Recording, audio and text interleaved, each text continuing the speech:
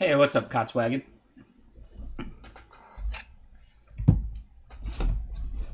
Sorry, Voxy, you're second, which is pretty impressive, but Cots beat you. Almost first. Hey, thanks for the subscription, though. That's better than being first. Better for me, at least, anyway, which is what counts in this stream.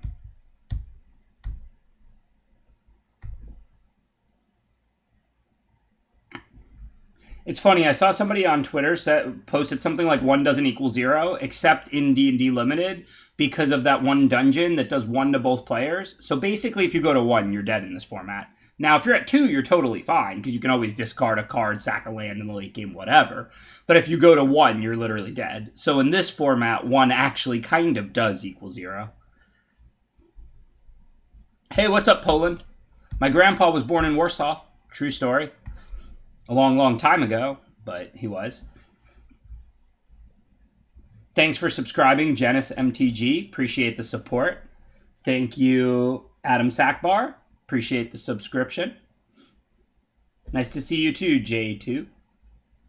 Caveman Chic. Yeah, so, okay, let me talk about the beard for a second, and then I'll start the stream, because I do want to fire the best of one, because I want to get through the draft in at least a couple games before the sweatsuit. And then if we finish the other games during the sweatsuit, that's great. So, what I'm really looking for is most efficient. I'm pragmatic, right? Like I'm not going to comb my hair every day, so I keep my hair short. You know what I mean? It's not like I won't do anything for aesthetics, but I want like daily minimal effort. That's my number one factor by a lot, right? So, my hair grows really fast. So, I've always like shaved, right? And like I've never had to shave regularly for work or something, obviously poker, magic, streaming, whatever, like nobody cares. So I just shave normally every 3 or 4 days, right when it gets to where it's going to start to itch. Hey, thanks for subscribing, Liberathon. I just saw that subscription. Thank you as well, Cotswagon. I'll take these as subscriptions in honor of the beard, which I appreciate. So I normally shave every 3 or 4 days because I know that right after that it's going to start to itch. And Collected Company, thank you. 30 months, that's literally all of it. Appreciate it. But yeah, so anyways, so that's what I usually do. So now I was like, well, maybe if I get past this fire and pain stage from like 4 days to like, you know, however long, I really don't know because I never survived past it. Then I could just like mostly let my beard grow and just trim it every once in a while, right? Because like I'm not going to care that it's perfect every day. I'll trim it when it gets unruly. But if like once a month I go through with like a beard trimmer and take it from like, you know, whatever, 4 inches to 2 inches, I don't actually know how long the beard would be. That's way easier than shaving every 3 or 4 days. So that's my logic, right? Because like I said, I'm mostly looking for least effort, but I'm a pragmatist. I'm not going to have a beard down to my toes, or I'm not going to have my hair, you know, just like, you know, the Nutty Professor look. I just keep my hair short because, you know, that's the easiest, most efficient way to be like relatively presentable. So that's what I'm trying to go for with the beard and the facial here. Before it was like shave every 3 or 4 days, and I'll go back to that if I need to. But if it's just an issue, because a lot of people I know said beards itch like crazy when they're about where they are now, like day 5, day 6, day 7, but then eventually they stop itching. Is that true, or is that a lie? Do they just always itch if you don't like lotion them up every morning? Or do you get used to it and they stop itching after a couple weeks or something?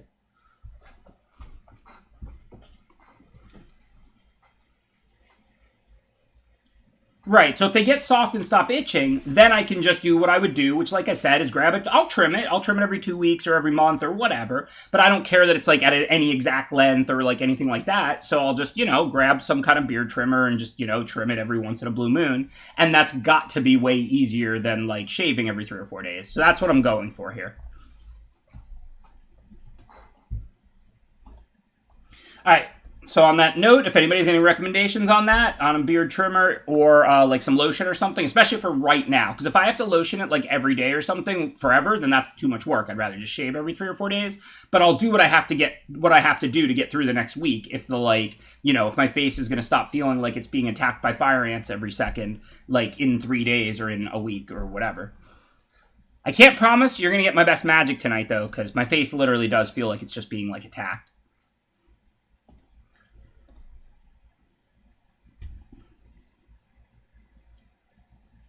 Hey, thanks, Metal Moose Butt. Appreciate that subscription.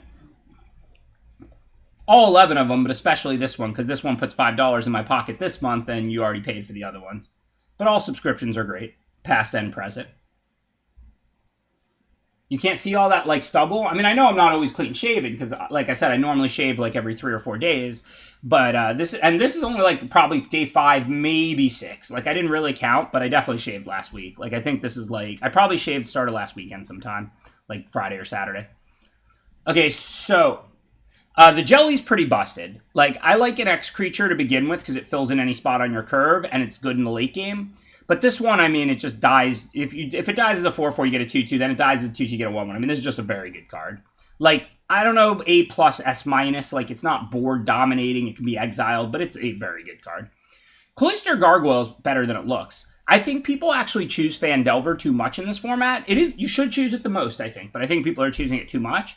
But that said, Phandelver's pretty easy to complete. So if you have a Cloister Gargoyle out, you just have a monster, a 3/4 flyer if you complete Phandelver.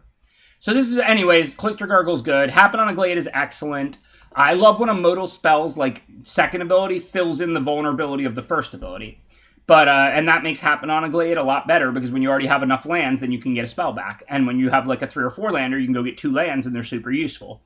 That said, that pick isn't close. Like, it's definitely just the jelly by a lot. Like, you know, I love me some peanut butter, I love me some jelly, and that was the right pick right there, Ochre Jelly.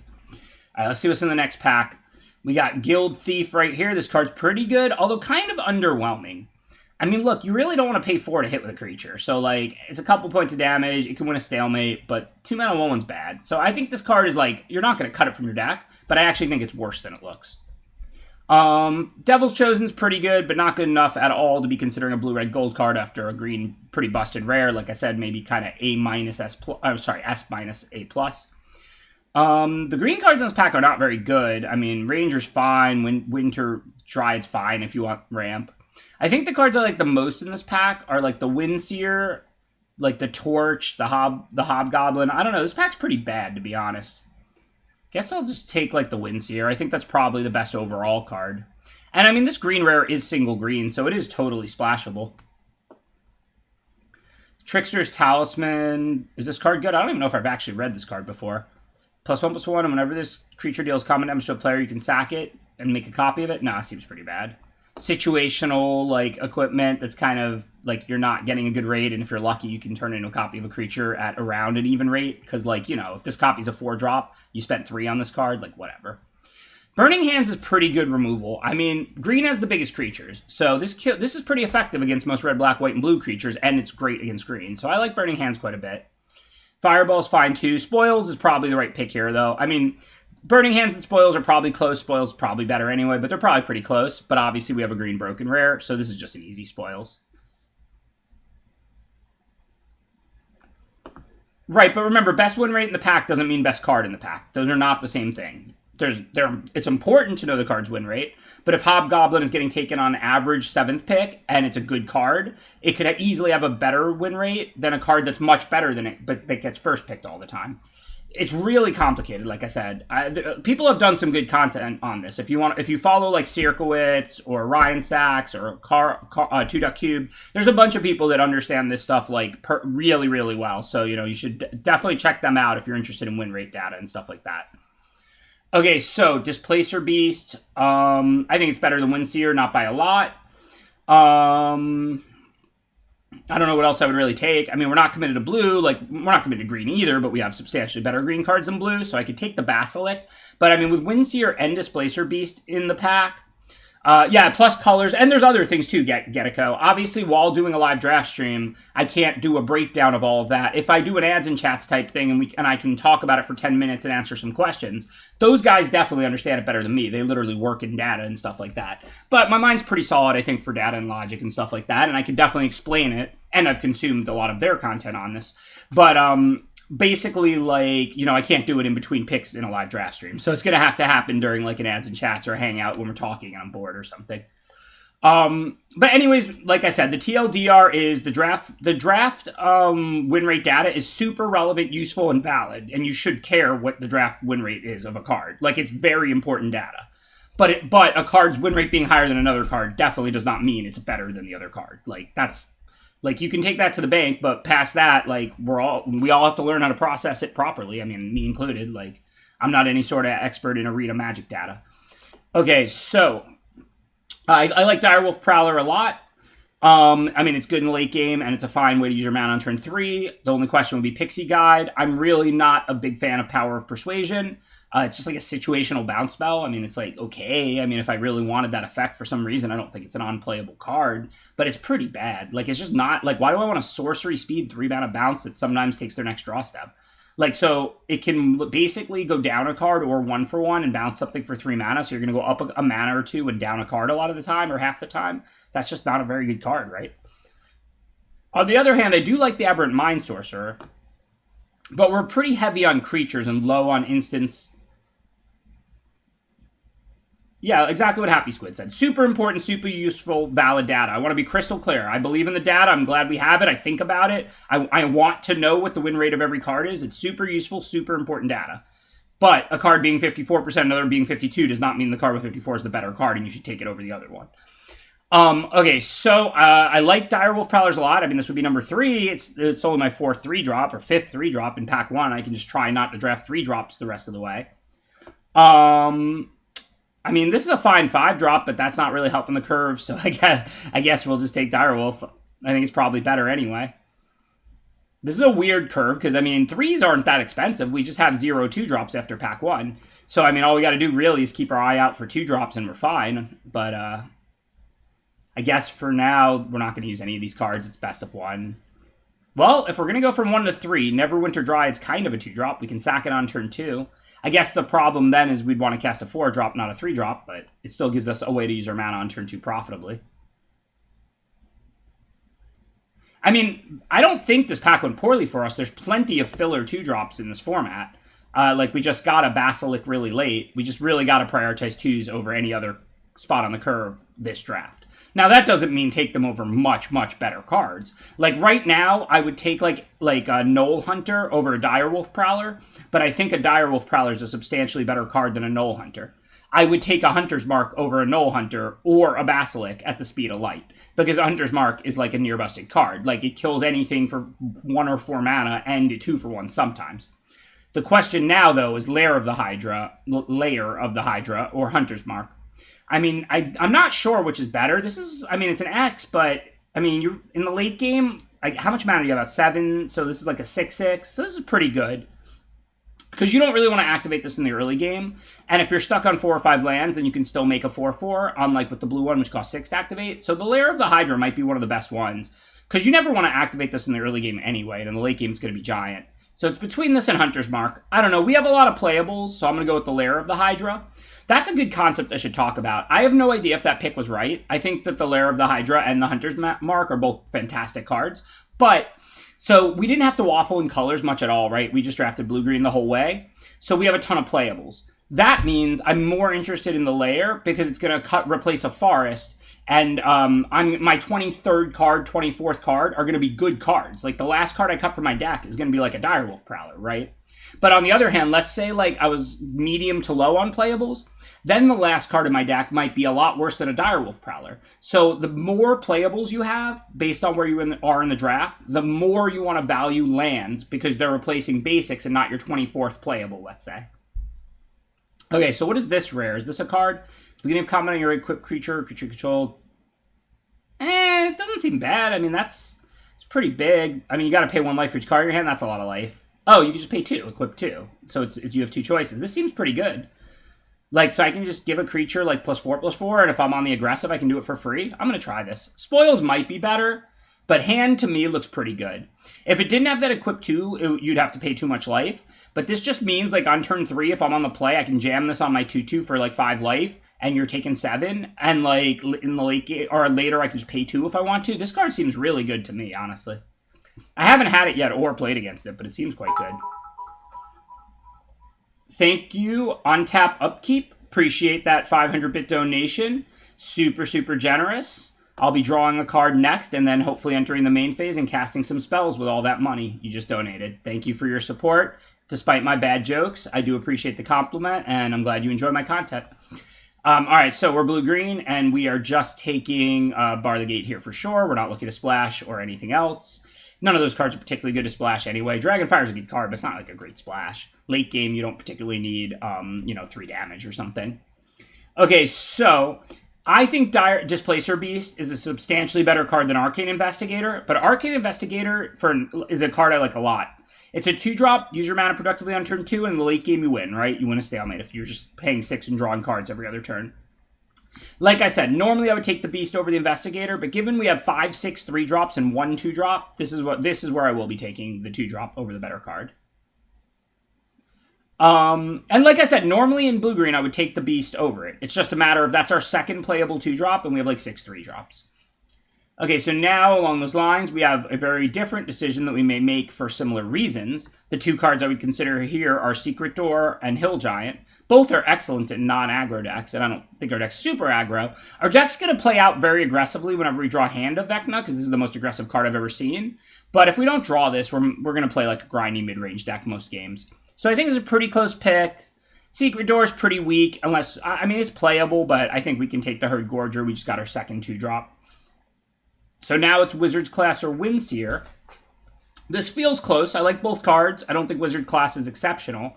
I was joking around when I first saw Wizard Class that LSV has to be bribing people because they just keep making the divinations better and better. Like, this card is a divination that also can win you a stalemate. Like, it just wins you the late game. But, I mean, it's still a little slow. I mean, I might rather just cast a Windseer if we're going to 3-3 with Scry. We've got an equipment. I think it's pretty close. I think my deck might want the Windseer more. More of a creature deck. But it's a close pick, I think. I can say with pretty high confidence that, like, those 2 cards are both good, not busted, anything like that. Okay, Minimus Containment's good removal to splash. That's good in the late game. It kills anything. But we don't have any fixing of any kind, right? Literally none. Like, Neverwinter Dry gets Forest. Like, no. So we're not going to plan a splash for a white removal. That said, are any of these other 3 cards going to make our deck? Not with as many playables as we have. So I didn't take that as a hate draft. I took it because what if I get another one? What if I open a busted white rare that's single white to cast? Maybe then I'll splash for that and Containment. And just looking at those cards and how many playables we have and how good our cards are, those cards are just not going to make our deck. So now we'll take a 2-drop. So this pack went well. We got 3 playable 2s now, I think. Investigator, Basilic. Didn't I just get another one? Yeah, another Basilic. Cool. Okay, we're not going to play these cards. They don't matter. Pick up a Charm Sleep anytime I can. I don't think it's exceptional in this format, but, like, it's still blue removal. You're going to play it. These cards just really don't matter. No, the Basilic side was just, like, a click or whatever. It's not. Oh, well, that worked out. Somehow we tabled the Displacer Beast. I mean, I know blue is probably the weakest color in this format, and I think I agree with that. But we might be the only blue player in the whole pod, so that's cool.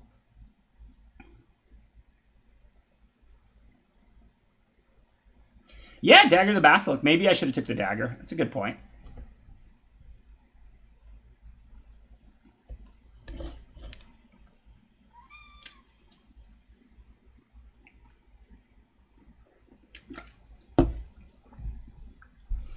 All right, let's see what we got in pack 3. Hopefully a blue or green busted rare so we don't have any hard decisions to make.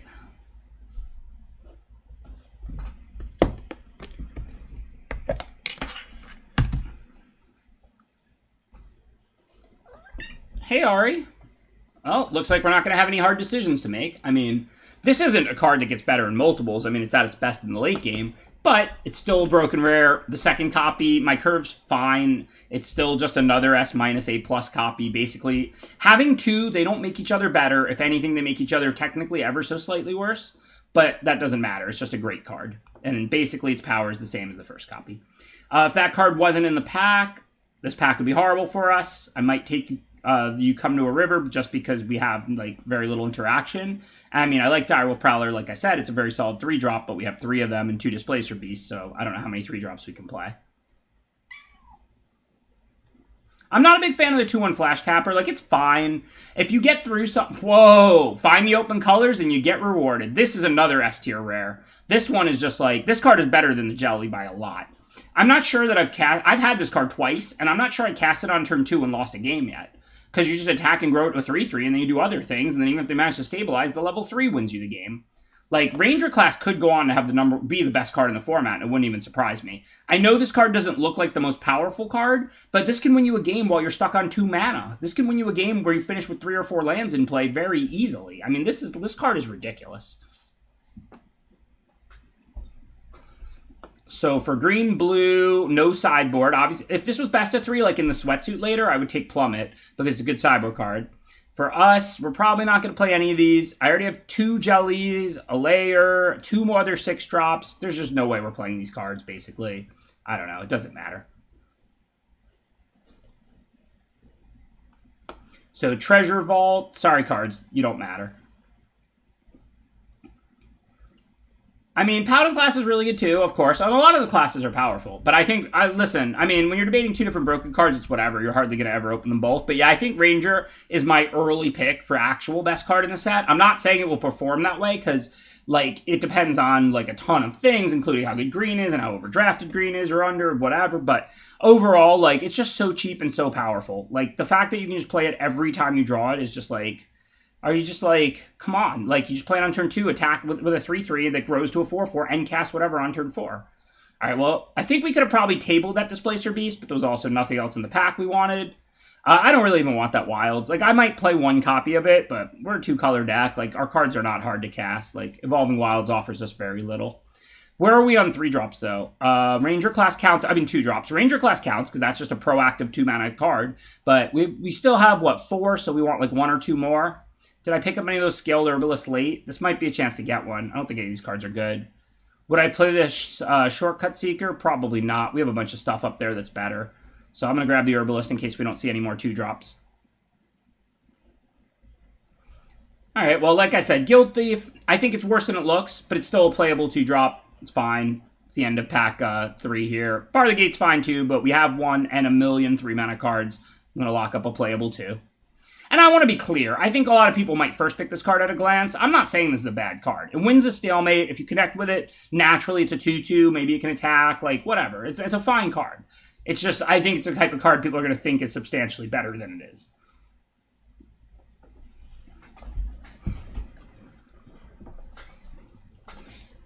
I also got some frozen mango to snack on tonight. We're going to hang for a while, so hopefully that doesn't bother anybody.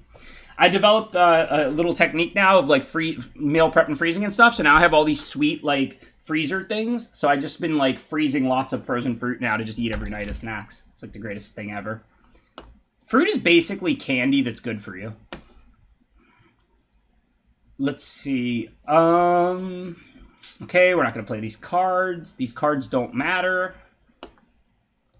Windseer's Gas. I'm not trying to say like it's great or something. It's just like a good 4 that you're always going to play. It's like Fangblade or whatever.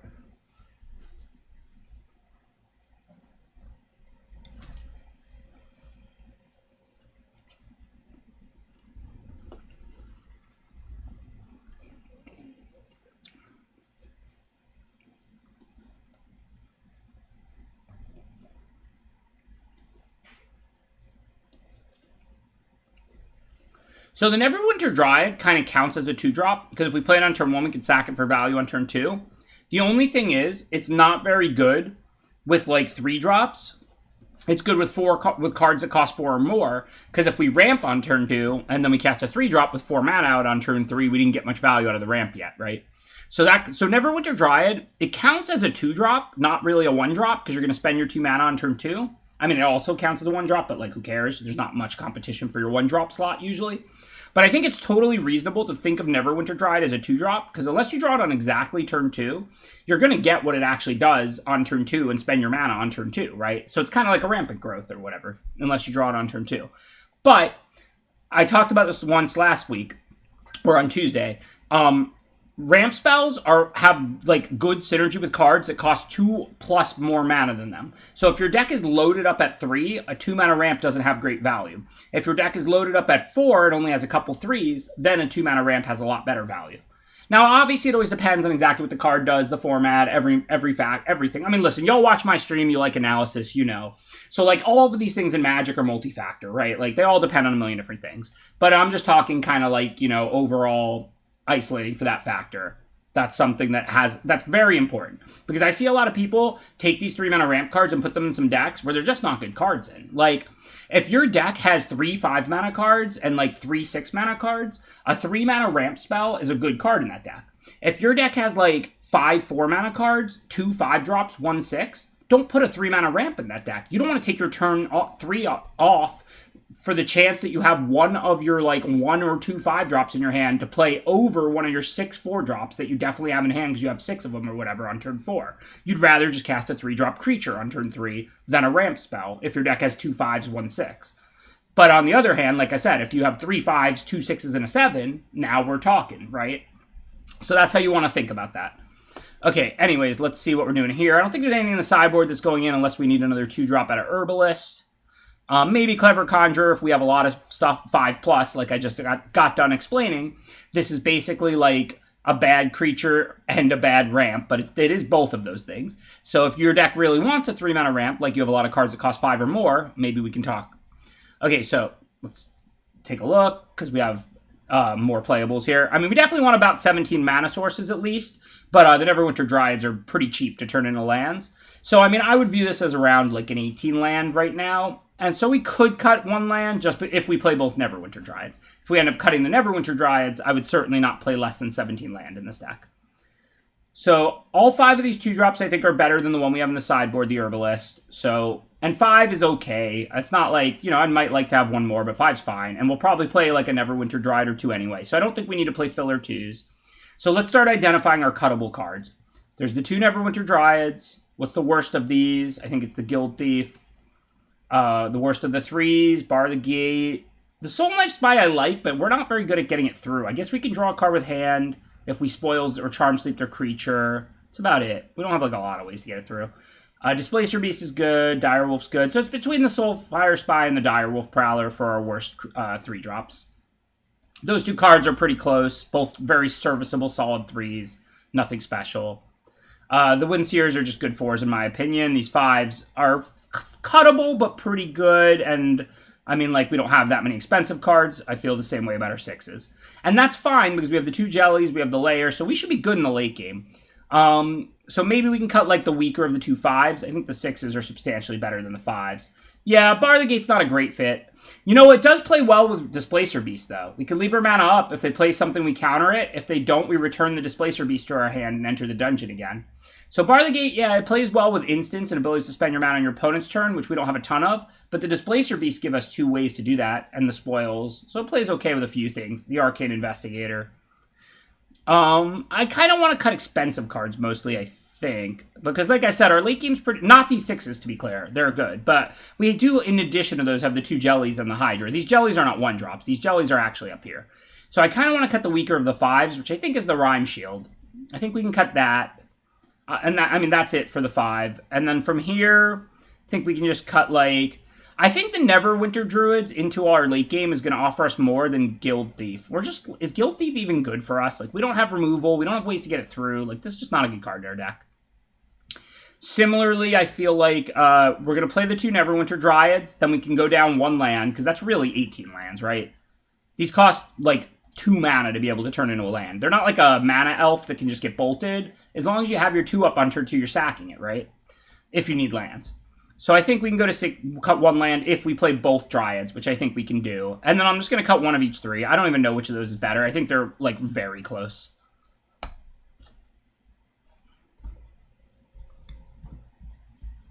Oh, Guild Thief's definitely not great. Yeah, I've had it once or twice. It was underwhelming. I'm not saying you can't play it. It's a playable 2-drop. You can't look at that card and think like, oh, this card is like never put in a deck. Like, if you have, the more removal and bounce you have, the better it is. Because if you have to spend 4 to get it through, that's awful. But if you kill their creature on turn 3 and hit them, it turns into a 2/2. Kill their creature on turn 4 and hit them, it turns into a 3/3. Maybe they can't block a 3/3 now anyway. And if they can pay 4, they take 3 damage and you get a 4/4, right? So like it's the more removal and the less creatures you have, the better Guild Thief is in your deck. The more creature heavy your deck is, the worse Guild Thief is in your deck. Okay, I'm going to keep this.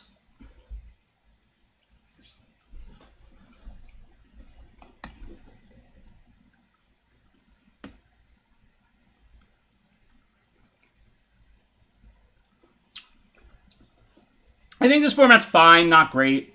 It feels pretty healthy. It's just the mechanics aren't that interesting to me. They're flavor wins, but roll a die and find out whether I get Scry 1 or Scry 2 is not the most interesting mechanic I've ever played with, you know? And same thing with Venture into the Dungeon.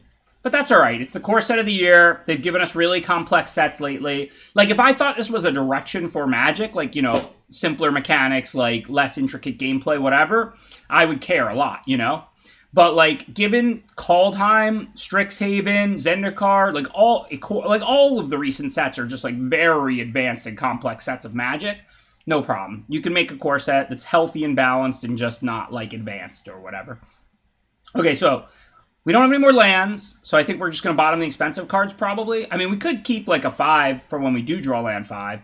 But I think we just want to draw land and double spell. So maybe I just bottom all of this. I don't need to draw a medium 3 either. Lands are a better draw than any of these spells right now, right? If a land is a better draw than a spell you're looking at, you probably should be scrying the lands to the bottom. So I think these just all go on the bottom in order of power level, not that we'll get down there.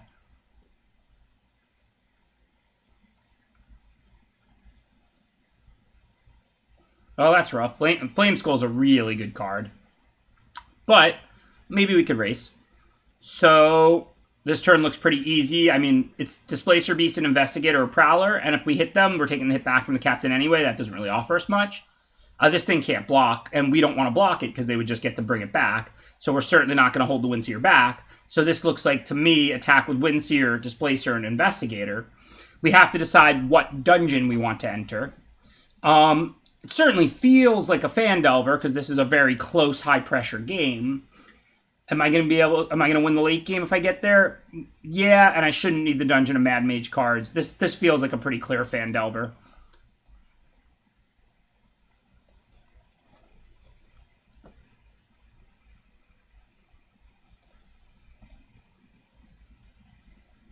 So I was hoping to draw land this turn, but do I really want to draw land 6 next turn? If I don't, I have Prowler plus give it haste anyway, so I think I'm going to bottom this forest. I really wanted... I know this was kind of weird, but I really wanted land 5. Now, if I draw land 6, fine. But if I draw a spell, I'm fine with that too, I think. Especially, I just bottomed one of my 2 6-drops. Okay, obviously we can't block. The Hob has first strike.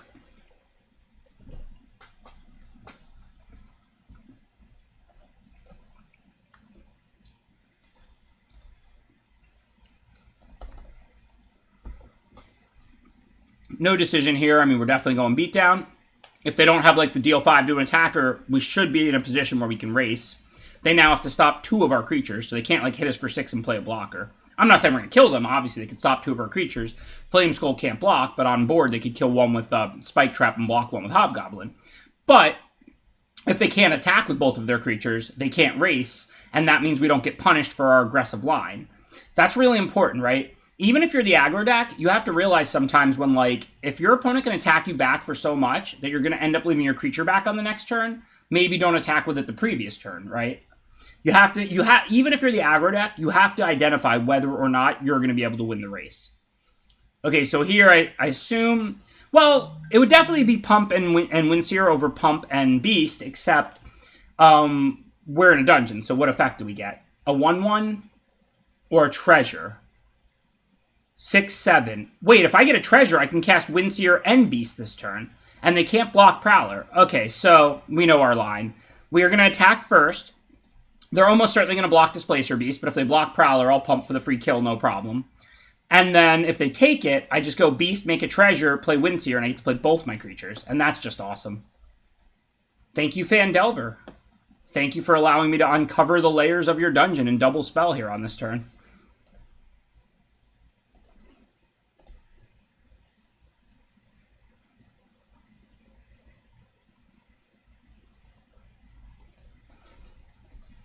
Oh, hexproof is not needed. I mean, hexproof till end of turn or whatever on an instant, who cares? But, like, there should never be hexproof, in my opinion, on a creature or an equipment, like, again. Ward is just much better hexproof. And look, I don't like Ward. You know the kind of mechanics I like. I like cycling. I like scry. I like land spell modals, MDFCs. Like, You know, ward makes it harder to kill a creature. I'm not about it. But let's be fair. Ward is an interesting mechanic. They can do different ward costs that make varying creatures more and less hard to kill. Wards can be like discard a card, pay mana, pay life. Like there's a lot of design space there. And the biggest problem with hexproof is that if you know your opponents can never target your creature, then you just stack all your counters and all your pants of, you know, all your auras, all that stuff on it, right? But if your opponent's just going to have to pay an extra 2 to kill your creature, that may delay them from killing it for a turn or two, and that may easily win you a close game of Magic, and that's a valuable ability.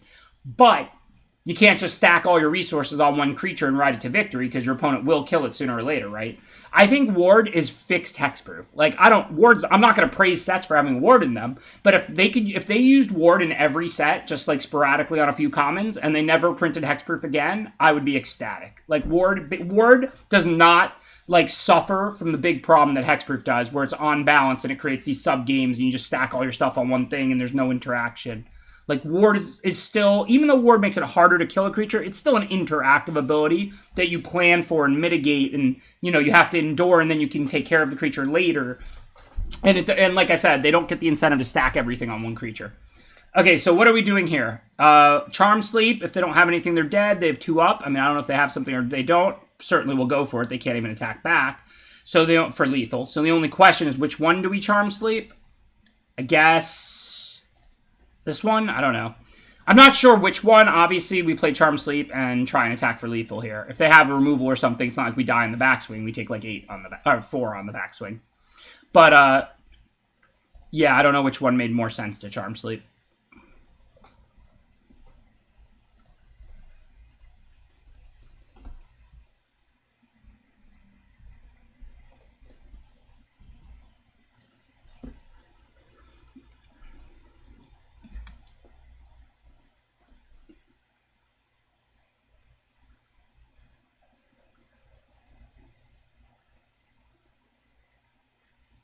I know, I feel bad for my opponents, but the way I see it, it's like, look, I'm playing within my time. It's not like WotC gives streamers, like, accounts that don't have the rope or, like, you know what I mean? Like, some kind of magic accounts where other people have to suffer at our whims. Like, I have to play and talk within my ropes and within my time bank and all of that, right?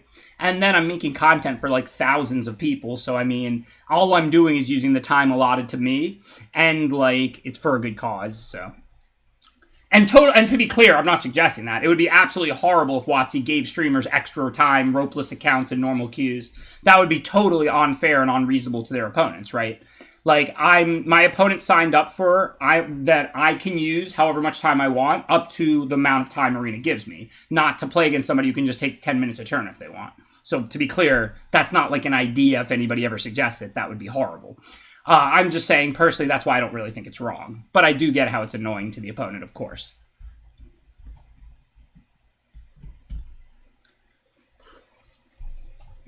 Alright, let's go beatdown. Let's see how this card performs.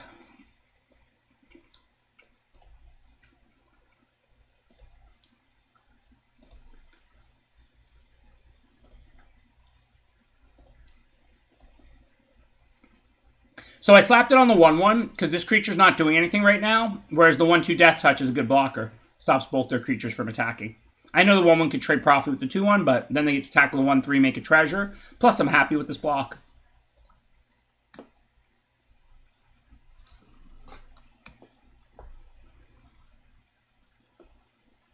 Okay, so if we had 2 green, I'd probably play Ranger's Class and activate it. Oh, I could play Ranger's Class and equip. Okay, so I'm probably going to do that then. Because no matter what, I'm only using... Like, I want to use as much mana as I can. I didn't want to use 2 mana instead of 3. But if I can use all 4 playing Ranger's Class and equipping, then that looks almost automatic.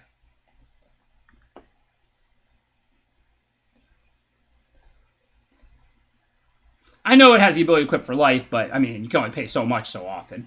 This seems like a pretty convenient turn to not take damage from it. I may want to pay life again later, of course. Well, hopefully they don't have, like, sack 3 treasures win the game, because I feel like we're crushing on power level with our 2 rares, but our opponents got out a lot of treasures. They've got more money, but I've got more power. Unlike in modern America, I guess.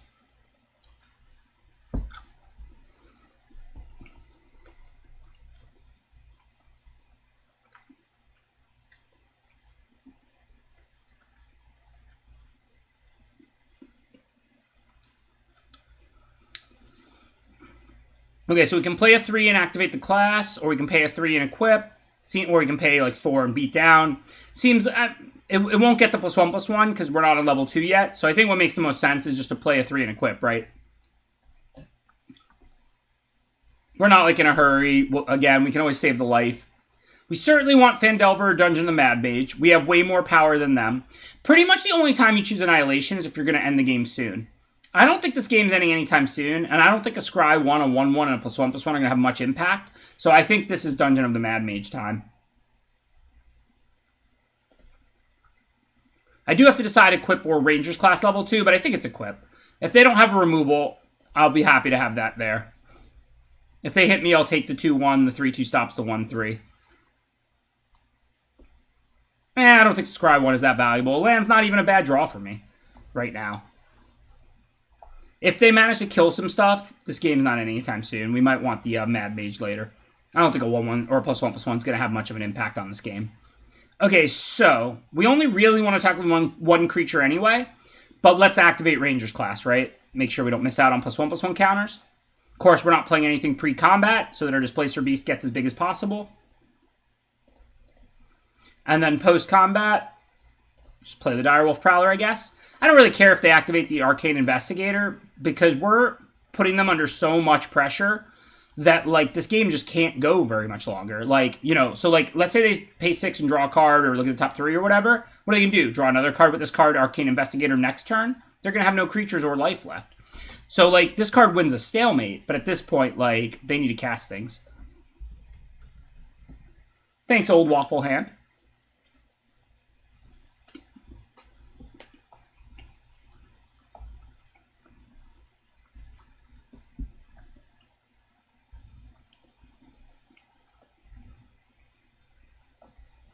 Mo Money Mo Prom is actually like one of my favorite rap songs ever.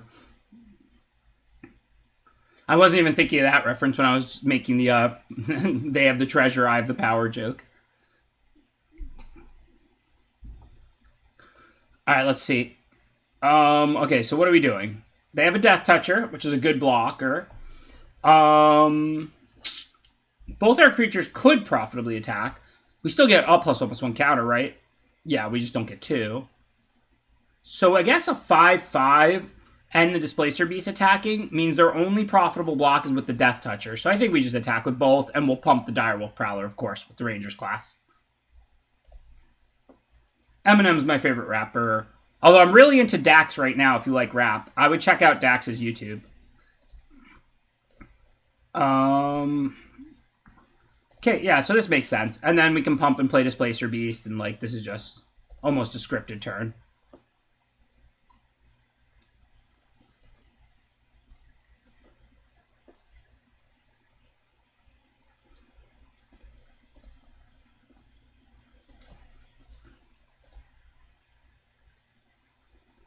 And I'm not going to play lands because of the hand, and I'm not going to equip the hand. I mean, I know it only costs 1 life, but what are they going to do, attack me? It's 13/3.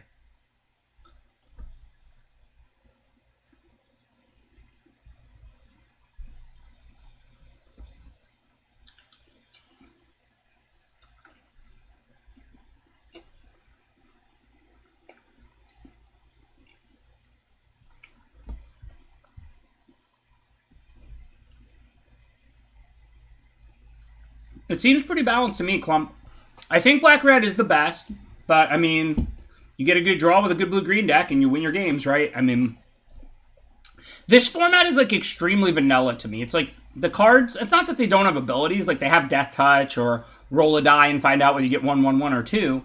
It just feels, when I say vanilla, what I mean is that, like, it's creatures trade with each other, creatures have their one ability, creatures attack, like, and blocking isn't that hard. You know what I mean? It's not, like, you're not really up to complex shenanigans. It's more just like, have a decent curve, have some removal in case they play something key, or you have a good turn where killing a blocker gives you a good attack or something, and you just play, like, kind of grindy back and forth games. You just attack, they block, and then they attack and venture into the dungeon. I mean, look, they're powerful cards. Not every game goes that way. But, like, for the most part, I find, like, there's a decent amount of Death Touch, which makes for a lot of trading and not a lot of, like, racing. And the flyers are somewhat expensive, and they don't hit that hard. Like, it feels like kind of like a put out your ground creatures that venture into a dungeon and like trade back and forth format to me. I'm not saying every game plays that way. I'm not saying every deck plays that way. But by and large, that's how the format feels to me. And it's felt that way since day one, really, and it hasn't really changed. I just don't find it very hard to usually block my opponent's creatures unless they equip them or something with some broken card or something like that. But, like, on the surface, all the commons against each other, it just doesn't, like, on turns 2, 3, 4. Plus, people aren't incentivized to trade because of pack tactics. So, like, it really just doesn't feel that hard in general to, like, keep your life up if you play enough cheap cards. I think that equipment's pretty busted, Philippa. This is the first time I've ever had it. But, like, if you're on the play and you play a 2-2, and then on turn 3 they play a 2-2 or nothing, you on their turn 2, you can just play it and, like, pay 5 and hit them for, like, 7 or whatever. And then you have a 7/7 out to hit again next turn. If they don't have removal, the game's basically over. It's not like you have to pay the life every turn. I think it's probably, like, a very good first pick, like S tier maybe. Like, maybe not S tier because in the late game it might do nothing, but, like, A tier at least. And it's going to perform like one of the best cards in the format when it's in your opening hand.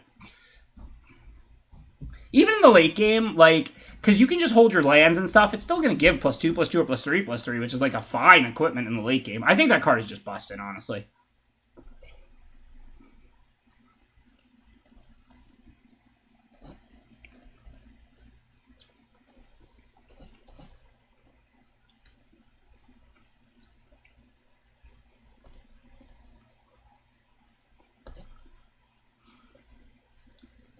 So I didn't send the Basilisk because I have Spoils, and I want to be able to kill a giant creature with Spoils Basilisk if necessary. And I made this attack because I want to sack the Dryad, so I can block the spawn if they attack, sack Dryad. Then I can, like, Air Cult Elemental their 4-drop and just keep, like, pushing.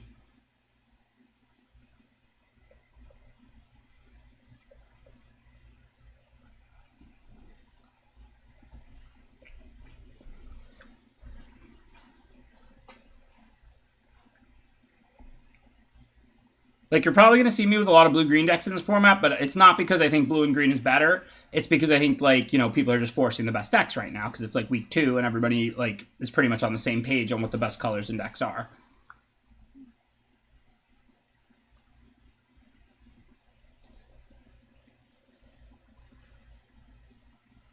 Thanks, Nate. Thanks. So, do I want to bounce their creature? It's got that comes into playability. I mean, I'm not against it, but I don't have a lot of action in my hand. There's a good chance they have a counter or something anyway. And they have to start the action if I attack with the Direwolf Prowler, aside from me pumping, which obviously I still have mana for Spoils. So I think the right play here is to attack with just the Prowler, pump, whether they block or not. And then if they block and I pump and they go for a trick, I can blow them out a little bit, at least with Spoils in response. If they just take it, I'm just going to pump and play a land and pass a turn. Because I don't want to cast my 6-drop and my last threat into their 6-card hand with 4 mana open. That just seems like asking for a counterspell or something like that. You're welcome, Games Ender. Yeah, I love that one. Also, the Forgot About Dre one is really good. The Rap God one, the What's Poppin'. I mean, he's just a really good rapper, frankly. Like, in my opinion. Obviously, it's somewhat subjective, but... Glad to hear it, Nate. I wouldn't want any trouble round 1 or 2. What is that thing? 5/2 Flying Flash. Ebondeath enters the battlefield tap. You can cast it from a graveyard if a creature not named died this turn. Okay, so there's no real need to kill it now as opposed to later, so just chill.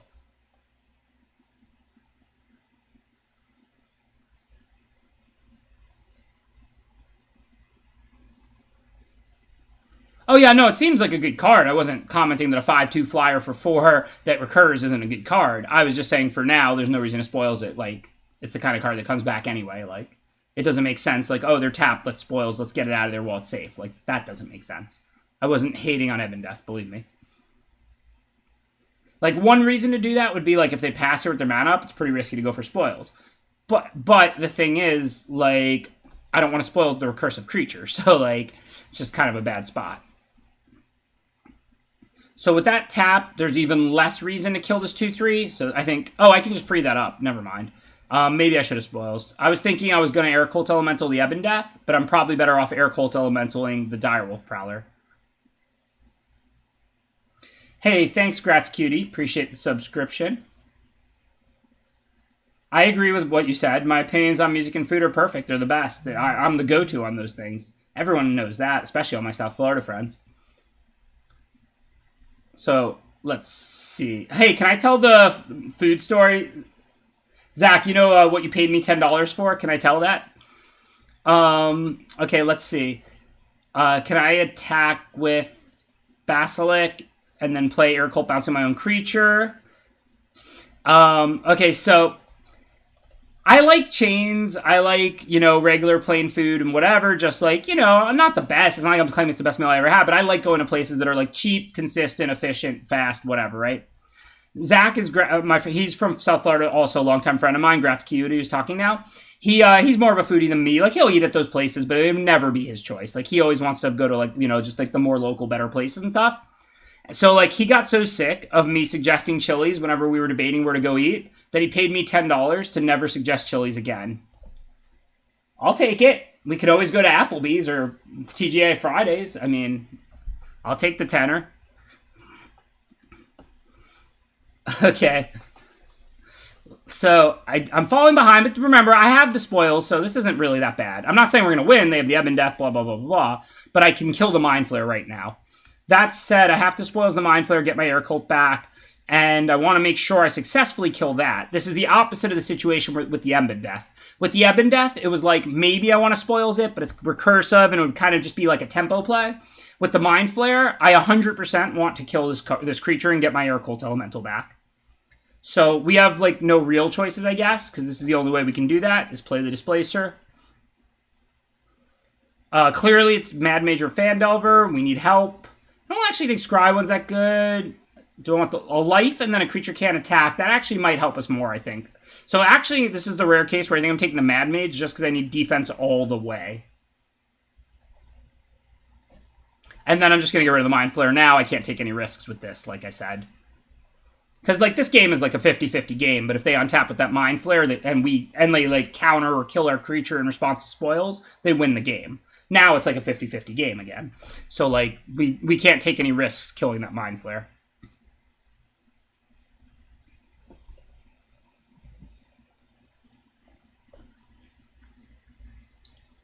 Thank you, Big Tasty. I appreciate that.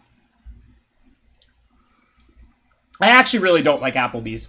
That part was like a joke. I mean, there are other chains I'm happy to go to instead of Chili's, but I actually think Applebee's food sucks.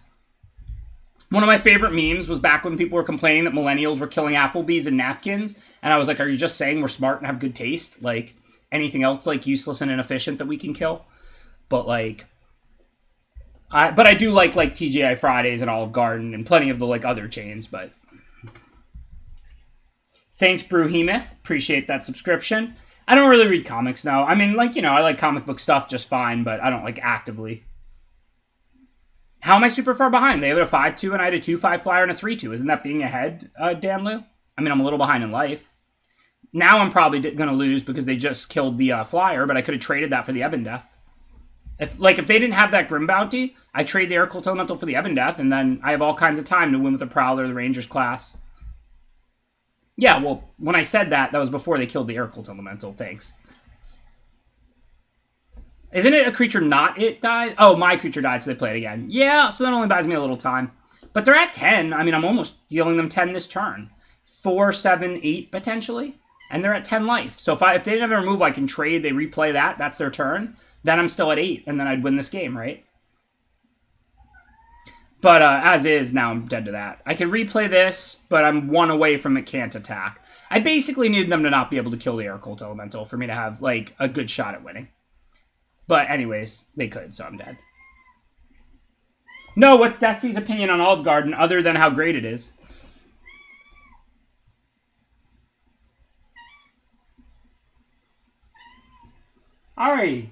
Ari won't stand for any trashing of Olive Garden. She's meowing nonstop since somebody said something about that, so I'm just making you aware. Do we have time for one more game before the Sweatsuit? Yeah, it's 6:42. We can play one more.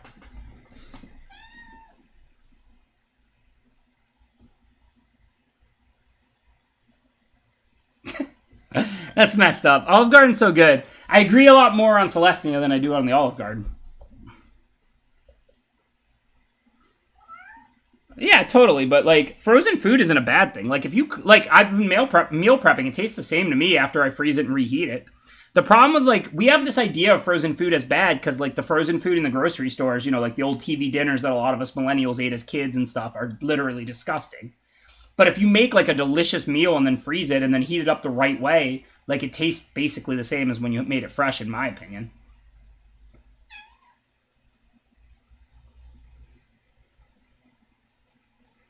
Zach, you know I couldn't care less about that. I literally used to always talk about how bad Hooters food was. But Twin Peaks actually makes decent food, so I like going there, watch some games. And you can get a sirloin there for 20 bucks. No, you're like right, Cam. That's the thing.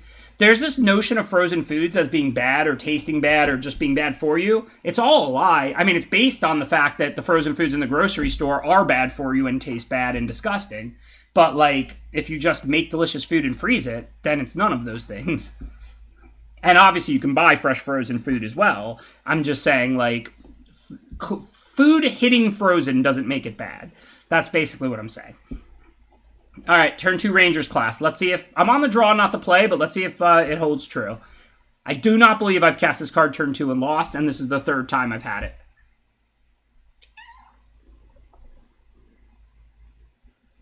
Yeah, they really did, Saul. That's funny. This is another true story.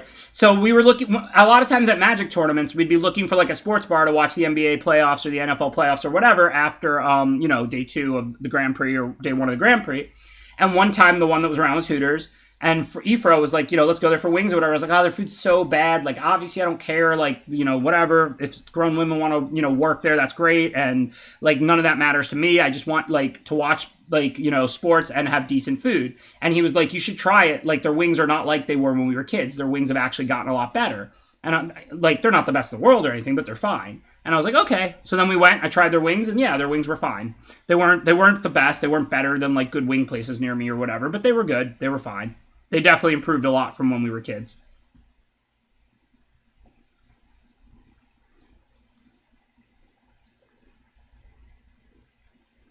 So I was right to activate Rangers class and try and get that going. It might have been a little greedy not to attack with the Neverwinter Dryad, because that could have attacked profitably as a 2-2. And if they have something, you know, their mana's up, then I'd rather that be the one that dies. I'm not 100% sure on that. Like, now I can't actually attack with the Dryad, whereas I'd be able to attack with a 2-2. So I think that play was probably pretty bad. It's not like, oh, they use spoils on some 2-drop, like my play of activating Rangers class and trying to get that going was bad. It's just I should have probably attacked with the Neverwinter Dryad last turn. That's how you mitigate there and still activate your power card.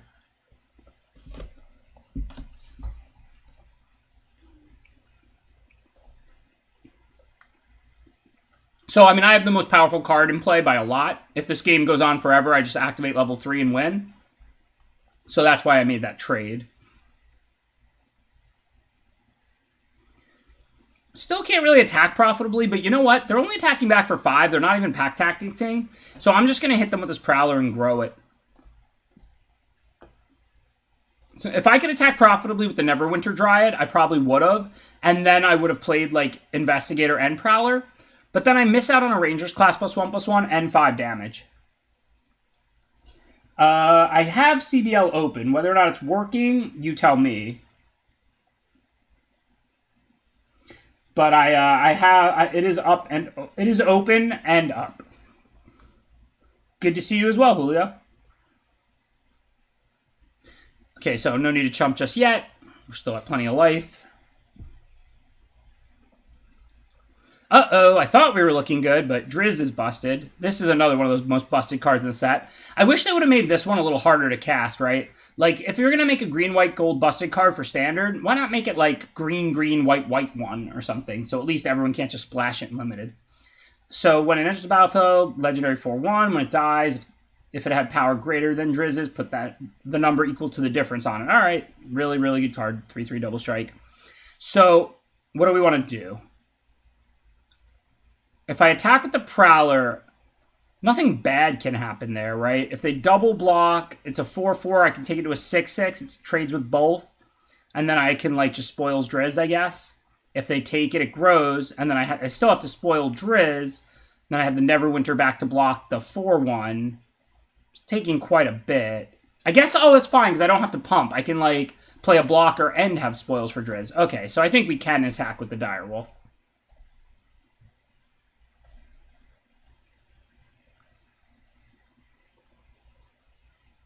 Okay, so they didn't block, so we want to just kill Drizzt, I think.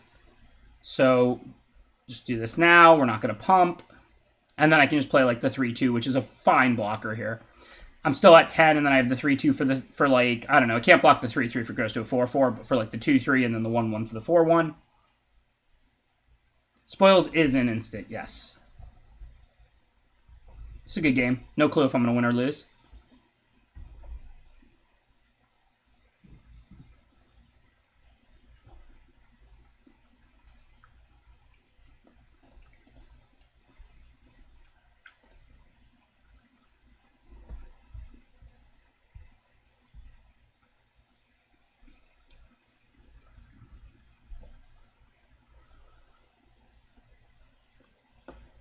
Oh, Owlbear wasn't ideal. My Direwolf Prowler is bigger than it anyway, so I was okay. So now I want to Air Cult Elemental the Knoll Hunter for sure, because that's going to reset it.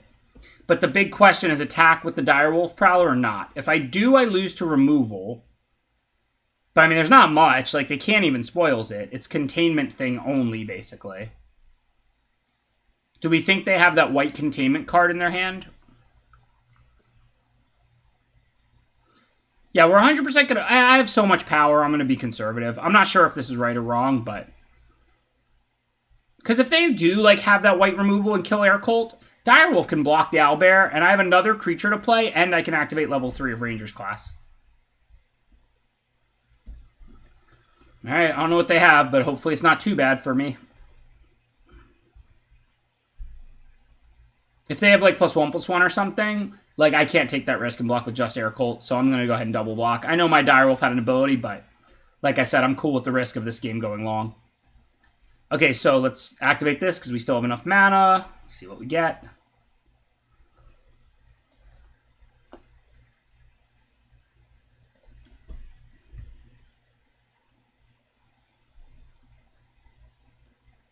Spoils would still win if they attack and I hold my creature back? How? I would just, when I double block, which one do they spoils? Spoils doesn't seem particularly effective there. They can, like, spoils the 4-4 and have the creatures bounce, or they can spoils the 2-5 and, like, kill it. I don't know.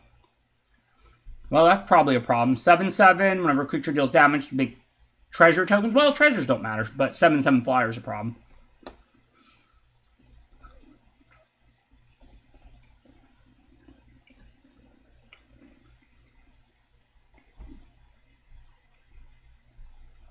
Sadly, we have a land on top, but maybe with this Windseer, we'll be able to find more creatures to play. So, pretty easy bottom, top. Neverwinter Dryad's not good, it's just Ranger's class. And then we can't attack because they would eat our creature. So, now we're losing to a 7-7 flyer, so we gotta find a Charm Sleep. I don't think I have many outs to this.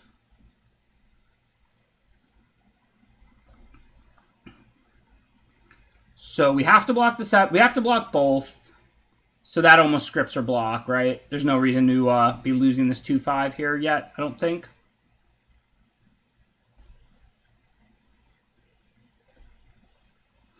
Oh, I need to sack maybe during my upkeep. Well, not necessarily, because I can play creatures off the top. Yeah, so that doesn't make sense. Because it's not like drawing a creature is any different than the next card being a creature. And, I mean, I do want to draw Charm Sleep, but, like, the odds that it's the very next card or whatever. Like, one card. And with 2 lands on the bottom, the thin out isn't even good. So, let's just draw the island and then see what the top cards are. And hopefully we'll hit creatures. Okay, so that's not a creature. So now we can sack, because we have to, right? Well, I can do it on their turn. Oh, no, I can't, because I'm just dead on board. So now we have to hit 2 straight creatures and not be dead? Yuck. Oh, there's one. No! 1 mana short. I did it, y'all. I talked a bunch of smack yesterday after the 4-0 and finished 4-3. Today I talked a bunch of smack about Rangers class and then lost playing at turn 2 on the draw. It did take a lot. I mean, we were in good position before old Gnawbone over here. Good game. All right. 6:53. I can't start another one now. Let's get ready for the Sweatsuit.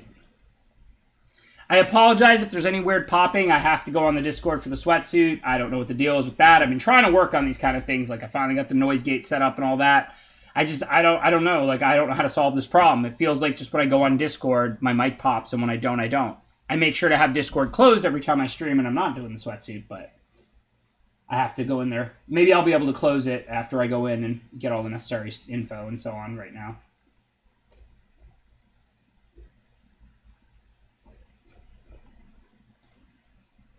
Looks like tonight we are in Pod 1, where we belong.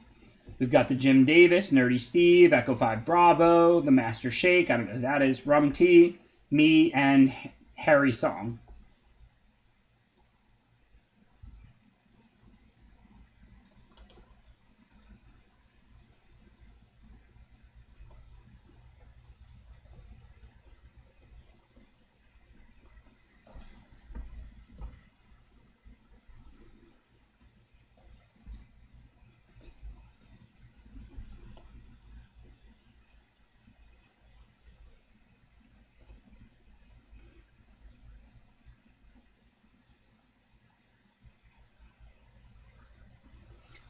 Probably not, Zach. Should I do something to set my Discord to streamer mode?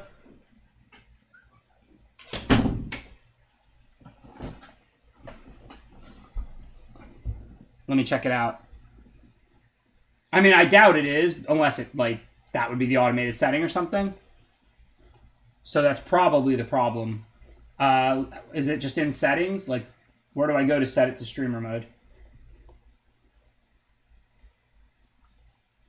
IT in the house. Twitch chat's the best.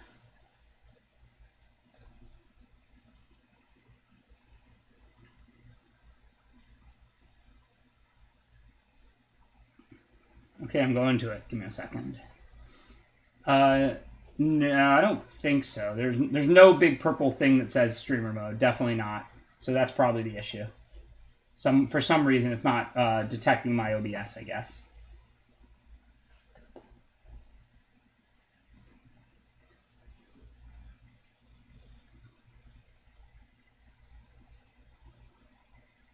I'm in settings now. I assume there's a setting for that or no? Streamer mode. Okay, I didn't have streamer mode enabled. I just toggled it enabled, so we'll see if that was the problem. Now it's on. If the mic doesn't pop anymore, thank you, Zach. If it does, thanks for your efforts, but it didn't work. But if it does work, you get all credit. No, I just found it. It was just in, like, options. It literally just says streamer mode if you scroll down in options. Have I played much Little League? Yeah, you know, from, like, 1989 to, like, 1991, I played a couple seasons. Before most of the people watching the stream were probably alive.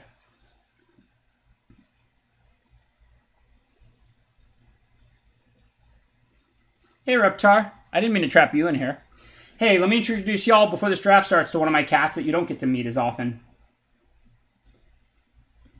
So this is Reptar. She's hard to get to stay in one place in Pickles. You probably heard of them. Lyra and Ari are the two that look identical and are almost always here. This is Pickles. Which kind of looks like Garfield. I don't know. Hey, girl, say hi to the camera. Say hi to the Twitch stream. There's like 780 people looking at you. Are you camera shy?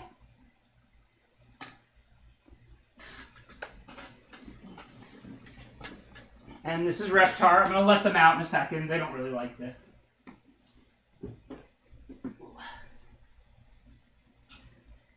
And this is Reptar.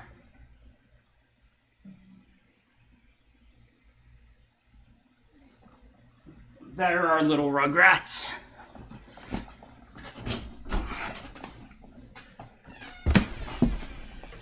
More references that date me. Pickles and Reptar. Although I didn't actually name them, and neither did Rachel. Her little sister actually came up with that.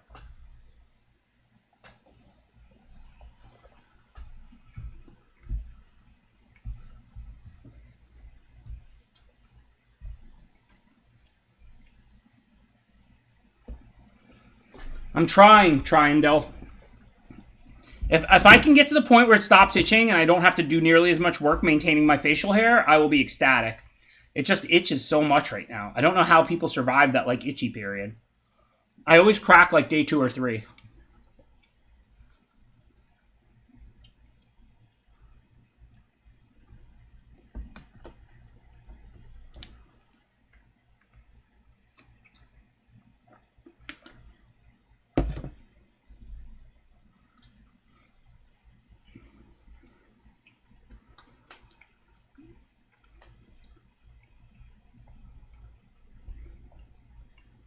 It's pretty funny that Rug is the one who said Rugrats. I assume your name is most likely Rug based on, the Magic deck and not the Rugrats, but who knows? I gotta be honest, King Squid, we're all always in different places, not trying to, brag or make anybody else feel bad, but I actually feel great. I've been exercising a lot, sleeping better at night thanks to the melatonin, losing weight, losing the quarantine 15 that I put on last year. I actually feel pretty good, except for my face, which feels like it's being eaten by fire ants.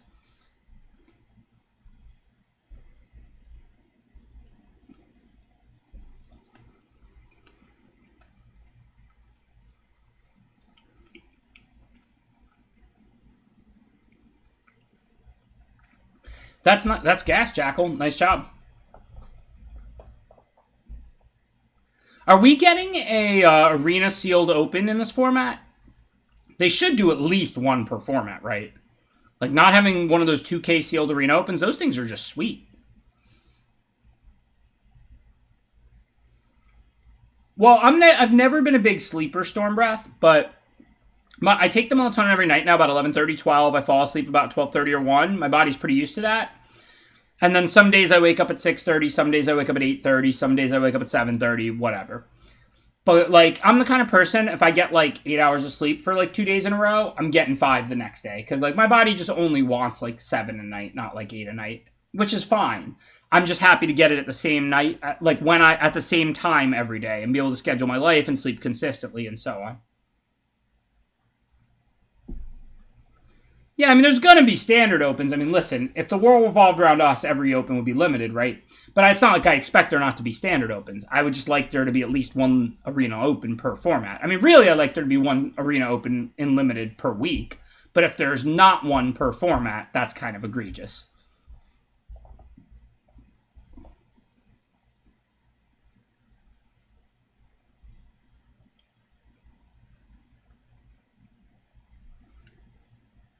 Oh, I don't nap with the melatonin. I just take it. I just take it at 11:30 or 12 and go to sleep at 12:30 or 1 or whatever, and then sleep through the night.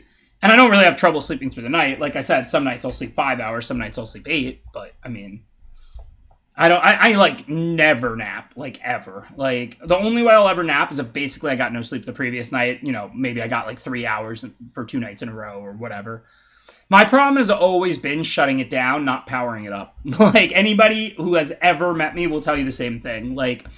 It's getting me to stop talking, slow down, and relax. Not very easy, but booting it up is not the problem. I function pretty well on no sleep, on 3 hours of sleep, whatever, but I have a very hard time shutting it down. How do I feel about drafting AFR? It's fine. Like I said, I think you can draft any color. I think you can trade off creatures. I do think black-red is the best, and the Mardu colors are the best, and I think it's kind of a boring format. Yeah, I feel fine when I get up if I got enough sleep. Obviously, I'll feel a little tired if I got 5 hours, but if I got 7.5 hours, I feel good, yeah.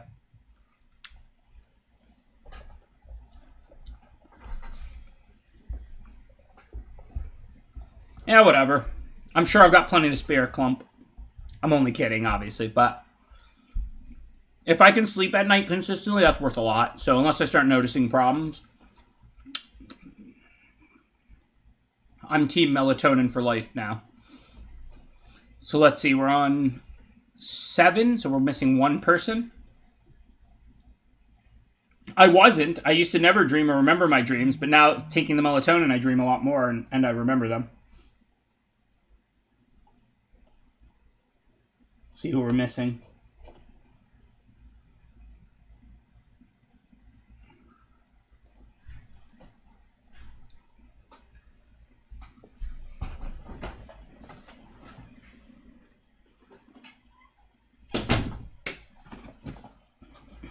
Oh, yep, Jim Davis.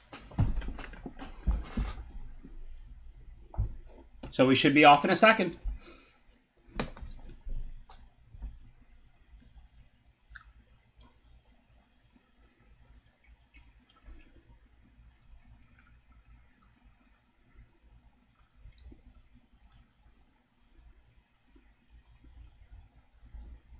Yeah, and to be clear, Jackal, I think black-red is the strongest. But I don't think if there's 4 black-red players in the pod, then their decks are going to be good. But if you ever feel like black-red is open, you should definitely be looking for it. I think it's a very good deck. Like, I think it is probably the best deck in the format.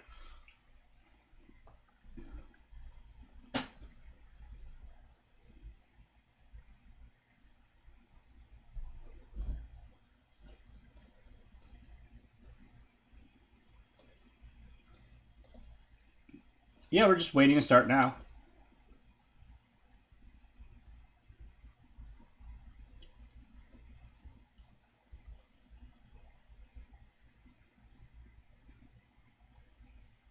Yep, that one. The black-red steal your creature sack deck. But you don't actually have to have a ton of that.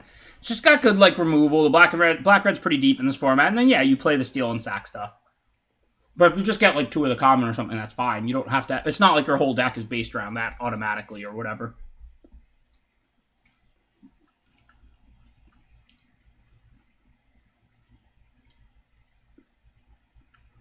I haven't tried the Rangers Longbow very much. I don't know. It doesn't feel like it would be too good to me. It's kind of expensive for what it does.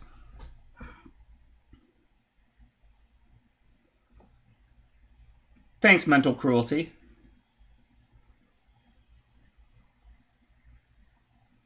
Sometimes I wonder how many people make these Twitch names just to get streamers to say them, like when we're talking to them. Yeah, I have enjoyed it. It's fine. It's a new set. Honestly, I don't love it. I'm not, like, passionate about it or something. But it's good because, like I said, this is a time where, for me, like, I'm probably the busiest I've ever been. Well, hopefully we'll get a house, get settled in, get things set up. My finances and my, like, work schedule will go back to normal, and there'll be some sweet, complex sets next year. In-person play will be going. We'll be able to do drafts and pre-releases at the local store and play a lot more Magic.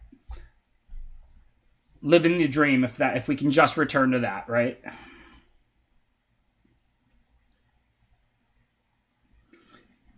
Well, I know it's not going to be easy, Zach. I've already been looking, but been planning for a while.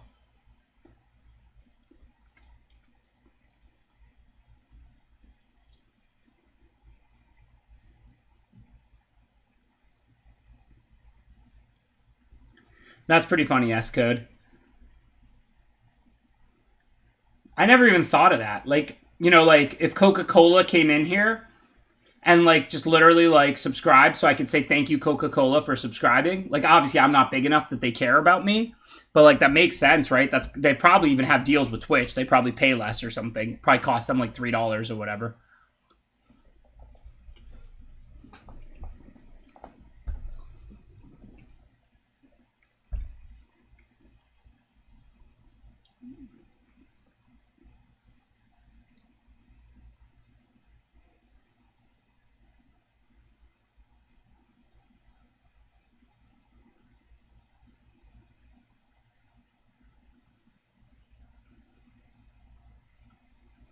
It's going well. Yeah, that makes sense. I mean, send them over here. I'll take cash. I got no problem with Cash App. Come subscribe, Cash App. You'll get your shout out. I'll get my $3. Everybody will be happy. Support Magic the Gathering streamers.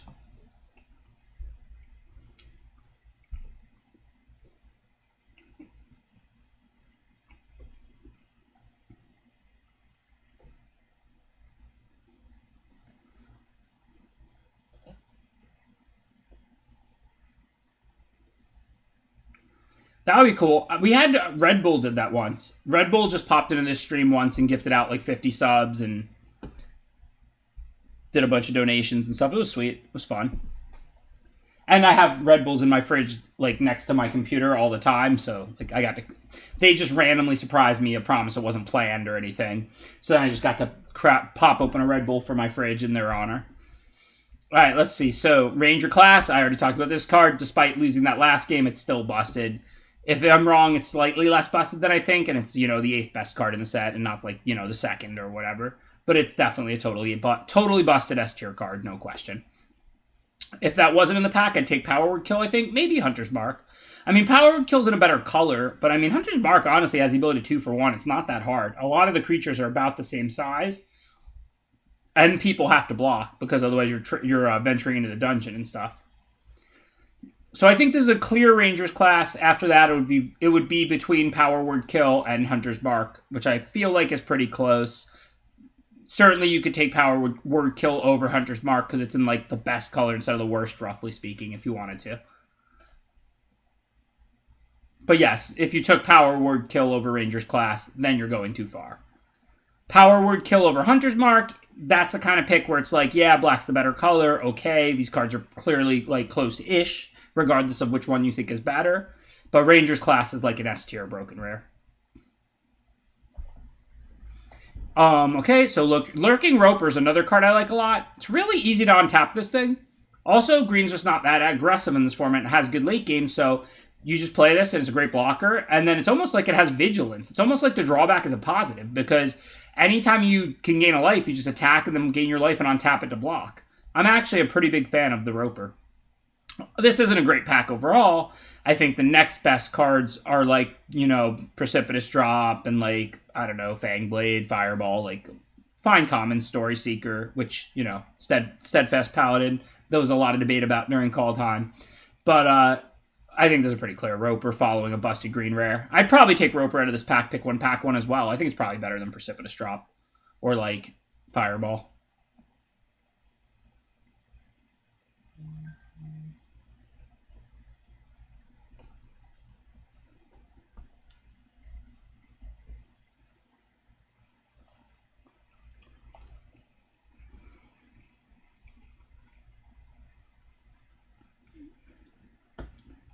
I have strangely opened a lot of Rangers classes.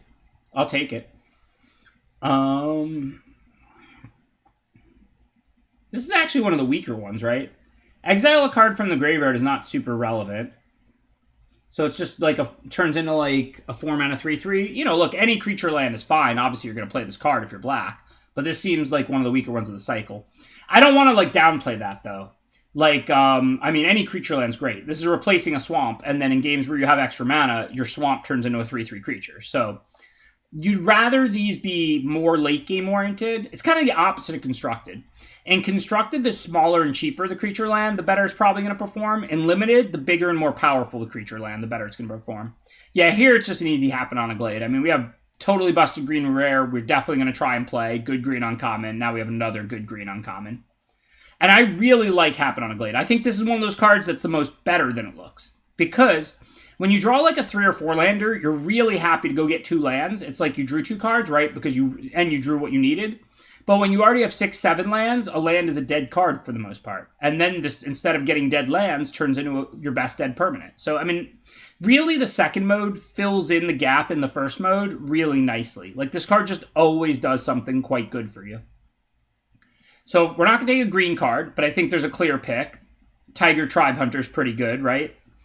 I think Drider's way more fancy than good. Like, I don't think it's unplayable or anything. You put this card in, block a flyer. If you have removal and you can get it in, you can create a 2/1. But this card is mostly a 5-mana 4/3 reach. Like, it is not easy to get Drider in. Tiger Tribe Hunter, on the other hand, it's just like, if you have Pack Tactics, which you practically do, because it itself is a 4/4, you're just sacking a creature to deal its damage when it attacks. That's just a really good card, right? Like, I'm not against Drider. Like, I would play Drider in almost any black deck, but I think it's pretty mediocre. I think Tiger Tribe Hunter is excellent. I mean, I don't know which is the better deck, but like I said, I don't think those 2 cards are close in power level. So, Iron Golem, this card's fine. I mean, a lot of the creatures in the format are pretty small, but there is a decent amount of death touch. Armory Veteran is, again, fine. We're probably not going to have that many equipment. It's just basically a 2-mana 2/2. It's a pretty weak card if you're green and can get much better 2-drops. I mean, we're obviously not committed to red by any stretch, but this pack doesn't really have any good cards in it. Shortcut Seeker would be all right. It is good to be able to venture into the dungeon. That's a way to untap the Roper, gain 1. We did pass a lot of good black. I mean, I could try the Iron Golem. Spawn as life gain synergy? What's the spawn? Oh, the Drain? Yeah, I mean, that's a pretty weak black card. I think I'm probably going to take the Shortcut Seeker. If I do play blue-green, it's the card that I'll miss the most out of this pack. Like, you know, like compared to if I play black-green and don't get the spawn, or red-green and don't get the Armory Veteran. Obviously, though, like, I'm not looking to go blue from here. It's probably the 5th of the 5 colors, and, like, I haven't seen good blue in this seat. So, Choose Your Weapon is a lot better in Sweatsuit than it is in Best of 1 Ranked, because this is Best of 3, and this card's a good sideboard card to kill flyers. So I'm probably going to take that here. Soulfire Spy is fine. If this was best of 1, I don't know what I would take. I don't main choose your weapon just to use as like an expensive 3-mana combat trick.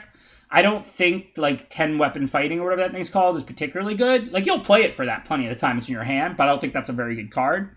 But this is a good sideboard card. Bring it in to kill a flyer, and if they didn't draw their flyer or you already killed it, then you can try and use it as a trick. Loathsome Troll I like a lot. Like I said, this format, there's a lot of trading, attacking into each other. Creatures can usually attack.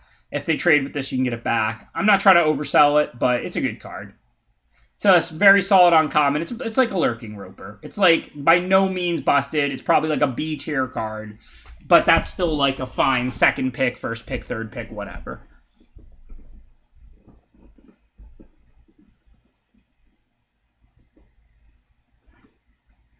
Two weapon fighting.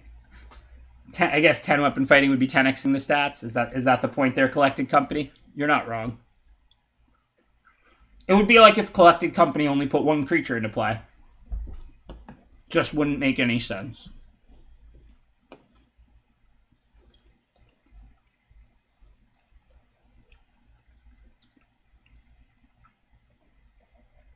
I don't really like Herald of Hater that much. It does seem like black's kind of open. If we're going to see only green, we'll draft only green for now. I've talked about this concept from time to time. Towards the end of packs, I try and stay open if I can, because then I can play a bomb rare in any color. Like right now, if you were to zoom out and do kind of like a macro assessment of our draft, it would go something like this.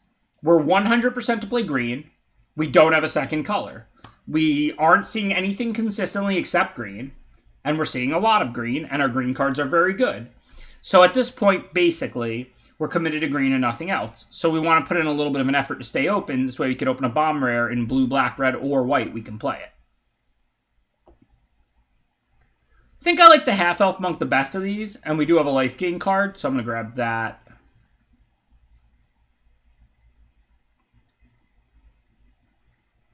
The Y, this app is Haruko. I know nothing about the makers or anything.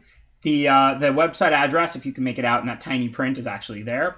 And the why is because they won't let us create our own draft pods in Arena because they haven't programmed that feature in. Ask Watsy, not me. I don't understand why you can't click on 7 names on your friend list and invite to draft pod or something. That would just be a really cool feature. You can charge us or whatever. Charge, like, you know, but just give people the ability to create their own draft pods. Unranked, of course, to be clear. Is it keep what you draft? No, I'm just kidding. It's not. Not even in the Arena sense, because like we just import the deck and we have to craft the cards if we don't have them. Okay, we're not going to play these cards. Well, it would be hard to collude in a meaningful way in our own casual tournament, like we had to invite you to play in, right? Like we'd pay to enter, and like there'd be like, you know, small pack prizes, but they would certainly not. This wouldn't be like ranked or anything, Mad Rory. What would the incentive be for like 8 people on a friends list to pay like, you know, their 1,500 gems and do a draft among themselves and then collude and cheat? They'd only be cheating each other. Like it wouldn't be an open pod. That would just be like ridiculous. Yeah, so we'll take the layer. Oh yeah, no, I know. They don't, it's not because they think people would cheat or anything. It's because they just don't have draft pods, of course. Once they have draft pods, they'll probably have a way to do friend pods. But it would be really useful for streamers. Like, for example, we don't want to use Haruko app. Nothing against them. They made a wonderful program. But we could just be doing this draft on Arena if we could create our own pods. Okay, anyway, so this is an easy layer. If it wasn't in the pack, I'd probably take Owlbear. Sometimes I'd take Happen on a Glade, sometimes I would take Owlbear, but I think given we already have a Happen on a Glade, I think I would take this Owlbear over the Happen on a Glade. As is, though, I'm going to take the layer because, you know, it's upgrading a forest.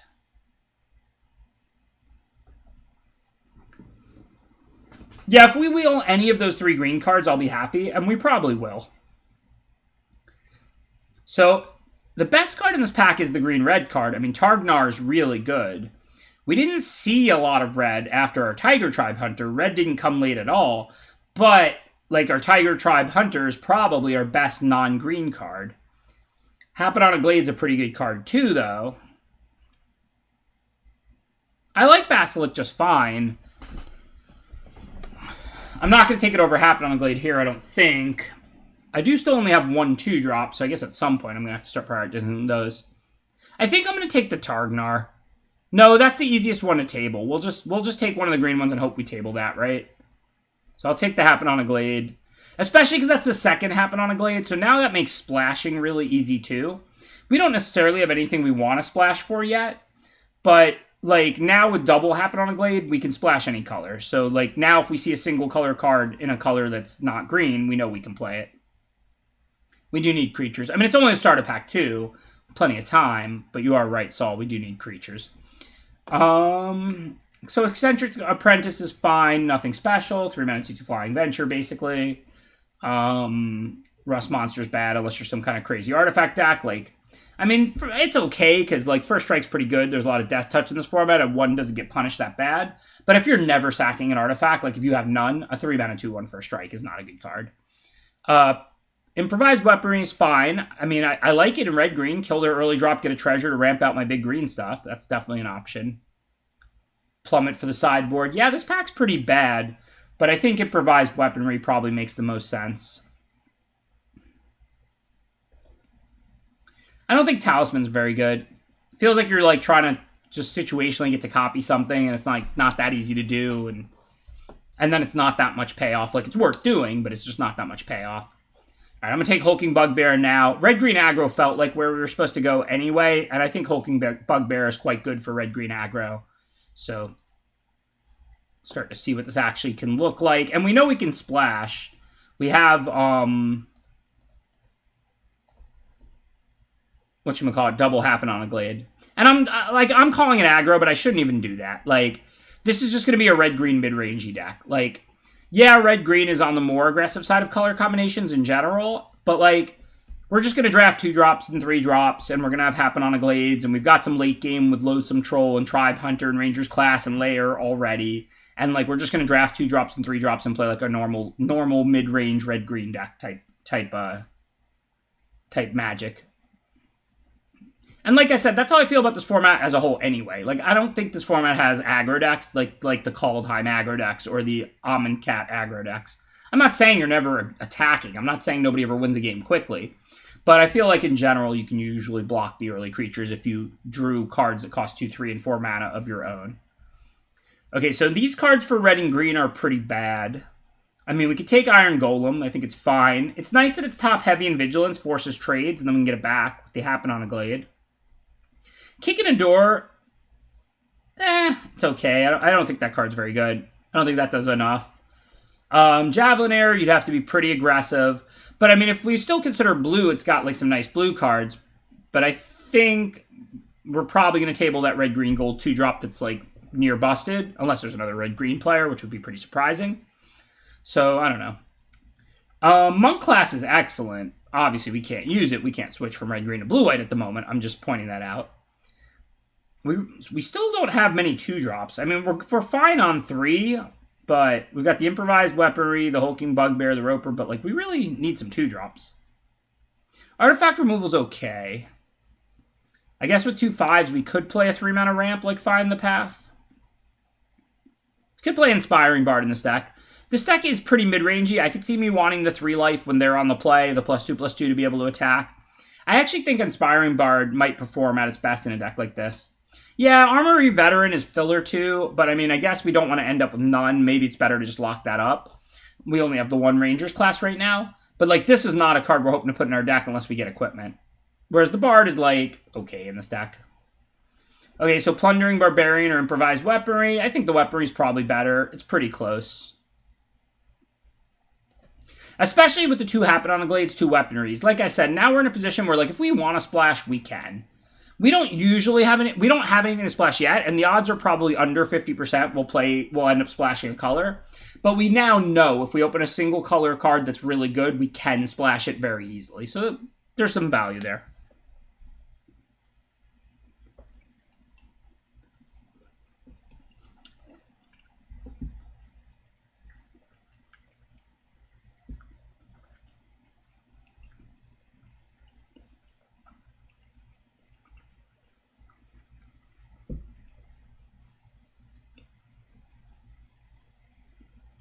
I don't think we're going to play any of these cards. But just in case we end up too short on early creatures and more aggressive than I'm expecting, just going to grab that. It is a playable one if you're an aggro deck. I just don't think our deck's going to be aggressive enough to want that. So, easy Barbarian here. I think that card's pretty good. I think that might have been the pack with the red-green gold card. No, it's the next one, right? This was pick 9, so this is the pack we open. Come on, red-green gold card. That's a really good 2-drop. Like, I'm really hoping it comes back. I think it's the next pack, pick 10. I'm not saying it's going to be there. I'm just hoping. Hooray! That's some LSV luck. If I was Ephro, somebody would just hated it for no reason.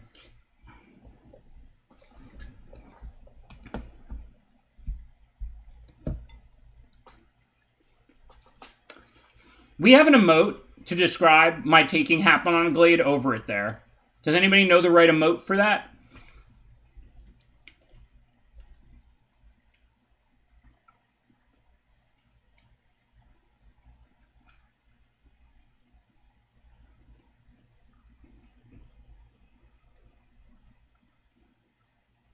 It's the greed is good emote, since nobody spammed it immediately. Greed is good, y'all. In Magic, not in real life. In real life, no, but... Be a greedy Magic player. Don't be afraid to get blown out. Don't be afraid to table cards. Yeah, maybe I could have considered the Bull Strength, but I don't necessarily know how this deck's going to shape up, I guess. I mean, because it is looking like half aggro with like Roper and Happen on a Glade, so that part's a little weird. Guess we'll see what pack 3 gives us. I mean, this Planeswalker has like a billion loyalty, but we can't really do anything with it. Evolving Wilds would further help us splash, but we don't have anything to splash, and our mana is already great. Definitely not against a Herd Gorger. I love me a Hill Giant. Didn't want to have to first pick it, but I really don't know what else I would take here. Yeah, with double Happen on a Glade, we should be able to cast 6 drops pretty easily. Herd Gorger is good. I just hope I don't have to play all these Javelineers. I don't want my curve to start at 1. I want to play like, 5 2-drops, 6 2-drops, and then 3s and so on. But I'm not hoping to play these 1-drops and play that aggressive of a deck. I have a pretty good power level. Okay, I think Loathsome Troll is better than Swarming Goblins pretty clearly. Not by like miles and miles and miles. Swarming Goblins is a fine 5, but I think this is just an easy pick out of this pack. Sylvan Shepherd is filler.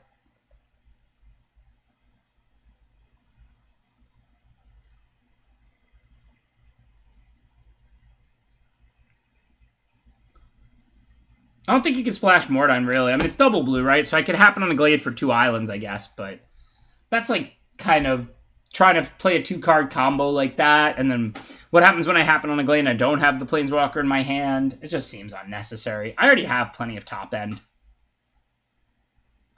Treasures help too, that's true. But I have plenty of top end. We'll just cast Tribe Hunters and recur Loathsome Trolls. Cast Herd Gorger.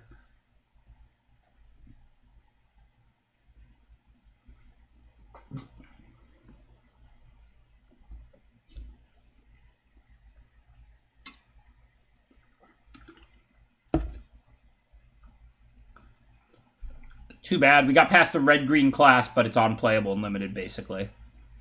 This is like only works with legends, right?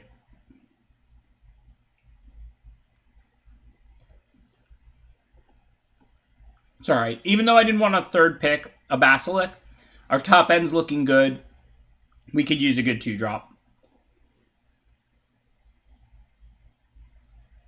Bard class is clearly a standard card. Like, I'm not saying there's going to be a red-green Legends deck in standard. Maybe there will be, maybe there won't be. But, like, that card's powerful if all your creatures are Legends. But, like, you can't play that in Limited. You're going to have, like, 3 Legends in your deck. Like, you can't put this in your deck. That's true. Yeah, I do have a couple of treasures. Maybe I'll play the Rust Monster if it tables. That's a good point. I wasn't even thinking about that.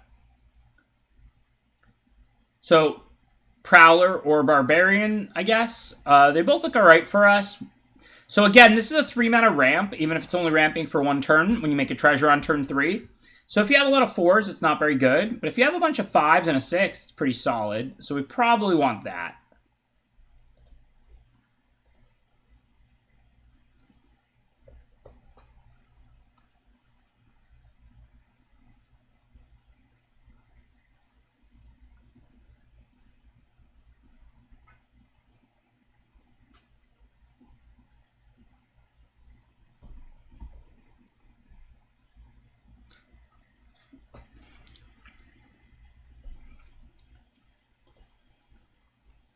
All right, we have a lot of big creatures. Null Hunter's exact kind of filler 2-drop I want. It's not a very good card, but we've got plenty of power and toughness in this red-green deck with all these 6/2s and stuff. So Null Hunter should be able to attack and pack tactics on turn 5, right? Or turn 6 or whatever, after the trolls can attack.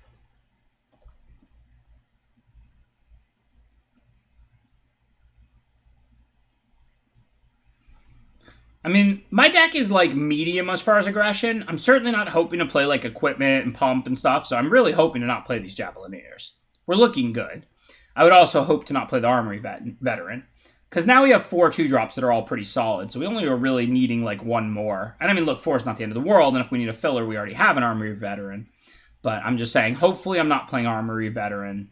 As far as what my deck actually looks like, the rest of these cards are pretty good for me. Bullet's probably like my next worst card. I don't really like that card very much. I don't necessarily love any of these cards either, but I guess this one makes 2 1/1s.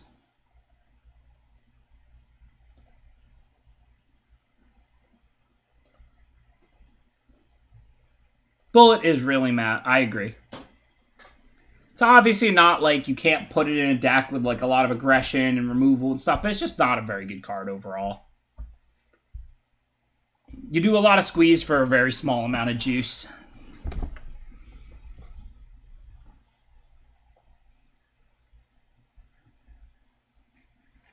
Second monk class? Too bad we can't draft monks.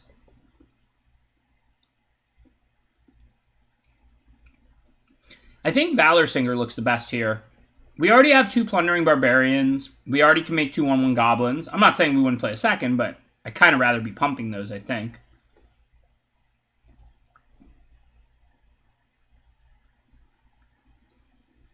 Yeah, the free coffee could easily end up going to the blue-white player this week. Somebody got double monk class. If they draft a bunch of cheap 1, 2s, and 3s, that's going to be a really incredible deck. I like Valor Singer. It's a good card. Love's a bit strong for me. I don't think we want to play any of these. Maybe the Neverwinter Dryad. So we might not actually get a 5th too, but I guess we have that Armory Veteran if I have to. Not happy about it.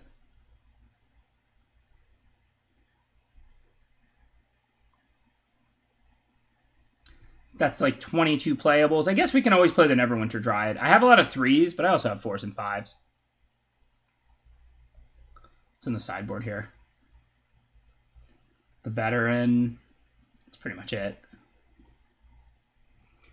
So, Unexpected Windfall. 2 treasures. Discard, draw 2.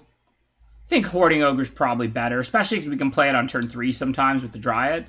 I'd rather just like attack with this 3/3 and get treasures that way, I think.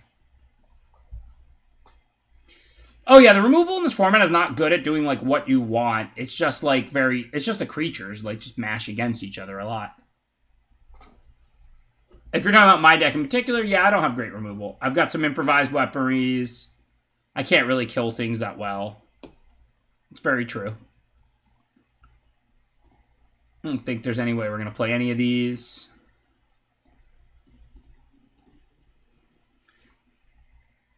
I think Bullet's probably going to get cut. Windfall.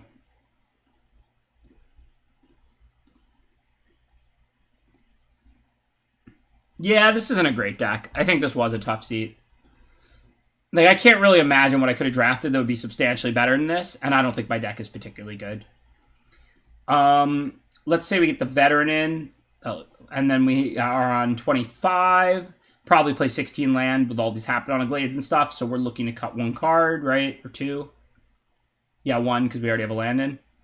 4, 5, 8, 11, 14, 18, 19, 20, 25. Yeah, so we just got to cut one if we play 16. We almost certainly want that to be from the 3-drop slot, given we have more 3-drops than I've ever had. Rust Monster's certainly cuttable, though we do make a decent amount of treasures. Otherwise, you see a pair of goblins. The +2/+0 can steal games. I think that's better than a Rust Monster. And then we certainly want even mana, so let's go 8, 8.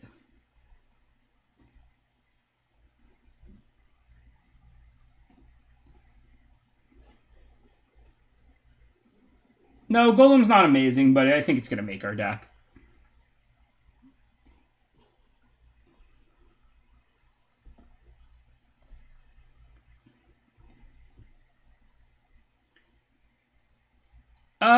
Yeah, maybe I could cut the Roper. But, I mean, is my deck that aggressive that I want to cut the Roper? I'll take a look when I import, but 3 mana 4/5 is a fine blocker too, right?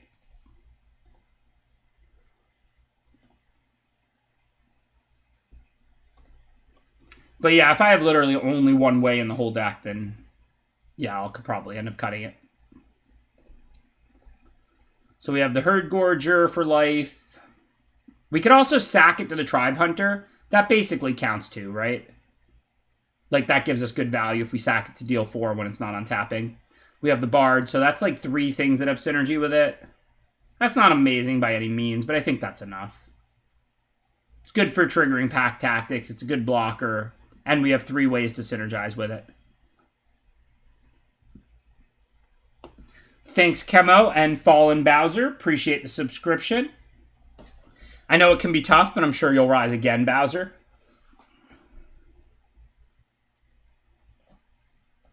Let's see what we can do. Who's our round 1 opponent?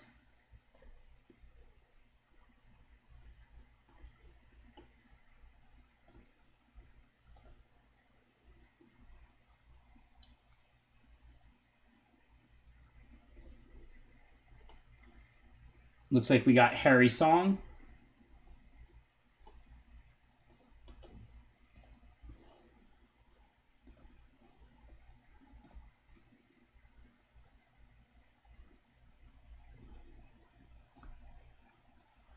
That is what wildcards are for, to play limited when you have to make the cards because they refuse to give you in pod drafting. Actually, if there's any other people who play almost exclusively limited out there, and you do like decent on here, it's better. It's probably worth a mention. I think the best thing you can probably do with your wild cards is just craft new sets right when they come out. This way, you start accumulating gems right away. You know, once you have 4 of a card. So I don't do that nearly enough, but like that's probably what a limited player is supposed to do with their wild cards. Is just when a set comes out, craft it and then draft, and then you'll like accumulate more gems. Yeah, I wish there was a shortcut for that too, Alma Kiss. I do it sometimes when I'm bored. It's hard for me to play poker and Magic at the same time well. So like, but I can do like random tasks when I'm at the poker table. So a lot of times I'll do stuff like that. You know, I like go delete a bunch of old emails, or I like, you know, craft cards for my arena account, stuff of that nature.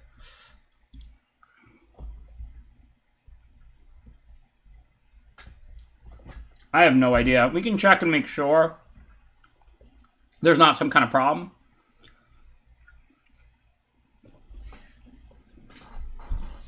But I think it's more likely that, like, you know, Arena had a little too much to drink, then I put blue cards in.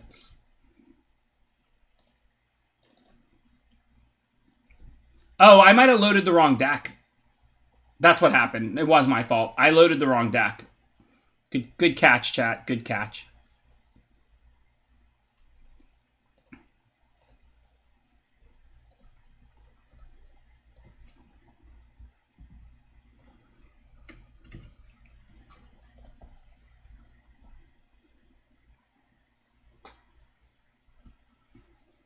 Why do you make so many accounts, Belf?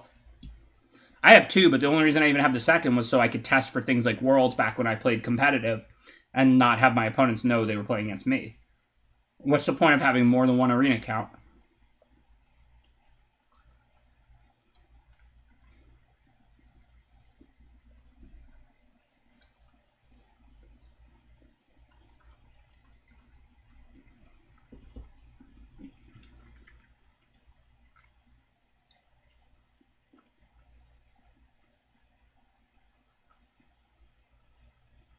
Oh, that makes sense. Yeah, sure. I get it. Because you only get to do a draft every X days. So, like, if you have more accounts, you grind more free gold per day so that you can do more free drafts. That makes perfect sense. No, I didn't think of it. But yeah, no, thanks for that explanation. That makes perfect sense right there. If you're free to play, it makes sense. You wouldn't want an infinite number. You would want, like, a certain number that met you meeting, like, free drafts the right amount of time for you. It's actually kind of a complicated equation, probably, because it depends how much you draft. But yeah, that's really smart. I don't know if I would have thought of that. I wouldn't say I'm no longer competitive or not. I mean, look, I'm gonna play if there's an MCQ or whatever. I think I might be queued for day 2 of those or something, like an online qualifier because I'm in the Magic Hall of Fame. I'll play day 2 or even day 1 of like the monthly qualifier or something. And if there's a limited Grand Prix in Florida, I'll be there. And if it's in Atlanta, maybe I'll be there. But I'm just saying, like, as of right now, I'm not in Rivals, and we don't really know much about the future of competitive Magic. Like, they announced that there wasn't going to be Rivals or the MPL next year when this one expires. And I dropped out of Rivals, not willingly, because I didn't win enough matches. I got the boot. So for right now, I'm not technically in competitive Magic. I'm not like... it's not like it's not like a professional sport where you like decide you retire or you're like on a team. You know what I mean? It's more like I could show up and play a qualifier and like I could spike. I'm not going to be as good as people who keep up with standard and historic week to week, and that's perfectly okay with me. I'm not saying I'll never play a qualifier again or something like that.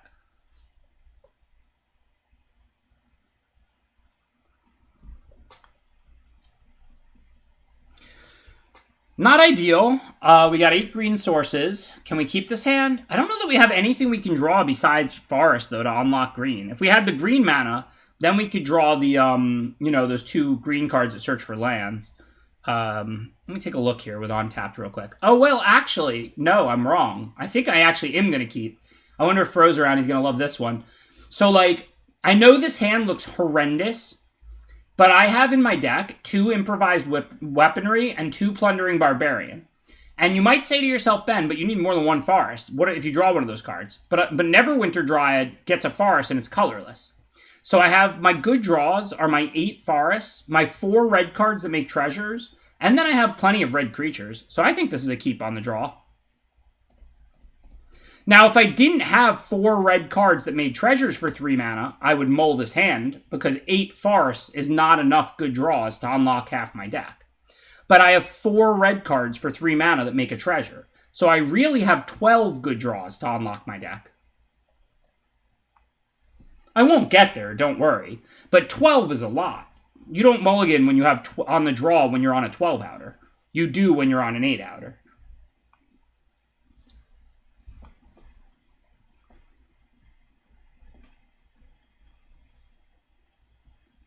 So Valor Stinger or the pair of goblins. I guess Valor Stinger, just 1 more damage.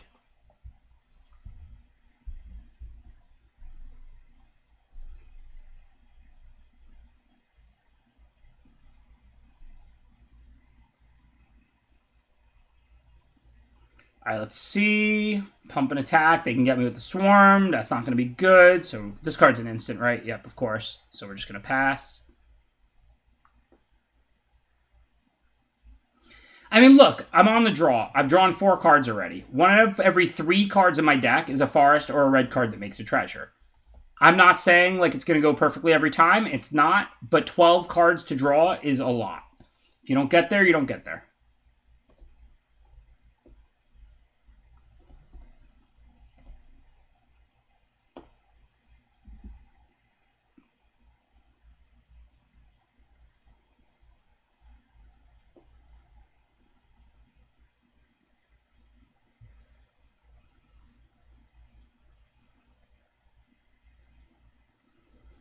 Okay, so now we're pretty far behind. We finally drew a Barbarian.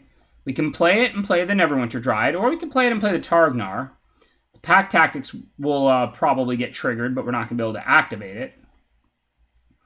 For combat, we're going to pump the Valor Stinger and attack with it, leave the other 1/1 back to block the 4/5.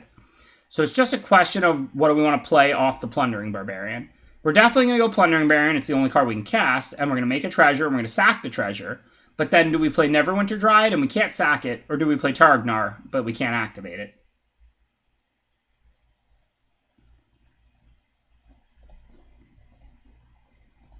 Of course, we'll do this, because if they want to trade, I'm happy. Their creature flies, mine doesn't.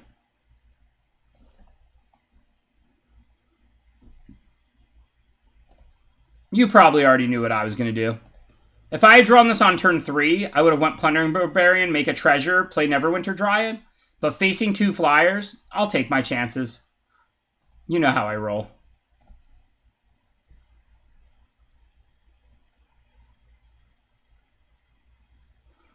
Alright, so what can we do? Can we attack? We have, like... If we give +2/+2 to the Barbarian, and then we pump the Stinger with the Targnar and the Stinger, we're 1 short, so that's not going to work. So I think... Can we attack with Targnar and Barbarian? They're both a 3/2. No, wait, because we don't trigger pack tactics unless we attack with everything. This isn't actually fantastic. Do I really have no attack? That would be brutal. Well, no, if I play the Bard, I can pump something. So if I play the Bard pumping the Targnar, I can attack with the Targnar, but then they can trade for the 4/5. That's not even great for me. So I think what we want to do is Bard pumping maybe like the Barbarian. That's just not even worth it. I might even rather have 3 life. Looks like we really have no attack. That's crazy. I mean, I can attack and double this, but that'll just be a good turn for them because my creature will still die. I think it's just Swarming Goblin, take the turn off.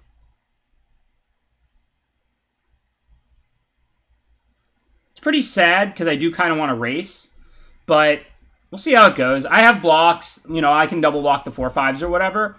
And further, like...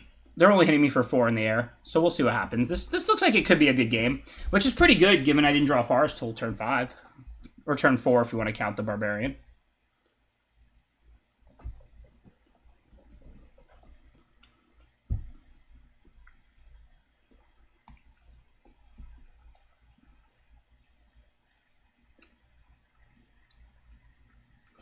Okay, so now... We can trigger the Targnar's Pack Tactics, which gives +1/+0 to everything, just by attacking with it and the Swarm Goblin. And then they have no profitable block on the Swarm Goblin. If they block the Targnar, we have to pump it, though. So that uses our turn. So is that good? Not really. So again, I think we don't want to do too much here. I kind of like Valor Stinger, the Swarming Goblin, attack with it. If we get in 5, that's good. If it trades with a 4/5, that helps clear the way. It's a trade-up. And then just Bard gain 3, I think.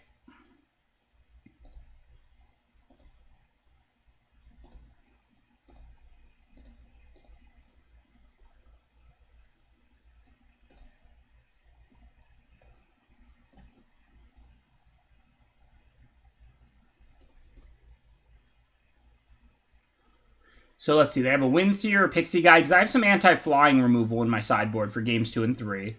1 enchantment. They could be splashing the Monk Guides, though. This is the Monk classes, because this is in-pod play, and it would be pretty weird to splash for Hama Pashar. Like, it's a fine card, you just wouldn't splash for it. Now, if they had, like, you know, Monk classes. Granted, Monk class is not great in this deck. Their spells are pretty expensive. And to be clear, this isn't even a criticism of Harrison's deck here. Like, there's nothing wrong with having 3/5 mana 4/5s. Monk class in particular is good with double spelling. So Monk class gets a lot better if your cards are cheaper. Okay, so what are we doing here? Now that I get the second green, cast Loathsome Troll. Am I dead in the air? No, not till next turn. Looks like I'll probably just send Swarming Goblin again. I don't know how I can win, but... I mean, I'm only taking 4 in the air, so we'll see if I draw removal or flyers or something.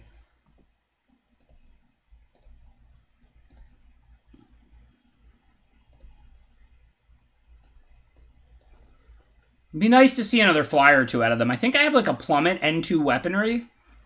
I'm not going to board in the Plummet based on what I've seen so far, because it could easily end up dead. But at least with the weaponry, I'll be on the play. If they play one of these nice flyers, especially like the 4 mana one, I can kill it. If not, then I can use it as a pump spell, probably.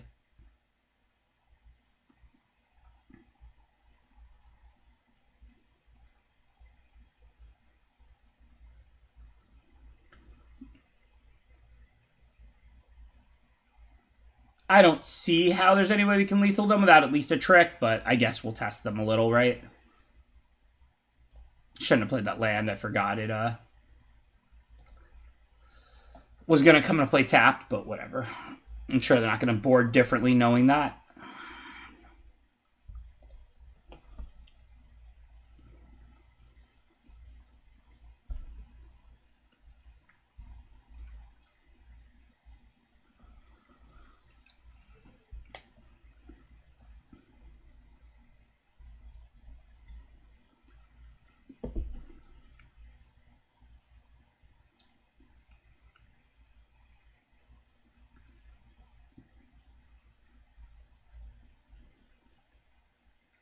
All right, that was pretty much what they had to do to win, was block the Targnar.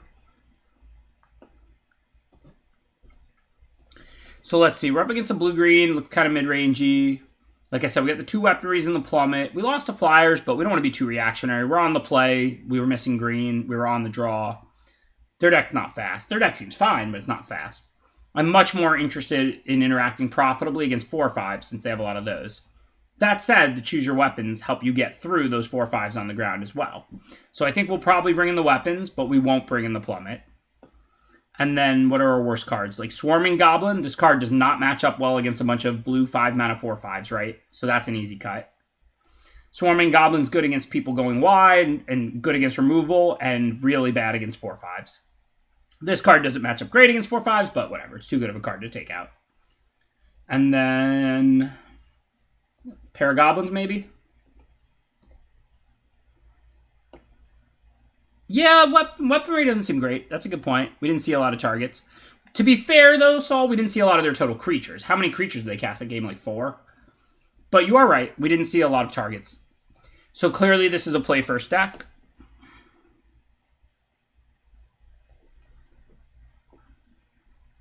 They cast like 5 or 6, but they were like all 5-mana 4/5s.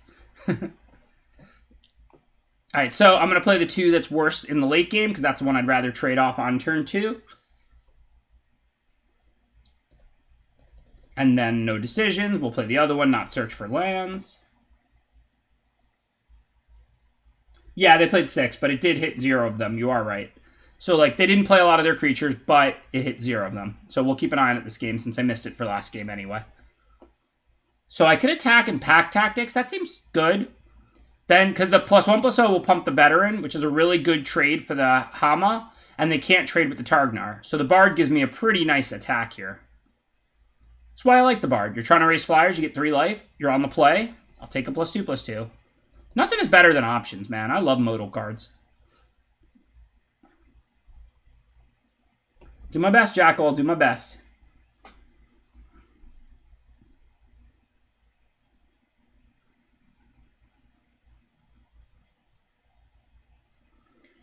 Okay, so we can happen on a Glade and play it if we attack with both. They know we have something. They probably won't block with Hama. If they do, I can kill it with Choose Your Weaponry. That seems fine. If they don't, I'll get in like 2 or 3 damage, and then I can play a Happen on a Glade and this red-green Targnar. Because if I let them on tap, if they do venture into a dungeon, they're going to get to do it twice per time. So I think I like an attack here. Nothing bad can happen as long as I'm happy to use Choose Your Weapon on whatever Hama blocks. So if they don't block with Hama, I'm not going to double the Inspiring Bard to kill the Secret Door. If they do block with Hama, then I'm going to double the Armory Veteran to kill the Hama.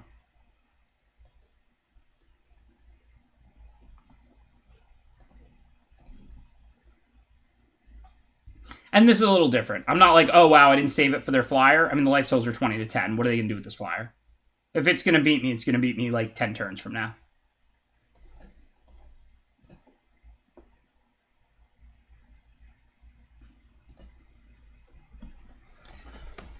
So, keeping an eye on what Saul's talking about, they have not played improvised weaponry targets. I mean, we haven't seen a ton of creatures. Like, if you assume they have 14, 15 creatures, we've seen like 7. But counting the Secret Door, we're 0 for 8 now with counting the Clever Conjurer and the Secret Door. So I think he's definitely right. I didn't even think about it before this game. I probably should have thought about it. But now we're certainly going to be taking out the improvised weaponries. We've currently seen 8 creatures out of the opponent, and it kills 0 of them. So good thinking. Assuming we get to game 3. I'm kind of counting my chickens before they hatch a little there.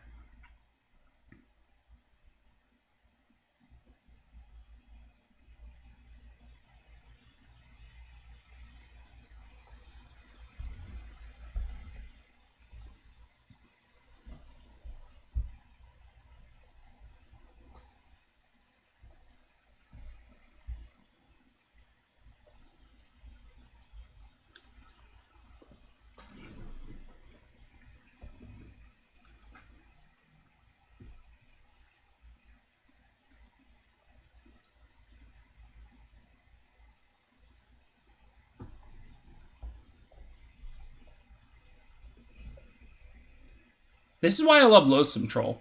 Trade with it, they buy it back. Don't trade with it, they take 6.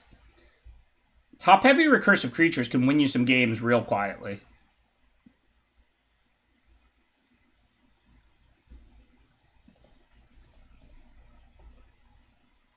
I think here we're going to do our best just using all 7 mana, so I'm just going to chill. I'm going to return Loathsome Troll end of turn and happen on a Glade back the red-green gold bear, and then next turn I can play both. Just use 7 this turn, 7 next turn. Even if I don't have an attack next turn, I'm getting 2 good creatures in play that are threatening for the turn after that.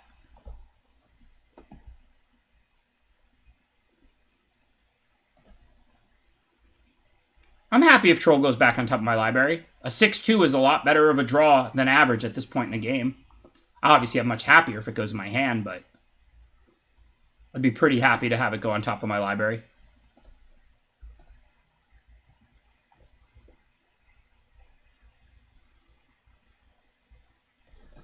All right, no real decisions. An attack this turn doesn't really work. 0-4 on 3-3, 2-2 on 3-3. But, like, we're putting out 2 good creatures. Remember, the Targnar is pack tactics, so next turn we can attack with everything as of right now, and their blocks are going to be horrible. I'm not saying it's going to go that way. Maybe they'll spoils the Targnar, maybe they'll kill it or play something giant, whatever. But we're in a good position to attack next turn.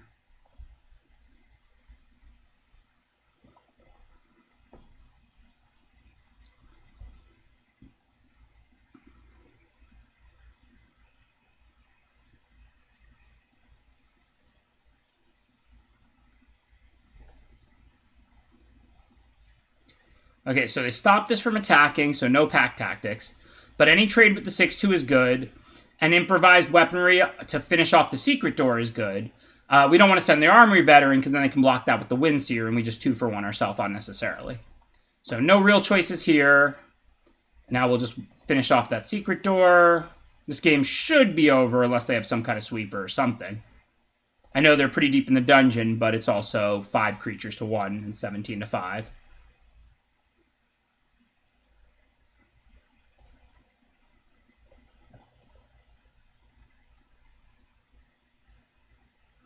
Yeah, you're not wrong, Grafenwalder. That was pretty much a free roll. I mean, they should block with the 0-4 virtually every time. I'm, like, pretty inclined to bluff when it's, like, a decent chance they'll take it, but 0-4s are literally in there to block. But you're not technically wrong. It was a complete free roll, unless there's stuff that punishes attackers or trick mana or something. So it's strictly better to attack. All right, what happens if we send everything? The 6/2 has to get blocked, and it gets blocked by the 2/1. The 3/3 blocks the 2/2, and they take 4. That's not great. So I'm just going to send the 3/3 and the 6/2. Obviously, if I trade even with their flyer, I'm happy. If I trade the 6/2, I'm happy. This time, I'm going to go for the die roll post-combat, just in case it goes back to my hand, because I have the mana to replay it immediately now, I think, counting the treasure. Boo. Split the party would extend the game, but I just recast the things, and then they just be down another card. That card's so bad. I'm not saying you can never play it. Sometimes you end up really creature heavy. Like if I had a blue, like you know the blue-green deck I drafted right before the Sweatsuit? I would play Split the Party in that deck because it's like so many creatures and so little removal.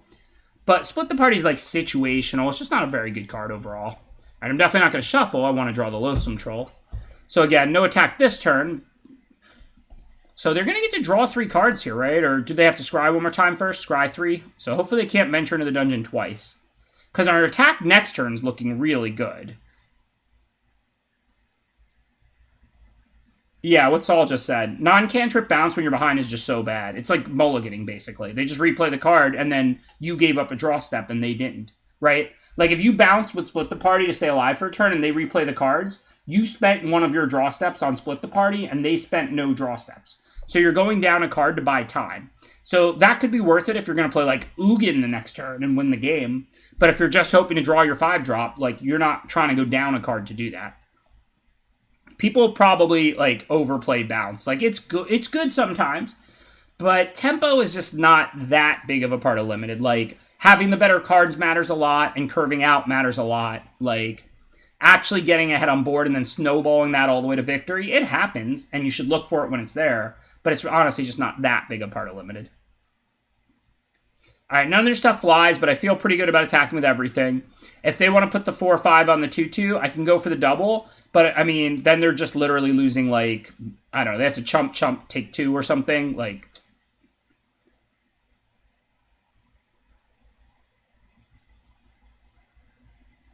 so tap target creature. Okay, I can't do anything about that. So in that case, change plans and just the 6/2, because trade it for the 4/5, I'm happy. Trade it for a 1/1 or 2, I'm happy.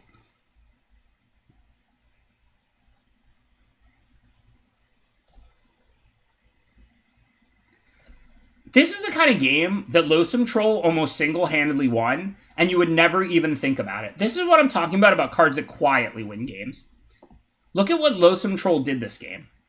I've recurred it several times. They're chumping it rather than trading with it, because it's just going to come back again and again. Like, Loathsome Troll is grinding all their resources into literal dust. That's actually what the card is doing. It looks like it's attacking for 6, but it's really just taking the opponent's resources and grinding them into dust.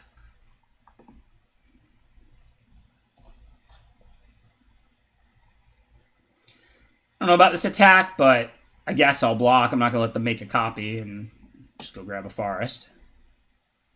Oh, they have the flash thing to tap something. Okay, so it's not an unreasonable attack. Oh, if you draw a card, it's a whole different ballgame. The reason is because that removes the floor. If a bounce spell draws a card when you're behind, you didn't go down a draw step. Maybe it didn't perform very well, but you cycled it, so you didn't go down a draw step. The point Saul was making about bounce being so bad when you're like behind is because you go down a draw step and you get no resource exchange out of it. So if it can replace itself with a card, it's a whole different ballgame. Okay, clearly we'll just attack with both. If they want to trade 2/1 for 2/2, that's fine. If they trade with the 6/2 or chump it, that's fine. And then we have the Herd Gorger to stop their stuff.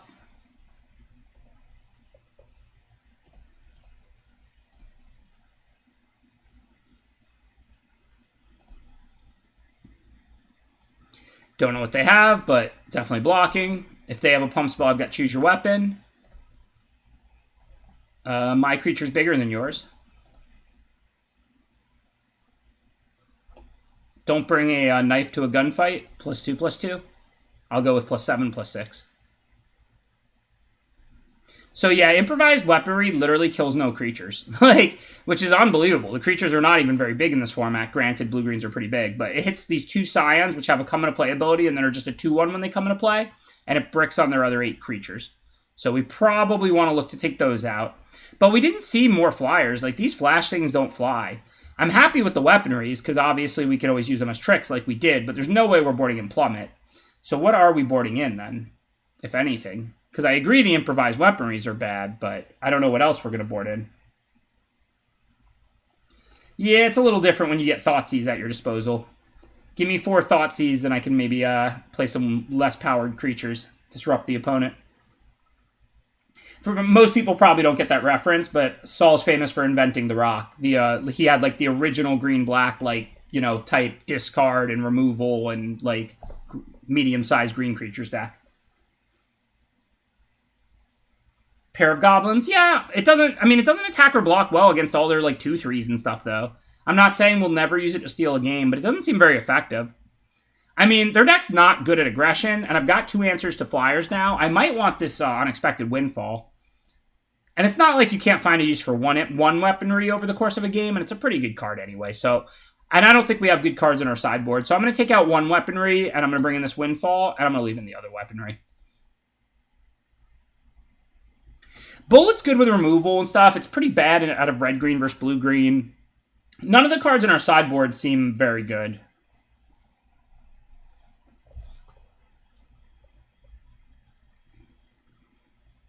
Two-lander on the draw, 16-land deck.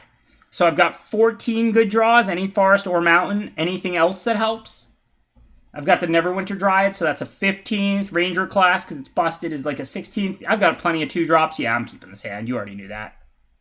I shouldn't pretend like I'm thinking about mulliganing it. I'm prepared. What I'm really doing is preparing myself for when I brick on 3 straight draw steps, but I would literally never mulligan this hand. Our Ranger class is hiding. If we draw it, we win. That's no fun, so it's hiding.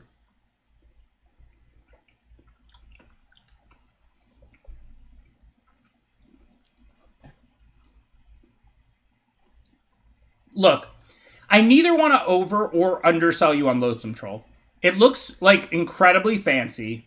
It's a good card.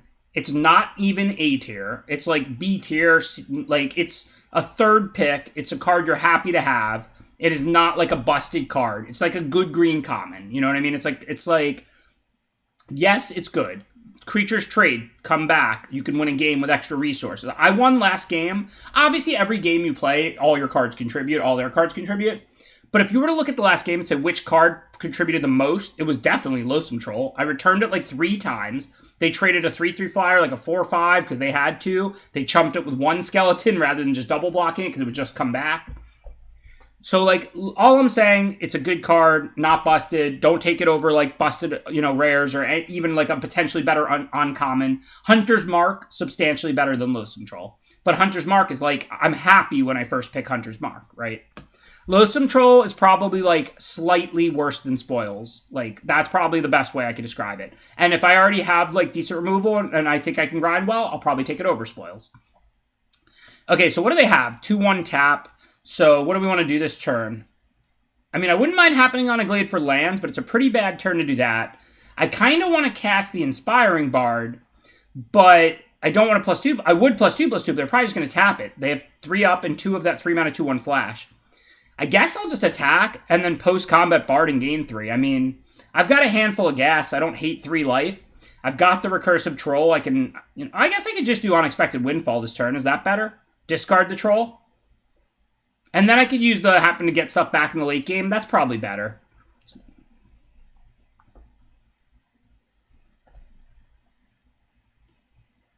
I do kind of want this to resolve, because if they counter it, I still have to discard the card. So I'm just going to go ahead and do that now. Sick combo, though.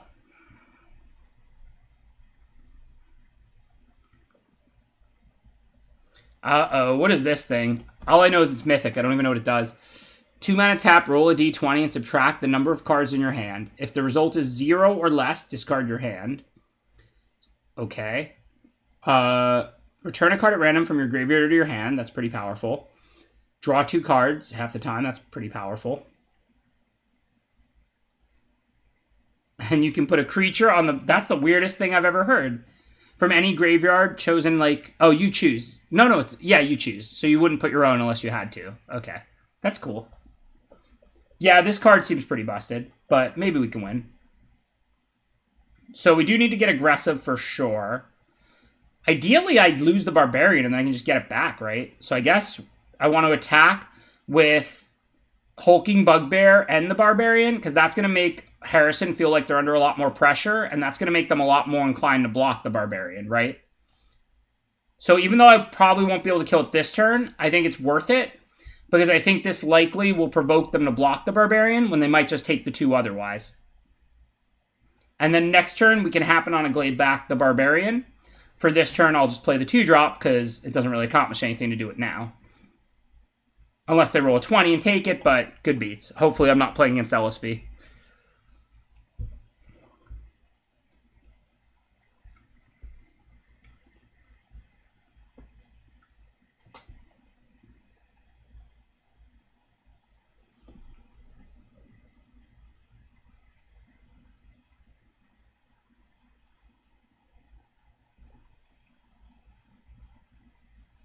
Right, you can only roll 20 with 0 cards in hand. But we didn't know if they were going to be able to empty their hand or not, right? And then even if they emptied their hand, they still literally have to roll a 20, right? So the odds that they, like, rolled a 20 were very, very low.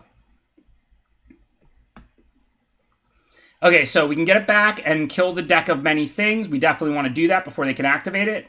So this turn, we can't choose your weapon, because we want to happen on a Glade the Barbarian and kill the deck of many things. Hulking Bugbear is still a pretty good trade for Windseer, but if I attack with both and they block the Null Hunter, then I have to choose your weapon it. That's just bad. So I'm just going to send Bugbear. If they want to trade with the Flyer, that's fine.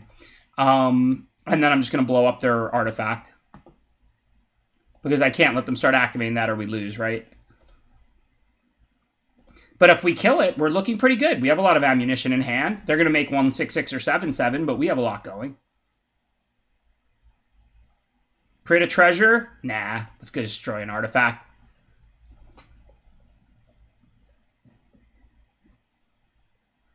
The reason we couldn't choose your weapon last turn, because then we couldn't also play Happen on a Glade and Barbarian, and we didn't want to let the opponent be able to start activating this and get back into the game.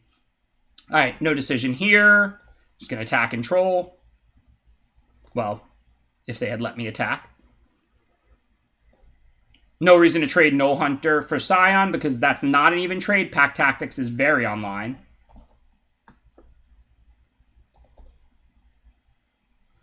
No consideration for Bard. Like, I wasn't going to sack the treasures just to put out a 3-3 instead of a 2-2 that might even attack as a 3-3. We don't really know if we want to gain 3 life. There's going to be turns where +2/+2 is more valuable. Remember, last turn I had 6 mana locked up on Happen on a Glade Plundering Barbarian, so I didn't really have that many options, like 2 turns ago. And then last turn I was just like... Okay, so what are we doing now? 1/3 flyer. We don't need to kill that, but if it gets in on a double block, we can blow them out. They're very likely to double block Null Hunter with Scion and Pixie Guide. That's a profitable double block. If not, they'll put Scion on Loathsome Troll, though. That's not great, because given infinite time, yeah, but they do have a 7/7 out. Oh, wait, we just drew the 1/2 Death Toucher, so now we don't care. We'll just trade and recur it, and the 1/2 Death Toucher stops the 7/7. Life is good.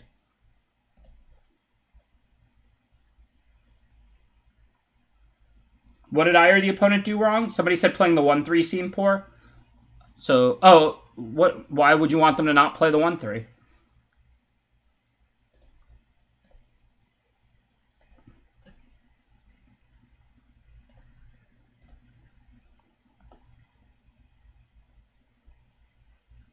Oh, lol, I could have doubled the troll twice for lethal with them tapped out. Yeah, I just missed it. That's funny.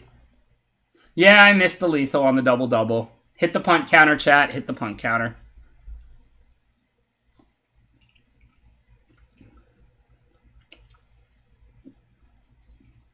Oh, yeah, you're right. Playing the 1/3 was bad by them as well. Because if they had a 7/7 up, it would be a good blocker, and the 1/3 wasn't changing much. Both me and the opponent punted. You are correct. All right, so we have 7 mana, so we can play Bard and Weaponry, or Weaponry and Choose Your Weapon. So they have no cards in hand, so they're dead no matter what we do. So we should probably stop slow rolling them.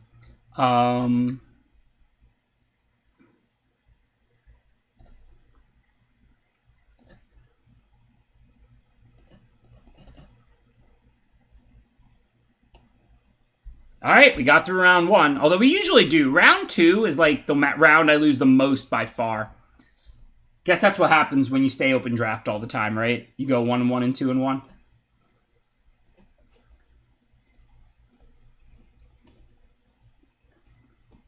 All right, let's see who my next round opponent is. We have Master Shake. I don't know who that is, but I do like shakes.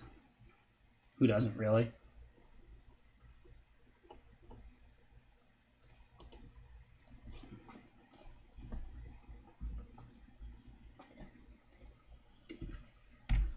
Oops.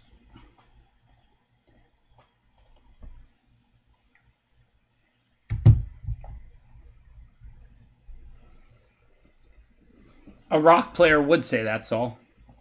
Just kill their best stuff, take the best cards out of their hand, beat them to death with some little treetop village, or... What was it? Yavimaya. What was the original one? The 3-mana 2/1 that was actually pretty good. I remember I played against, I mean, different versions of the deck over the years, but that card was kind of sweet.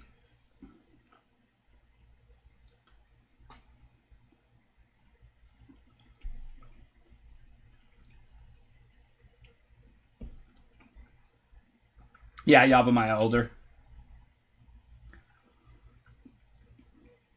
Yeah, definitely Jazz one. Super medium as always. What's up, Luis? I'll show you. I doubt the opponent's ready because I just finished. For anybody who tuned in during that round, I'll pop the deck on the screen really quick. Oh yeah, it's fitting that Luis would show up when I do have 2 trolls in my deck.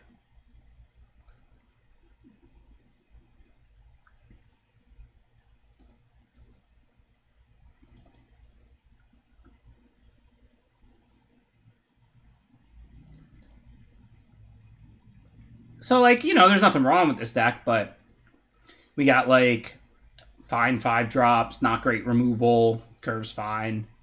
Targnar's pretty good. Ranger's class is totally busted.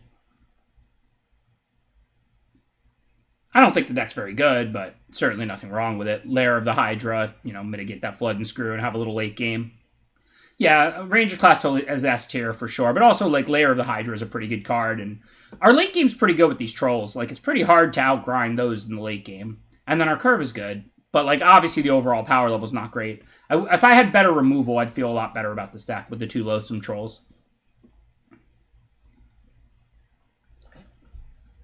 We won round 1, and now we're trying to play against the Master Shake.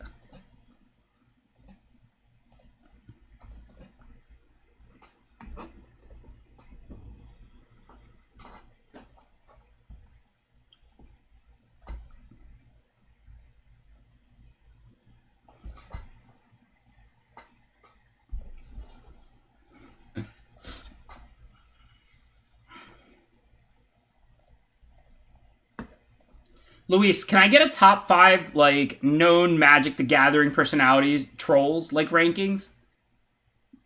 Like, you know, you and Cuneo are pretty much my chip leaders.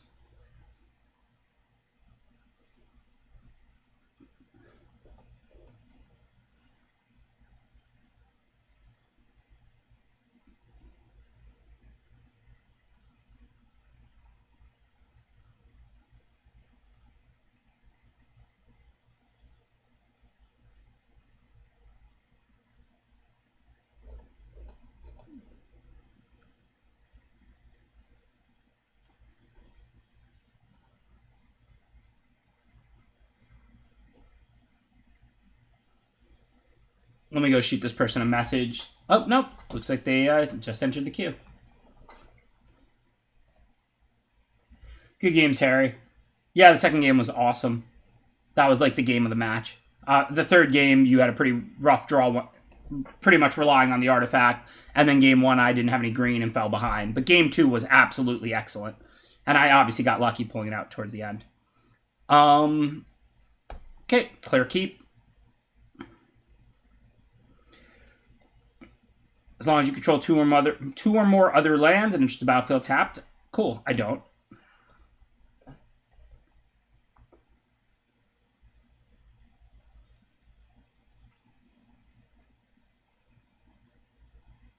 The good old days indeed. Where are you living these days? If you're in South Florida, we're drafting at Time Twister tomorrow night. Hey, I like that. Turn 2 artifact, turn 3 plundering barbarian. I like how this match's starting. A lot better than the last one where I kept that hand with 4 mountains and no forests.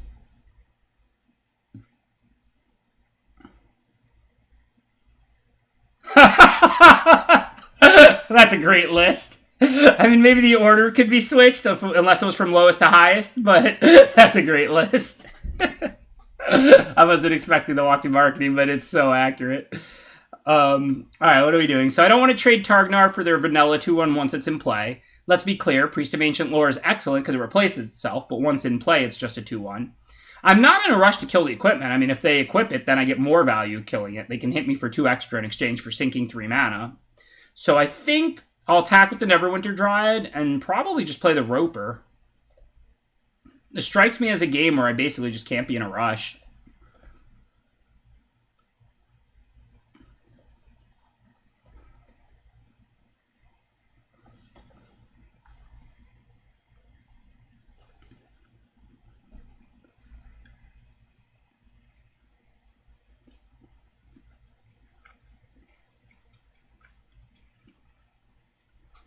Yeah, that was really good. I mean, obviously, we're all pretty much beating on Watsy these days, but that was just really clever because, like, it's been kind of ridiculous. And that's a good list. Matt and Jan and Walls are definitely good additions along with Cuneo and LSP.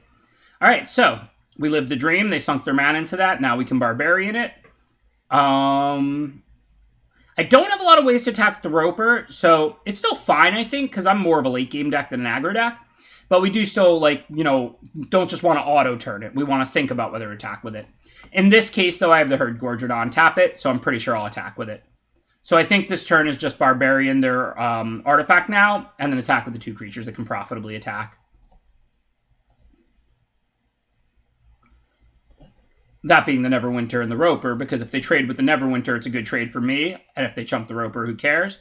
But Targnar is a powerful card. Like, we don't want to trade it off for a vanilla 2-1.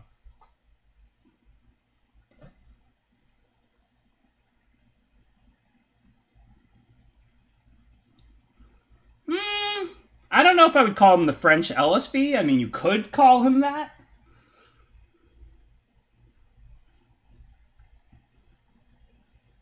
I mean, it wasn't anything specific today. I mean, I guess the Brainstorm ban is kind of funny because, like, when they put Brainstorm in the archives, every single person was like, you know, this card's banned in Legacy or whatever. But, like, just it's not about any one thing. It's just the past, like, 3 to 5 years have kind of been, like, a joke. It's honestly been a nightmare. I'm sure there's all... I want to be fair to them. I mean, they deserve it. It's, you know, we're talking about the company that's doing it. But, like, I'm sure there's all kinds of things behind the scenes that are making things impossible to do. I said this once talking about it. Like, no company wants to announce a whole new plan and program and then change it completely 2 years later when things are going okay or whatever, like, or good. Like, clearly there's things going on with WotC and Hasbro behind the scenes, and I don't know what it is, but, like, their output is just totally inexcusable. Like, it's just kind of unreal. Okay, so we can attack with Targnar. If they double block, we can pump, and then we kill both. It's not like a great trade or a horrible trade. I could activate the Lair and make it a 3-3, but then they would just trade their 3-1 for it, so that would be a horrible trade. No desire to happen on a Glade Plundering Barbarian. Kind of rather just save these to get back to 7/6s. So I think this is what's right, because we're winning the race. If they take 4 and then try and attack us back, we have the 1-1 to block the 3-1. So I think we just chill for the most part. Just attack with the Targnar. If they want to kill it, they have to double block and they lose both, because we'll pump. If they take it, I'm just going to hit them for 4. I'm really not in a rush here. I mean, I don't want to use Happen on a Glade to get a land. And I would use Neverwinter to get a land, but I literally have... It's stopping a 3-1, and I'm 1 land away from the Hill Giant. So I think, you know, we can just hit them for 4 and see what happens. I want to save these to get back, like, the 7/6s and the Targnar. Or the Plundering Barbarian, now to kill a second artifact. Life is good.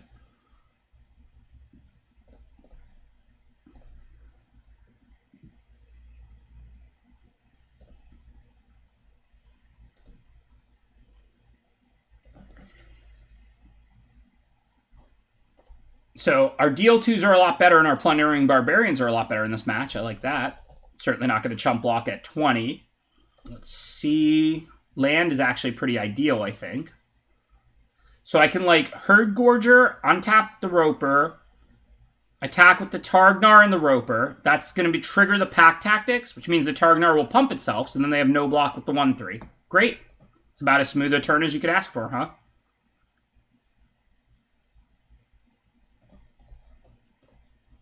And I'm not worried about their 4-4 because I have a 7/6 to block it. I can always kill the equipment later. And even if they use a removal on my 7/6 and then they, like, get in a hit, whatever. They venture in the dungeon once. We'll survive. The dungeon can be deadly, but only at the end. In the beginning, they're not very powerful. Yeah, Plundering Barbarian's sweet. There's plenty of artifacts. And, like, it's one of those modals where it's like, oh, I have a land light hand. All right, I'm putting it out and ramping. I have plenty of spells to do. Oh, I have a land heavy hand or whatever. I'll play by other stuff, and then I'll try and kill an artifact with it.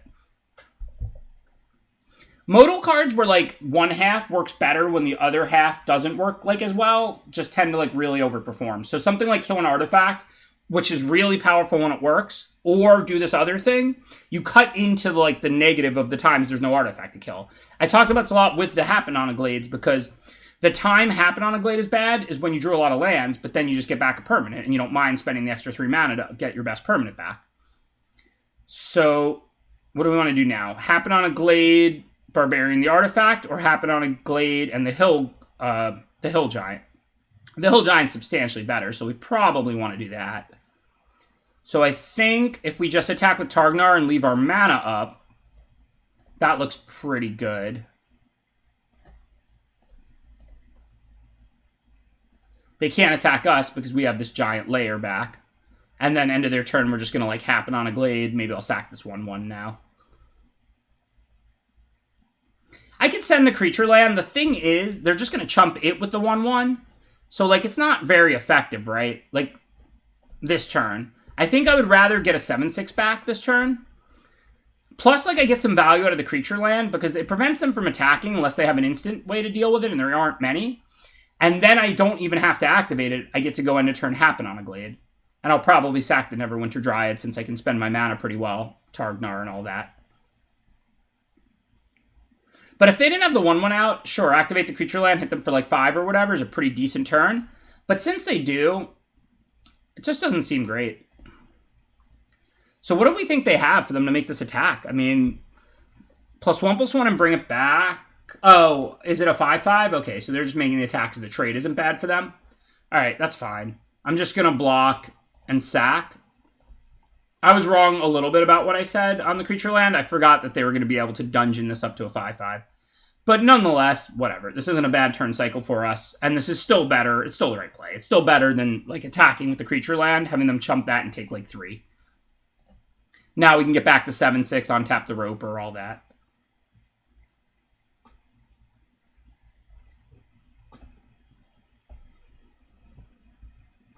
So if I pump, it's still going to die in a turn. This just doesn't change anything. This is going to be tight. They've got that dungeon going on. I'm not loving this. Well, I guess on the one hand, they completed the dungeon, so that's actually okay, because the first level of the dungeon next time isn't going to do anything if they don't have any payoffs. I don't think this has changed. I mean, I think we're getting the 7/6 back. Then they can take another hit or trade with the Roper.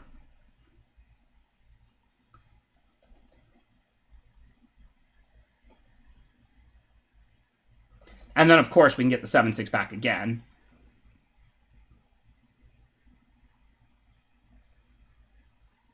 If I were them, I would strongly consider not trading there.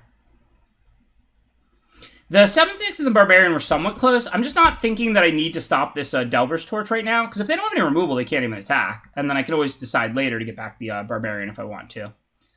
If a 7/6 didn't line up specifically so well against a 5/5, basically, yeah, I would have strongly considered it. But given a 7/6 is big enough to stop the 5/5 anyway, and we're not really putting any more on conditional removal in their hand at this point, seems like I should go with the 7/6 and just hope that like that does the job. I know the 2/2 Death Touch, like they could have took the Roper, but then they're down to 5, and I've got 2 of the deal 2 make a treasures in my deck. So like if we stalemate, sooner or later I'll draw one of my 2 Loathsome Trolls or my deal 2s, and then I can get rid of the 2/2 Death Touch and start attacking.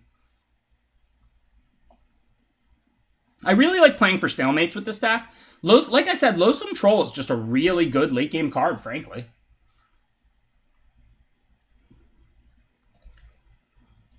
Okay, so let's see what we want to do now. So we can get back if they double block, we have 7. We're not killing both. If we kill this, they lose the +0/+2 and the champion dies. If we do it pre-combat, the champion goes down to like 4 power, but it still takes out the 7/6. So I think we want to do it post-combat. There's no reason to give them that info, right? If post-combat, if they double block, we'll put 4 on this Dungeoneer, 3 on this champion, and then when we kill the Delver's Torch, the champion will die. So there's no reason to show them that that's going to happen, because if we do it pre-combat, then they still have the decision to double block and kill my creature if they want, or they might not.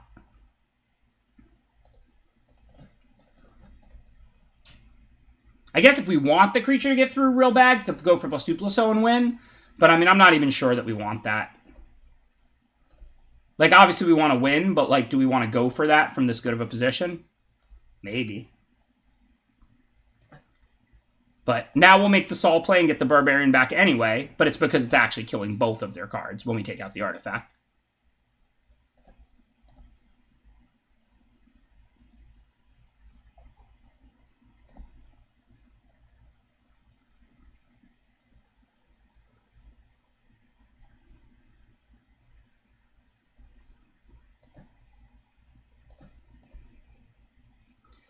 Okay, so if we attack with an 8/8, they can take it, hit back, and make it 2/1. I mean, I can chump, but that just doesn't seem very appealing.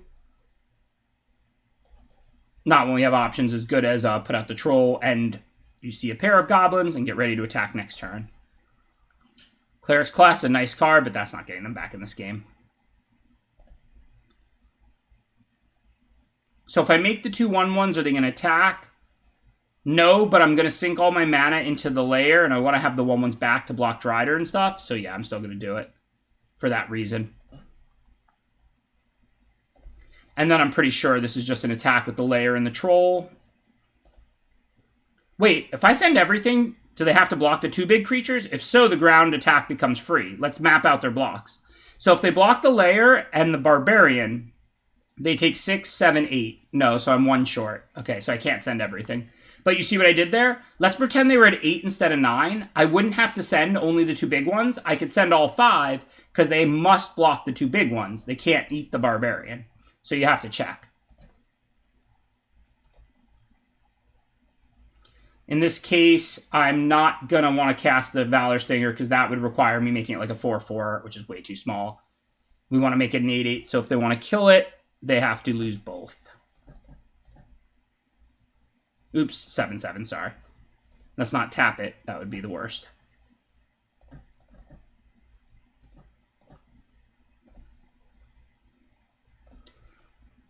And then, of course, now if they attack whatever, I can throw something like a 1/1 in front of the Drider. I mean, I'd actually double block it, but we're fine. If they trade with the Loathsome Troll, that's good for us. If they chump the Hydra or double block the Hydra, it's good for us. They lose both. Basically, this is just great for us.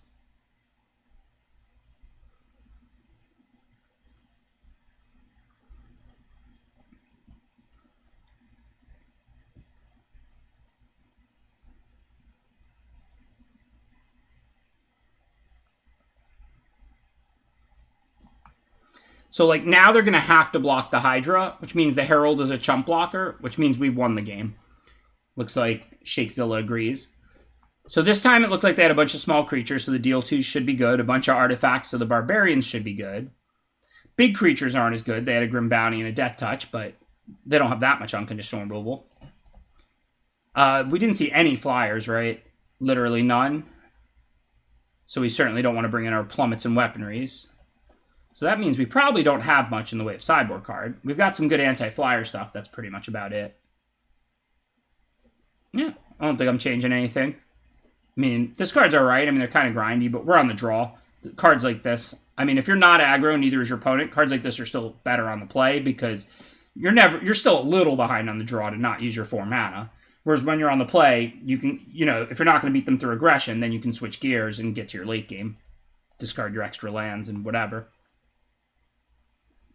My deck does line up very well against theirs. Why do we particularly want the 2/1 first strike? I'm not saying it's wrong. I just, what did you want to take out, and, why do we want it? I have a ton of 3s. If it was, a 2 that lined up really well against them, I'd be, very interested.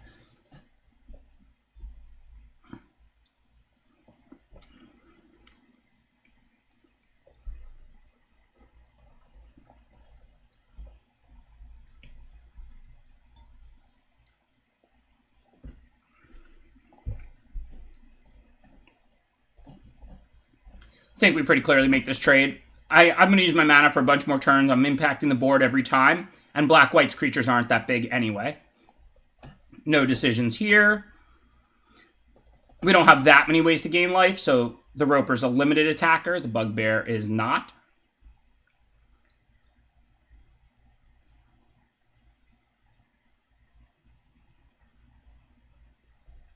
Yeah, they do have a decent amount of those, but also we have a lot of small creatures and the deal 2s and the 2/2s that kill artifacts.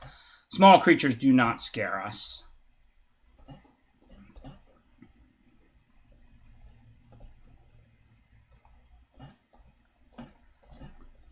No decisions here. Use all our mana, play our biggest thing.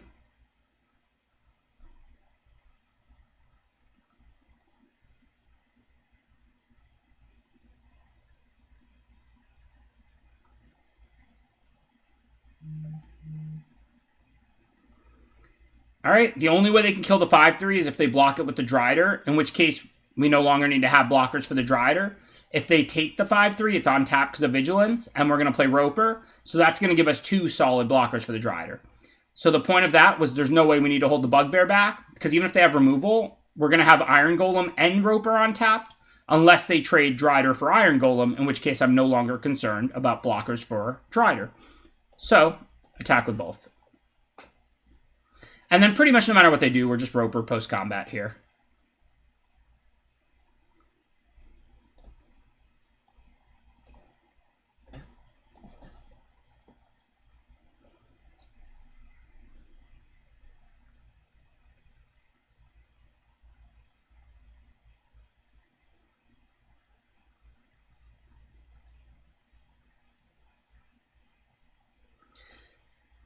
kind of the same as last turn. I'm not really worried about having on-tap blockers. The Roper's going to get on-tapped by the Hill Giant Herd Gorger. The Iron Golem's on-tap unless they trade with it.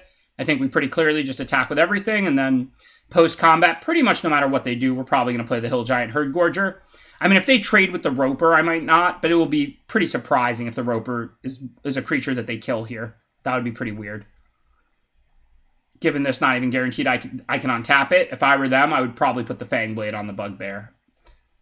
Well, they may have tricks, so we'll see what they do. But assuming they're making the choice, kill Roper or kill Bugbear, and all their things are the same, I would probably kill Bugbear. But, okay. So, yeah, the Roper's gone, but either way, we just want to play our 7/6. I think. I mean, they do have a 3/3 Death Touch, but at the same time, like, there's nothing we can really do about that. And, I mean, if we happen on a Glade and play the Roper, I mean, I guess that's slight. Maybe that's an option. Because then, like, maybe they trade, and then we can play the 7/6. But we could always happen on a Glade the 7/6 back later anyway if they kill it and stuff. I don't think this is a lot different. That line might have been better, though, to mitigate a little bit. Okay, so we don't want to let them keep hitting, but we also don't want to have to double block that thing. So the Roper works, because that's a 4/4 Death Touch. So it looks like that makes this easy. Oh, wait, I didn't even think about it. Are they at the dungeon level where they're going to get +1/+1 or something? If so, this attack's pretty bad. And if I'm not going to have a block on that anyway, well, whatever. Let's at least make them use their mana and all of that.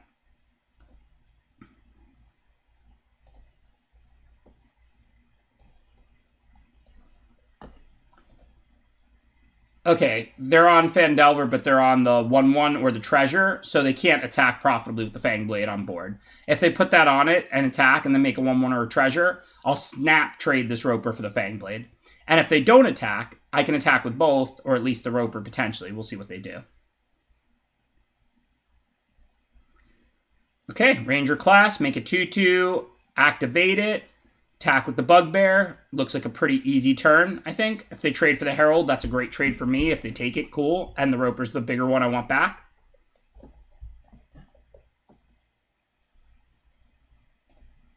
Yeah, this is a real card.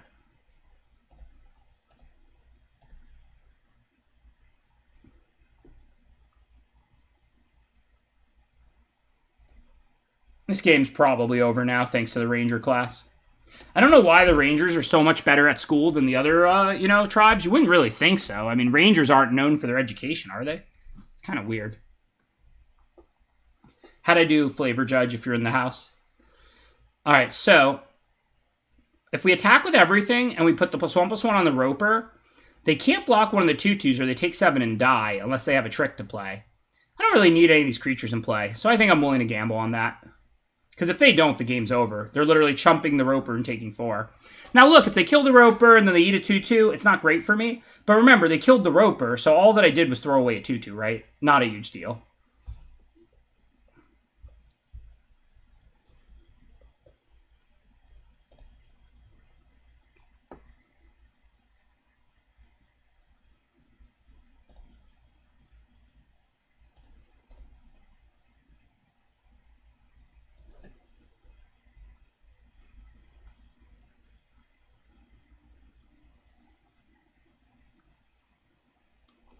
Well, that's a sweet card, but it's not going to be enough now. Not even close. Just go grab that haste creature and seal the deal. I don't think we needed it, but that's besides the point. The Regent doesn't block multiple creatures or anything, does it?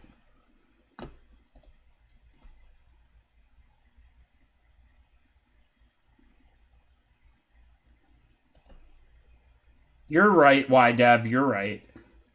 Yeah, oh, LSV is the official Flavor Judge. He was for years and years and years. If a lot of you probably don't know like where this joke like originated from and stuff. So back when Team CFB was actually serious business and not a bunch of washed up old men, we used to like get together and test for a couple weeks before each Pro Tour. And our team would like to spend an inordinate amount of time discussing the flavor of the sets. Like, like, can this skeleton, like, hold this weapon? It looks a little big for it, and, like, it's rusty and it's all bone. Like, stuff like that. And, like, I'm not a hard worker. I'm probably one of the Magic pros that's most in the game for fun and not competition. Just happen to like be lucky and have played a ton when I was young and be pretty decent at it. But like, you know, for me, it's more about the strategy, the analysis, and all that. So I don't care. Y'all can have fun. I'll go draft on my computer or whatever. But like, literally, like just like discussing like the pictures and the names and stuff, and like, if you know me, like, for all I care, the Magic cards could have no art, no name, no text. Like, I just want the cards to do what they do. You know, like, they're like chess pieces to me. It's not about the flavor. So then they decided I would be the official flavor judge just to troll me. I always said LSV would be a better flavor judge than me and that he was just trying to pawn his duties off on me. So then I think he forgot about that, because then come at the start of this set, which is obviously one of the most flavorful sets they've ever made, I'm calling it kind of a lame set for as far as complexity and as far as the strategy behind the mechanics. But the D&D flavor is just a 10, right? So LSV like announced he was the flavor judge again. So for now on, if you ever have any flavor questions or you want any flavor rulings, you go to LSV, not me. He's officially reclaimed his duties as the flavor judge. All right, let's see who's in round 3. Looks like I've got the winner of Icky and Jim Davis, but nobody's up yet. Let's get him one of those best-of-1 games with the blue-green deck from before the sweatsuit.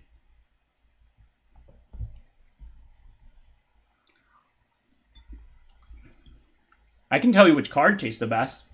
Frozen Mango.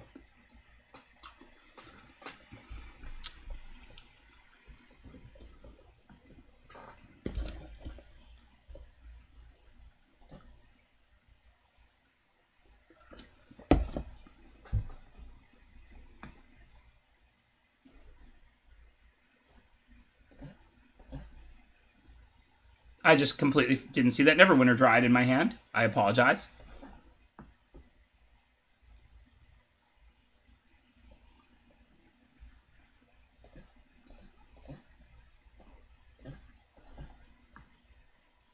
Neverwinter Dryad, if you want ramp and you don't have a lot of 2-drops, it's playable. But I think that most of the 2s are going to be better than it in most green decks. The thing is, sometimes a deck that wants a Neverwinter Dryad isn't very excited about a Null Hunter. Those decks that are like ramping a big green stuff, they're almost always going to want a Basilic over a Neverwinter Dryad, but they might want a Neverwinter Dryad over a Null Hunter. And I would look at Neverwinter Dryad more like a 2-drop than a 1-drop, because you normally do nothing on turn 1, and then you sack it on turn 2, right? Normally if you didn't draw it, you do nothing on turn 1. If you draw it, you play it on turn 1, and you sack it on turn 2. So I would view Neverwinter Dryad more like a 2-drop than a 1-drop. And then I would say, in the decks that you think would want ramp, I would normally rank your 2-drops, Basilic 1, Dryad 2, Null Hunter 3, as far as the green commons. All right, I'm just going to attack and play the Beast. Definitely going for the Scry now, since we need a land. No decision this time. You're welcome, DMAC. It was a great question. Thanks for asking. When to put a 1-mana 1/1 in your deck is definitely a question, because you certainly don't want to put it in every deck. But it can be playable in the right homes.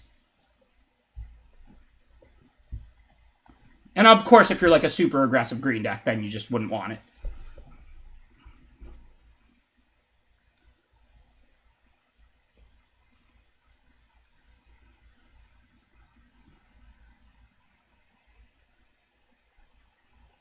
I can't talk today. Like, I can't talk any day, but I'm talking worse than usual today. I don't really know why. Maybe I'm all excited because we're 2-0 in the sweatsuit. Okay, so they have the 1/4 flyer, which I'd really like to be able to stop because I don't want them to keep venturing into the dungeon. Well, I can just block it with a 3/3, so that's fine. So I guess now that both their creatures fly and both would be a fine trade for my Displacer Beast, there's no reason not to attack. And then I just put out the Windseer. Haha, that's pretty good, Ixa. Yeah, I gotta get used to all this newfound weight on my face. There's a good chance the next time y'all see me streaming, like on Tuesday probably, I'll be clean shaven. I'm not committed to the beard, I'm attempting the beard. We'll see if I can survive the itchiness through the weekend when I'm sitting at the poker table like hour after hour. There's a good chance I'm gonna end up shaving.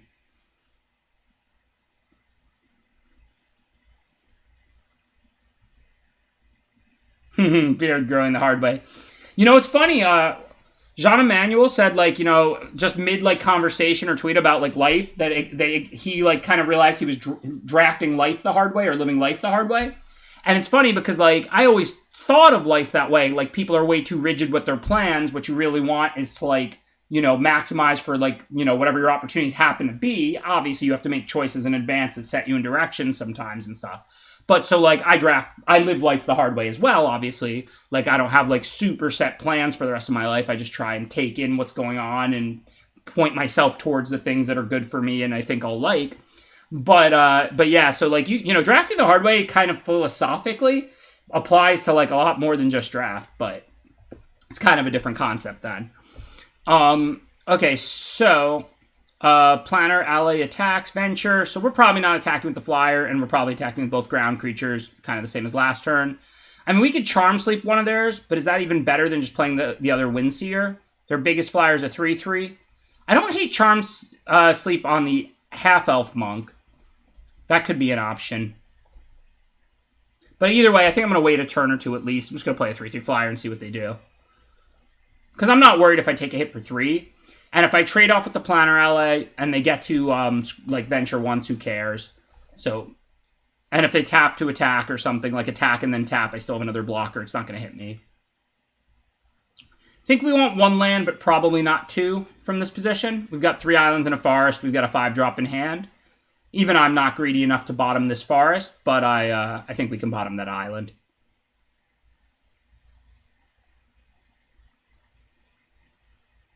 Yeah, I think that's kind of why I took to drafting this way, Philip Way, as well as living my life this way. Uncertainty doesn't bother me. I don't know if it's because I've been strategy gaming my whole life or because I just don't take even life itself that seriously. But, like, I don't need to know that things are going to work out. Like, that just, I don't know. It's just not something that's, like uncertainty and really bad worst-case scenarios. Like, I get anxiety, but, like, they don't really deter me from, like, my decisions, I guess I would say. Okay, so 1/3 will obviously block the 1/4 so it doesn't trigger, and we're not going to chump block a 3/3 with it. So now it looks like pretty easy. We'll just attack and play the 4/1. Of course, attacking with a negative 1/3 wouldn't accomplish anything, but I don't think we need the extra 3/3 flyer back. I mean, we're winning the race, and the 4/1 has reach.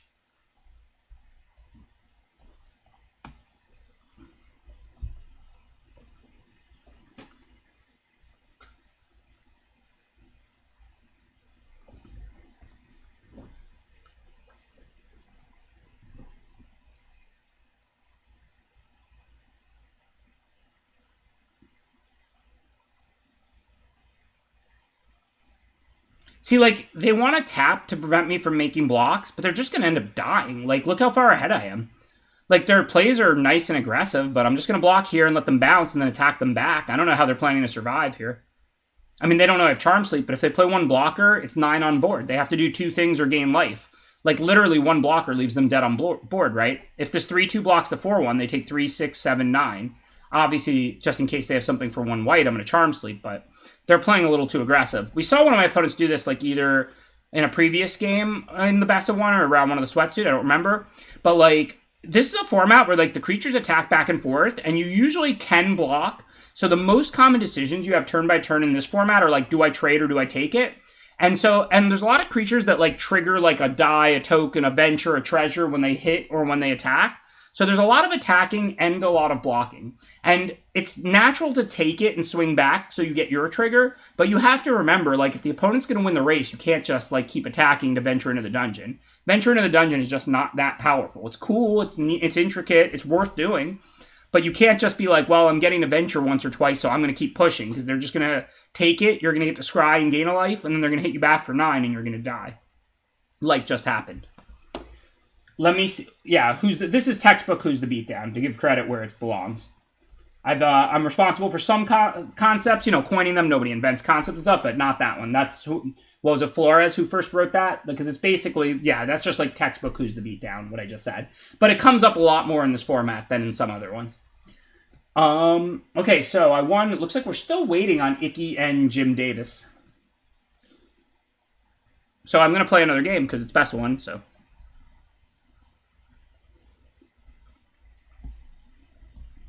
Oh, yeah, I mean, you always have to decide. I'm not saying you never attack and throw away a creature or put yourself in a losing race to trigger your dungeons. I'm just saying make sure you calculate and you think ahead about what the dungeon's really going to do. Like, if you have all the time in the world, Dungeon of Mad Mage is incredible. If you're trying to end the game sooner, then the Dungeon of Annihilation or whatever does a few points of damage or, like, annoys the opponent. But if you're Fandelvering, I mean, Fandelver is like, you know, look, games are won and lost with a 1/1 and a Scry 1 and, you know, a Drain for 1 or a +1/+1 counter. But literally the whole card is worth like 2.5 cards, the whole dungeon. I mean, it's a Scry 1, a 1/1, a 1/1 counter, and a draw card. So that's like 2 average limited cards, let's say, maybe a little more. So remember, if you're going nuts to make it happen, you're fighting that hard for divination, and that's something that only LSV should be doing. Now, obviously, if you have incredible dungeon payoffs in your hand or something like that, it could be a different ballgame.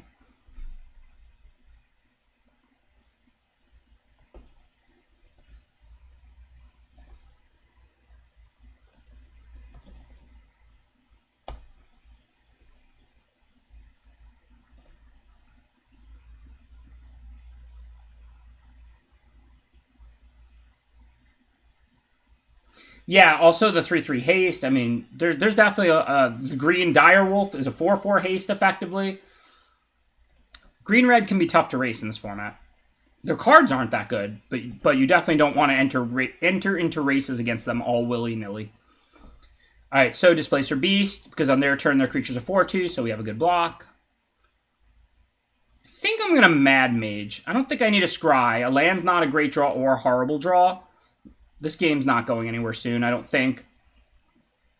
I don't necessarily think I'm going to get to keep doing it, and a Scry 1 is better than the Gain 1, but the thing is, I have another Displacer Beast for the late game, and also, like, I don't even want a Scry 1. Like, it's obviously strictly positive, but what am I even topping and bottoming? Like, I have an X spell in my hand, I have a Scry, like, more for next turn, like, I don't even know.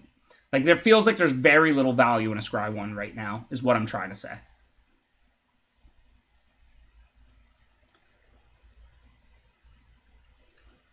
Okay, pretty easy.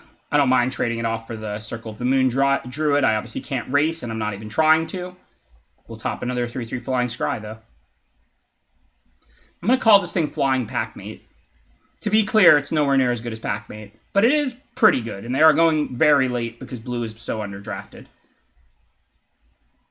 Yeah, if they equip to Crawler, I probably still have to block, so that's not great, but I mean, I guess I could have played the Basilisk, but then I'm using 2 mana instead of 4. It's kind of rough.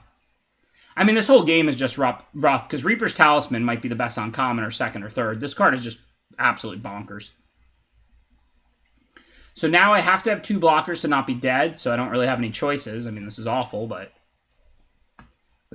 Oh no, wait, they're just going to attack with the Talisman and drain me. What am I saying? I'm just dead. This is a waste of time. Right, it's not that I don't think other people think it's the best blue common. Yeah, it's just the blue is, like, very underdrafted. Yeah. Well, we got a raid from Voxy, which is good news and bad news, because obviously I'm always rooting for Voxy to win in this thing, and I assume that means she's lost. But it's good news, because she's at least raiding us, which is, hey, I mean, if you're going to lose your match, at least raid the, you know, play well with your raid, right? Credit where it's due. What's up, what's up? I take it round 2. If Jim and Icky want to finish their match, that would be nice. Well, we went 3/3 there. I guess we'll just hang out and wait for a little bit. I don't want to start another draft now. 2-0'd first 2 opponents, then 1-2 last. Oh, so you didn't lose till round 3. I'm waiting on round 3 at the moment. Finals of the pod. That can be like a really tough round because a lot of times you're playing against the best deck in your pod at that point. There are a lot of Pro Tour drafts that I like went 2-0, lose the finals. Like I'm probably like under 50 in the finals of the pod.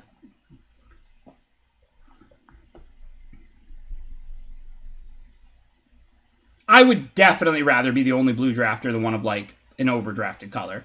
Now, as soon as you get to a second and third blue drafter, okay, I think it is the weakest color. But if you're tabling the 4-mana 3/3 flyers, that's a good thing.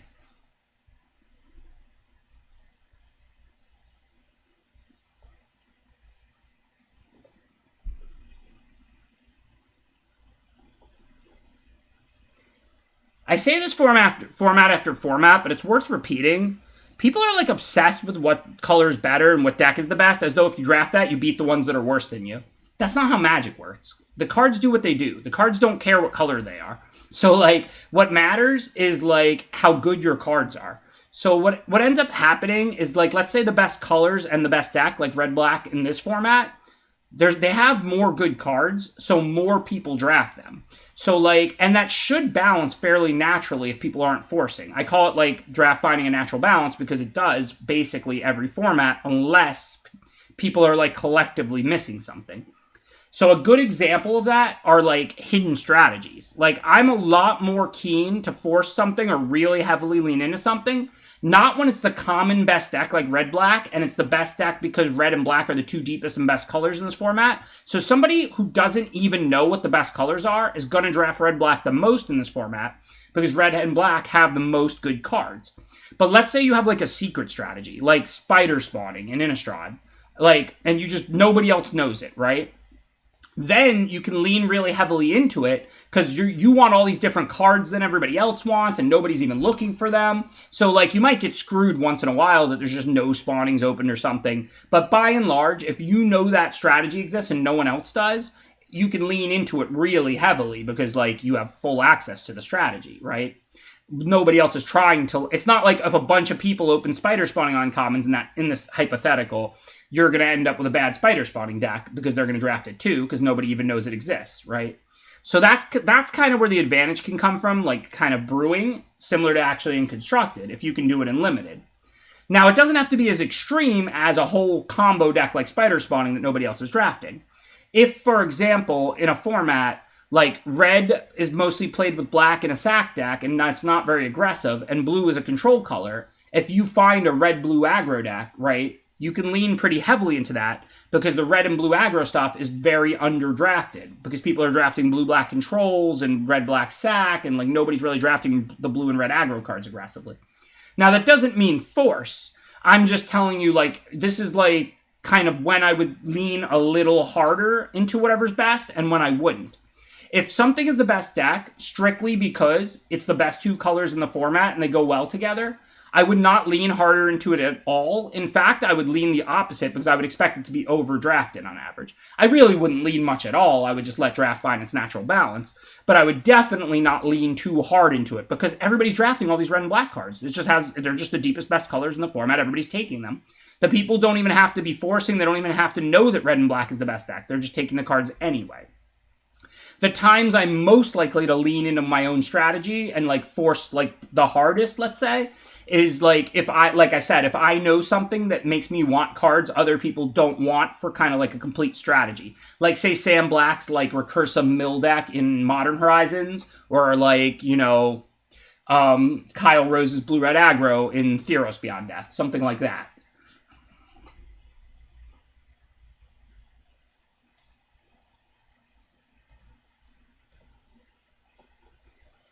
I would never lie to my people, Philip Way. I would never lie to my viewers. Never, ever, ever.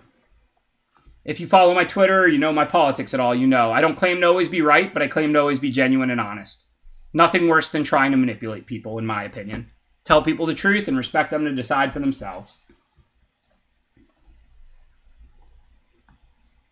Speaking of deciding for themselves, I don't really care whether Icky or Jim Davis wins, but if one of them could decide to end Game 3, that would be gas. Yeah, I can put the deck up. Good idea, Socks.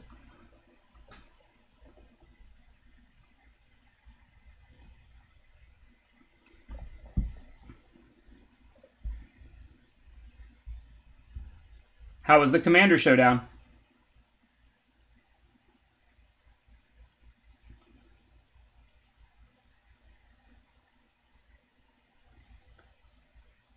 I think this deck's pretty mediocre, honestly. Like, I mean, I didn't expect to be 2-0. I'm not shocked to be 2-0 because it's 2 rounds. But, like, this is a deck that if I drafted it at, like, a Grand Prix and somebody said, what's your record going to be? I would say, obviously, I'm not psychic, but I would say the mode would be 2-1 for sure. Like, it has cheap cards and a fine curve. If I'm, like, considerably better at playing than my opponents, like, this is a deck, it's got some power. I've got, like, the late game, I've got rares that perform well in the late game, like Ranger Class and the Lair. Like, obviously my power level's nothing special. There's plenty of filler in there. I don't have great removal. It's just, like, my curve is good. I have plenty of cheap stuff, and I have, like, I'm fine in the late game. So it's just, like, kind of a little underpowered, grindy-ish deck with, like, fine cards.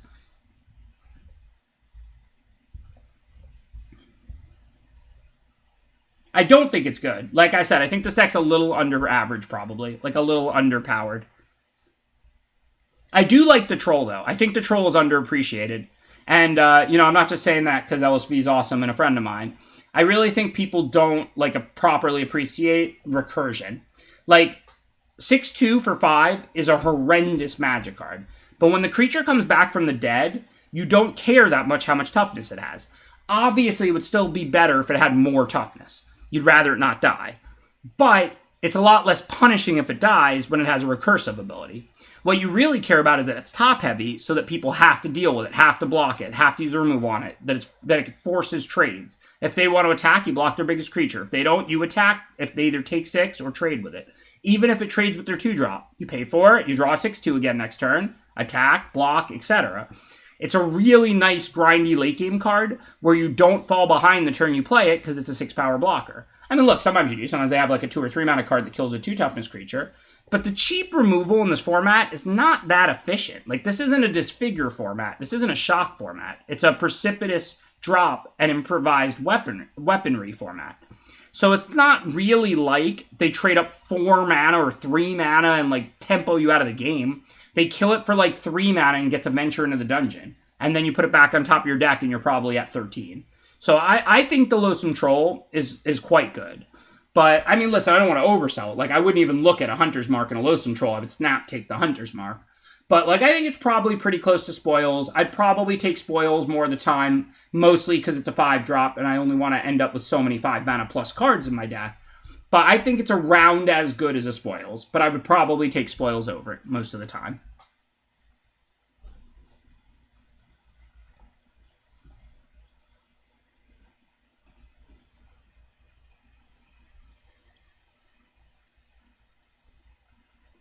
Yeah, that's another good point Bag Zoo makes.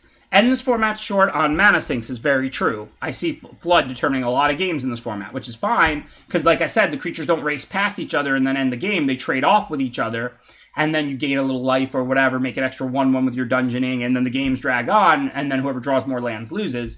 So to have, like, a 5-drop that's recursive is pretty good. Like I said, I'm not trying to tell you, like, you open a pack with Loathsome Troll and, like, a good hard removal, you have to take the Troll or something.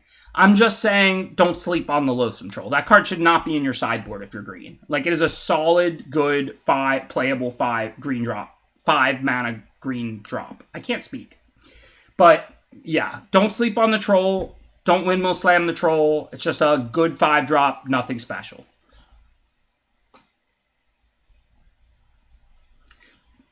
You know from the past couple sets, right? Don't provoke the trolls. Don't feed the trolls.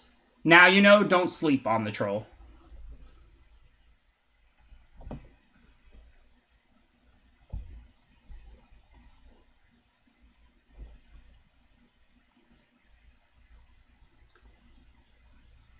As long as it's consensual, to each their own. Shea Brodus. Can I get an opponent?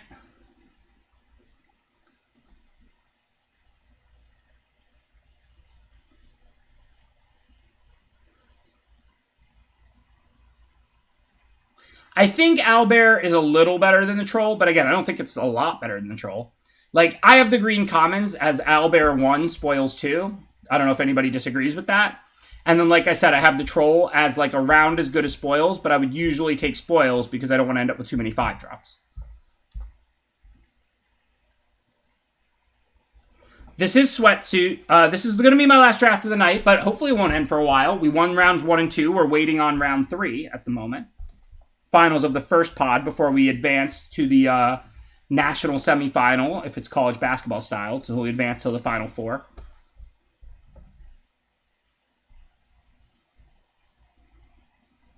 Yeah, nobody wants that, J-Reb.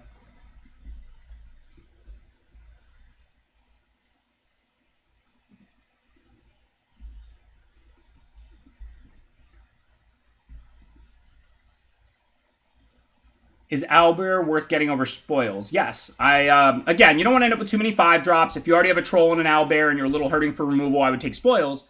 But yes, I think Owlbear is in a vacuum. I think Owlbear is better than spoils.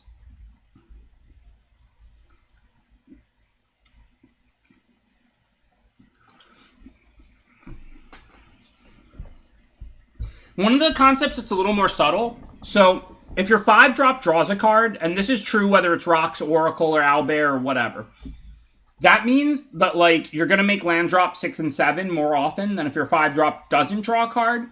So obviously you can only play so many expensive cards, but do consider if you have something like 2 Owlbears, 6-drops and 7-drops become better in your deck. Because, like, so in that case, what you're going to want to do is maybe, like, obviously, you can't just draw, like, 2 Owlbears and a 7-drop. You're just going to lose the game. So don't fill your deck with, like, all expensive cards. But do consider that you can choose, like, 6s over more 5s. And that, like, you don't need to have, like, maybe you'll choose a 6 over a 4. And you'll have enough 2 and 3 mana cards that if you didn't draw your 4-drop, you can just play another 3 mana card on turn 4. And then you'll play your Owlbear. And then you can play your 6-drop. But do know that, like, so I talk sometimes about the concept of, like, overt synergy and, like, covert synergy. This would be more covert synergy, but Owlbear has synergy with making land drop 6 and 7 because it draws a card for 5, so it's going to mean you're going to do that a higher percentage of the time, and then, like, you want to play more 6 and 7s. And you're probably about to say, well, isn't that just true of any card drawing? Yes, but you can't always afford to play card drawing early, and if your deck has a lot of 2, 3, 4 mana card drawing, that doesn't mean you want to necessarily load it with 6 and 7s, right? But if you already are going to have a 5 mana and you're going to draw a card on turn 5, now you're already going to turn 6. So, like, all card drawing has this kind of synergy with more expensive cards, but I feel like it's particularly, like, exacerbated when it's a 5-drop that's drawing a card. Jim lost. I saw somebody just said, damn, Jim versus Ban. They wanted to see Jim versus Ban. Yeah, it looks like we got Icky.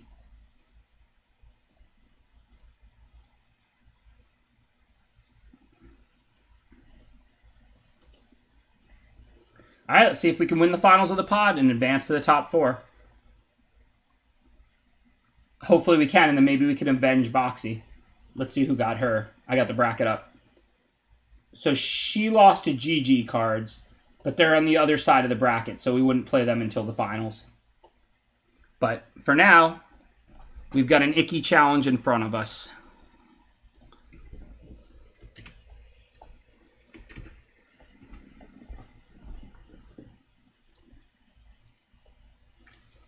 Yeah, I think we drew Ranger Class towards the end of one game that we were probably winning anyway. But yeah, turn 2 Ranger Class. Now would be the time, right? Or should we save it for the grand finals?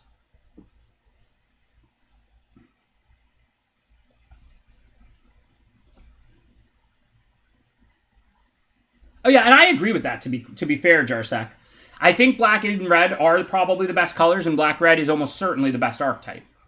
But again, my advice is don't force. Everybody knows it. Everybody's drafting it. Like, the natural balance plays. It's not counterintuitive. Black and red are deep. They have pretty good cards. Like, they just look like the best colors. Like, it is not... I think this is a natural balance format, not like a, force the best color format. It's not like some people are going to draft it but not understand what it does. It's not even very big on sack. The sack common is excellent because you have enough sack outlets, but, like, it's not... It's mostly just good cards. It's mostly just good deep commons and colors.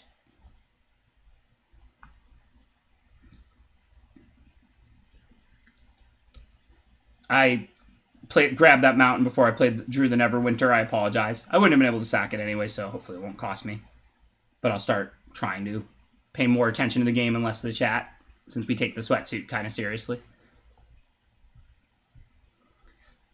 Alright, so next turn, Plundering Barbarian, make a treasure. Looks pretty automatic since we have 2 5-drops. That's literally the best time to make a treasure, because then on turn 4 we can sack one and play a 5-drop, and then on turn 5 possibly play another one. They had a good start, but you know what? This isn't that aggressive. Like, it's fine. They're going to hit me for 3 down to 16. My Barbarian blocks the 1-3. Like, this is not a bad position at all. Like I said, I think people think this format's a lot more aggressive than it is. Like, there's a lot of attacking, but there's a lot of attacking for 2 and creatures blocking the attacking creature. This is a format that heavily revolves around the combat zone, but I don't think it's hard to block.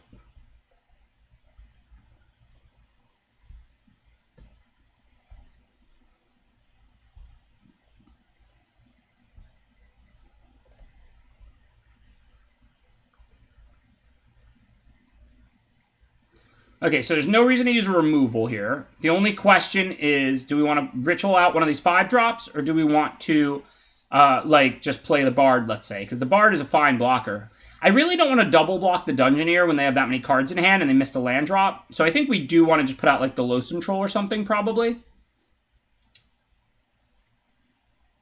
Maybe the Tiger Tribe Hunter. What are the removals they could have? They could have, like, the Containment White card, Precipitous Drop. Precipitous Drop is pretty good against the Troll right now and not against Tiger Tribe Hunter specifically. If they have the white one, whatever, they can turn either one of these into a treasure. I can then sack it, like, if it's the Troll. And the 4-mana black destroy either. So I think because of Precipitous Drop, I should probably go with the Tiger Tribe Hunter.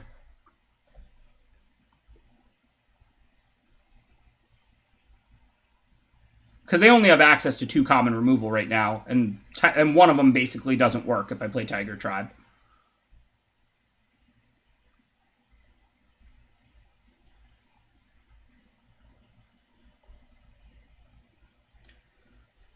So we can always start, like, throwing the Troll at things and then recurring it. That's kind of sweet. I'm not saying that's going to come together, but if it does, it's kind of sweet. All right, so take it, double block, and block with Tiger Tribe Hunter are all fine options. Now, they haven't played a land last turn, so we know their hand is all spells, except for the card they drew this turn. We don't really know what that is. The tricks in this format are what? When it dies, bring it back with a +1/+1 counter. The white one is deal 5 and +1/+1. Is there anything else for black or white? If not, I'll just double block. Because, like, if they give it +1/+1 and I double block it, so +1/+3, that's not good for me, because then it'll live. Yeah, -4, -1 isn't great either. Alright, I'll just take it. With them stuck on mana and having that many cards in hand, we don't even know if they have stuff to cast, and the odds they have a trick are pretty high. Okay, so now I guess I'm attacking with the Tribe Hunter and playing the Loathsome Troll. It's not amazing, but it's a good blocker for the veteran Dungeoneer, and I'm not too worried. If they kill it and hit me for 3, so be it. I can put the Barbarian in front of the Paladin. And if they do have, like, the deal 5, it's fine. We get through their trick. Like, Tribe Hunter's a sweet card, but we certainly don't need it. We have 5 spells in hand.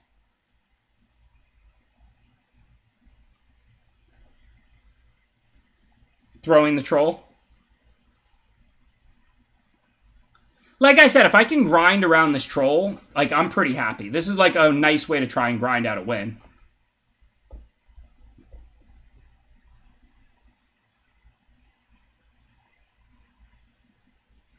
Well, they may have had more than one trick. I mean, we're not psychic. Like I said, the only thing we know is they missed a land drop. So, like, their hand is virtually all spells. We don't know what they drew this turn. So, oh, yeah, sure. I'll share my screen. I apologize to them for that.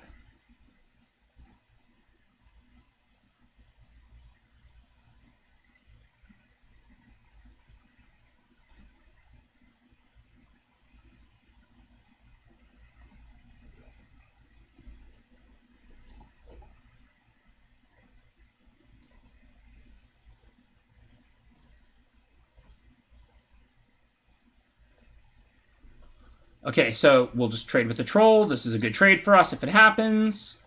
Ours comes back, theirs doesn't. So there's the -4/-1. So they did have 2 tricks. So it's good we didn't double block last turn. What is this thing? That's not very good against us with our Plundering Barbarians. We drew 1, so we have 1 left and the 2 things that buy them back. For now, we have 6 mana. All we really need to do is have decent blocks this turn. I really think we're looking to attack. I guess if we play the Inspiring Bard, we could +2/+2 and attack, but is that even better than gaining 3? Probably not. I feel like all we really want to do here is play Bugbear and leave improvised weaponry up, because that's how we're going to use all 6 mana. And, like, it can't really work out poorly for us. Like, if they attack with the Dungeoneer, I'm going to double block, and if they have a trick, we'll use Weaponry to finish it off. If they pass the turn, then I can always just Weaponry the Paladin or something. Oh, it's a sorcery. What am I doing? I knew that, obviously. I just switched plans and went in my head. Yeah, I know. And I've played this card tons of times. Obviously, I know it's a sorcery, but... Alright, well, hopefully we didn't need the backup plan. Playing like a champ.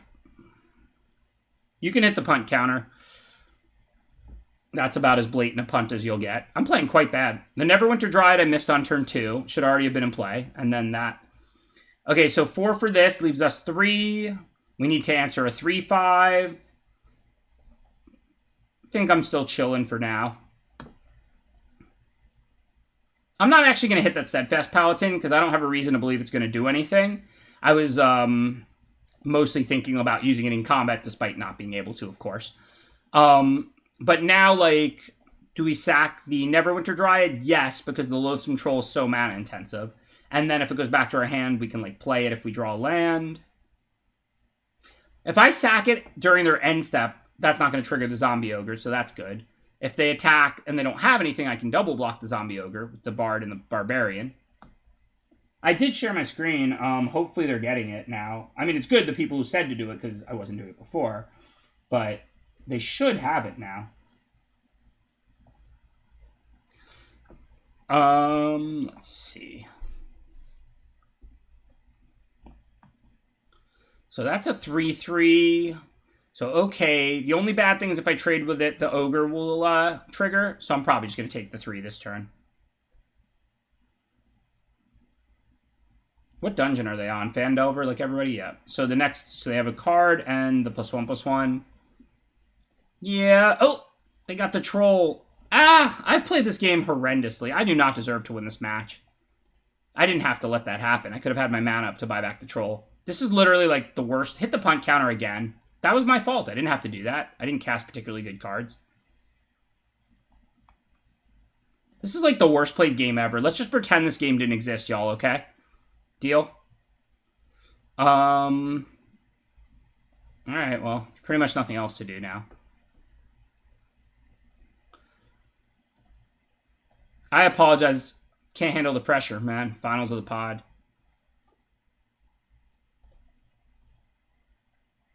Yeah, I'm down. I'll restart this game and go down a card. That'll be better than the plays I've made this game. Alright, so if they attack, we're going to double block the Ogre. But if they attack with the 3-3, do we trade with the Bard? We're going to have to do it sooner or later. But it opens up an attack with the 3-5 every turn anyway. So we probably are better off just taking the 3. This is only game 1. And their deck is the deck that's a good matchup, the black-white deck. I mean, they have artifacts to kill. They have little creatures to shock. But we're going to have to draw well and play a little tighter if we're going to win in the finals of this pod. But for now, I'm going to double block the Ogre. I'm happy with that if they don't have anything. I'm not going to block the Hive because I don't really want to trade 3/3s and let the Ogre trigger. I don't know if they're going to have something or not, but I'm prepared to lose if they do. And if they don't, this is pretty good for us. They might have had all 3 tricks. You remember when we were debating whether to double block, take, or block, and we were wondering what tricks they had? We literally named +1/+3, +1/+1, and the -4/-1, and they played all 3 of those. So our 2/1/1's going to do anything? Not much, but I guess we wouldn't concede yet. They don't have that much stuff out. We can still possibly swing this. I know, the popping always happens when I go in the Discord, and I don't know why.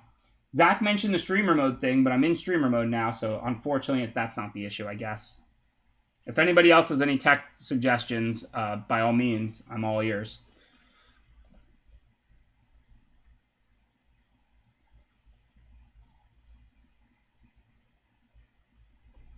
Oh yeah, I mean, I don't know the tech side of the problem, but I know it occurs from going on Discord. It never pops when I'm not on Discord, and it pops like once in a while when I am on Discord. I don't know, like, you know, I don't know why that's happening, but I at this point, just like, the empirical evidence is overwhelming. Like, it's specifically Discord.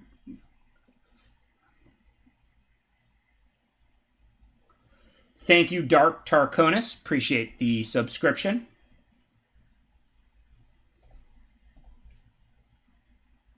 Okay. I'm going to go to game 2 and attempt to not punt it. I can't promise I'll succeed. Sorry about that. I mean, if they ask me to share the screen, I normally have Discord closed when I'm streaming specifically for this reason. If they ask me to share the screen via Discord, I mean, you know, I can't really do much. So we didn't see flyers. We definitely did see artifacts. So we don't really want any of this stuff. Their deck's pretty grindy. I could definitely see bringing in this card if we have anything that matches up poorly. That's about it. On the play, you generally prefer to take out like cheap defensive cards.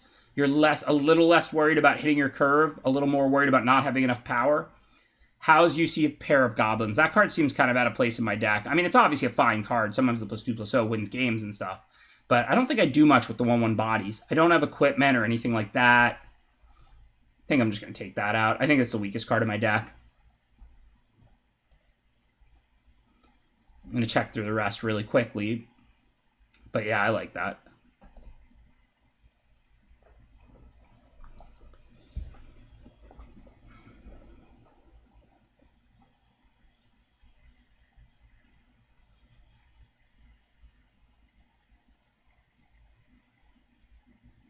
I'm sorry, I'm not trying to destroy your eardrums, believe me. All right, we're going to play, I think. I mean, their deck's all cheap cards and -2, but I have, like, no removal. Like, 2 improvised weaponries. I mean, this is the kind of deck where if I had, like, 3 removal spells that cost 2 or less, I would probably draw in this matchup. Just worried, because, like, I really don't have a reactive deck at all. I think with this little, I just have to. And, of course, 2 land are on the play, 1 land, and the hand is excellent. No land, and we lose. Blanking your draw for 6-2 in the late game is not a bad thing, really. A land is almost a dead draw in most times in the late game, and roughly 40% of your deck is land. And then your average, the power level of your average card that you're going to draw in the late game is going to be substantially worse than a 6-2. So, I mean, it's a good thing when it goes on top of your deck. I mean, it's a better thing when it goes in your hand. But 4 mana, put your 6-2 on top of your deck on turn 6 is normally going to be substantially better than an average draw. Like, drawing a 6-2 is going to be substantially better than an average draw. I think people are just feeling bad because it's going top on their deck and they're hoping it would go in their hand. But if you had, like, a land is, like I said, like, you draw a land, like, 45% of the time, I'd much rather draw a 6-2 than that. Once I have 5 or 6 mana out.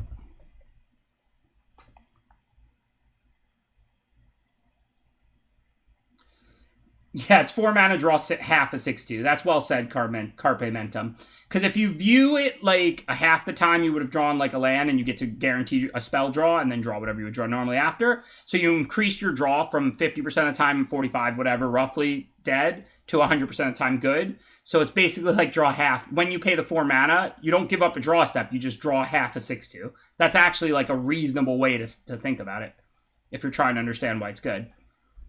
All right, I'm going to attack for 3. They can hit for 2 back then, but they're taking 3 now, and then that might open up the Armory Veteran to attack. No, that's a really good card. Like, a creature, if you could have a creature that trades around even rate, obviously it's slightly below that, and then in the late game you could pay 4 to draw a 3/1, like, that's just an awesome card. It's actually, that's better than it is. Like, it's not that good, but that would be a really good card. As is, it's just like a good grindy 5-drop.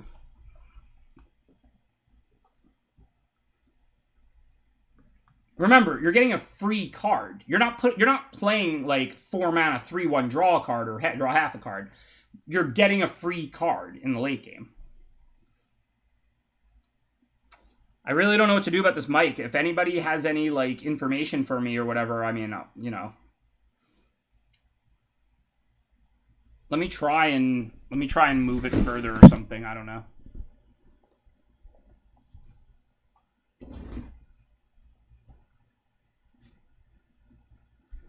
This is why I tell you to listen to Dax, not to me. No, I don't know what I'm supposed to do. Like, I cannot share the screen on Discord, but yeah, so we're going to search main phase now because we have a land light hand and we can put the lands right in play.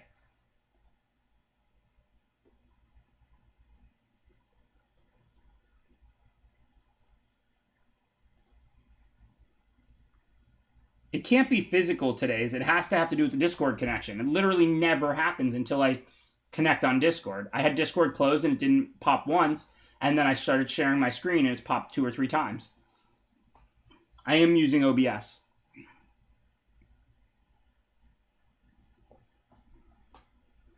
Okay, so what do? What are their tricks? +1, +3, -4, -1, and +1, +1. So if I double block the 3/4, do we get blown out? -4, -1. There's nothing they can play that will kill both. Maybe we double block the 3/4. Of the 3 tricks we saw last game, none of them kill both our creatures, right? +1, +1, +3, +1, +1, and -4, -1 all just kill the bugbear. So I think it's good unless they have something else. 4, 7, 0-2, 4-5. Yeah, this works unless they have a different trick, but this works against the 3 we saw last game. No, the deal 5 is only to an attacker, not a blocker, I think, YDev. If I'm wrong, this block is horrible, but I'm pretty sure it's deal 5 to an attacker. If they have 2 tricks, it's a 2 for 2. I have tons of ammo in my hand. I don't mind. But if they have any 1 trick, they can't get us there. All they can do is kill the bugbear, which is fine. It's a vanilla creature. Then we untap, hit for 2, and play a troll.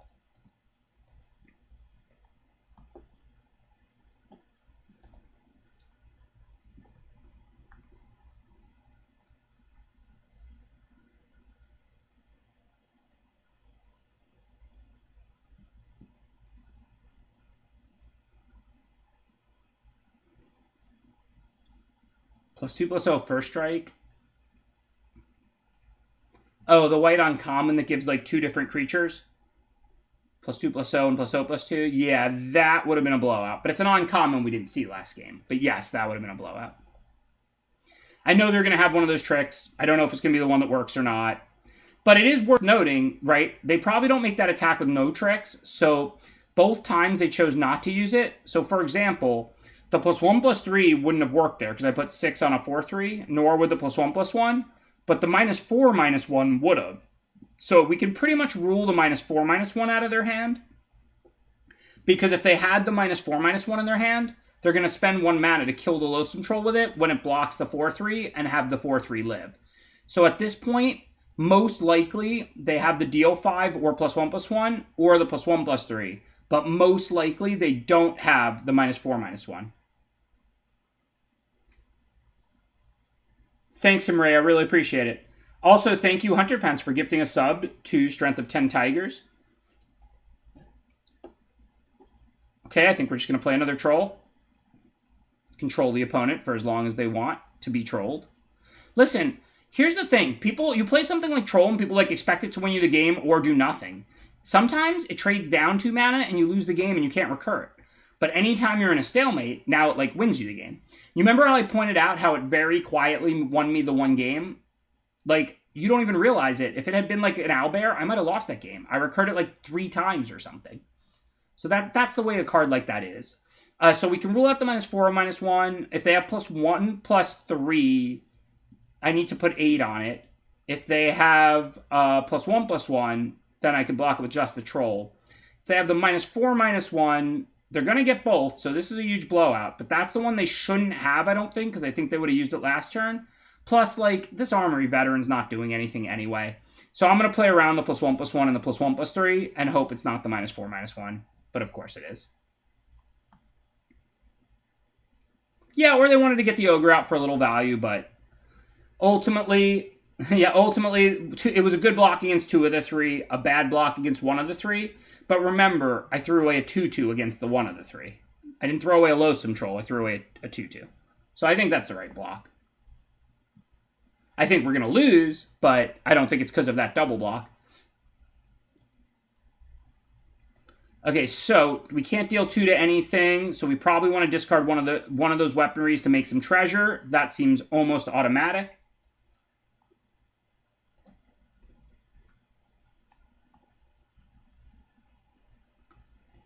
Now our choice is 2 2/2s or Hoarding Ogre. Doesn't really make much of a difference. Either way, we stop the 2/3 and nothing else, so I think this turn will Ogre. Yeah, it's looking really bad, obviously. I mean, if they don't have anything but, like, they could have a creature in hand and just play it. I take 6 and go to 5, but I have some decent stuff to potentially do. If they have any more removal or tricks, like, we're not turning this game.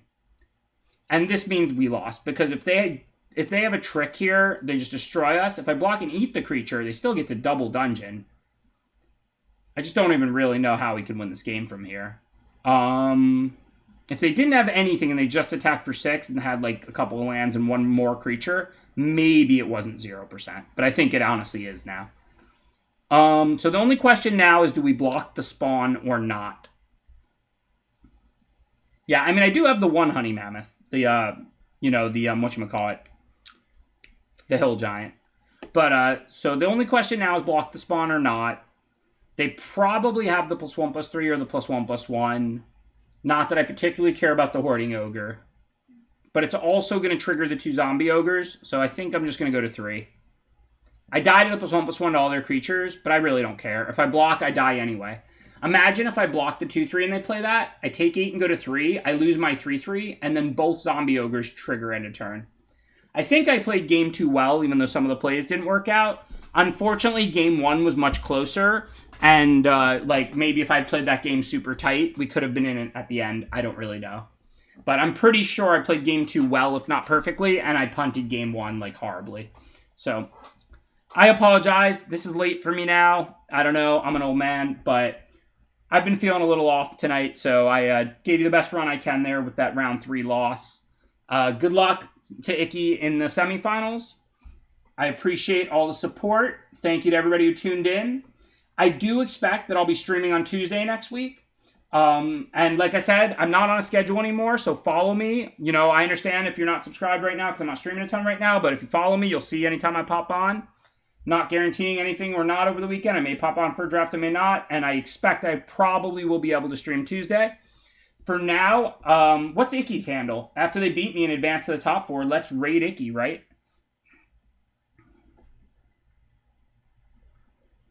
If anybody deserves a raid, it's Icky after that beatdown they just gave us. It's funny, too, because usually, I'm like, hey, yeah, my draws weren't that good. Not because I'm complaining, just because it's the truth. That wasn't the case here. My draws were fine both games against Icky. Game 1 should have been close, and I did not play well, and it wasn't super close. And if I had played well, I wouldn't have won necessarily, but it would have been close.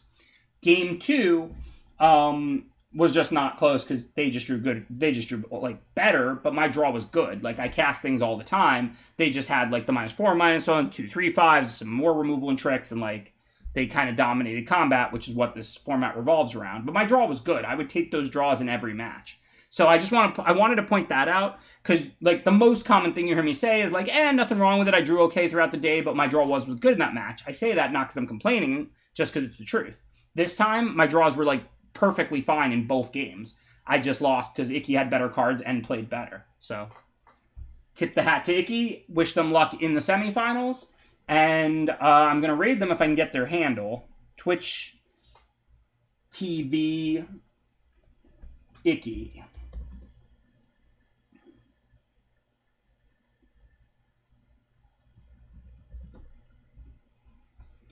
Thanks to everybody who tuned in. Like I said, I always appreciate the support. Good luck in your drafts this weekend. I hope everybody has a fun weekend playing D&D Limited.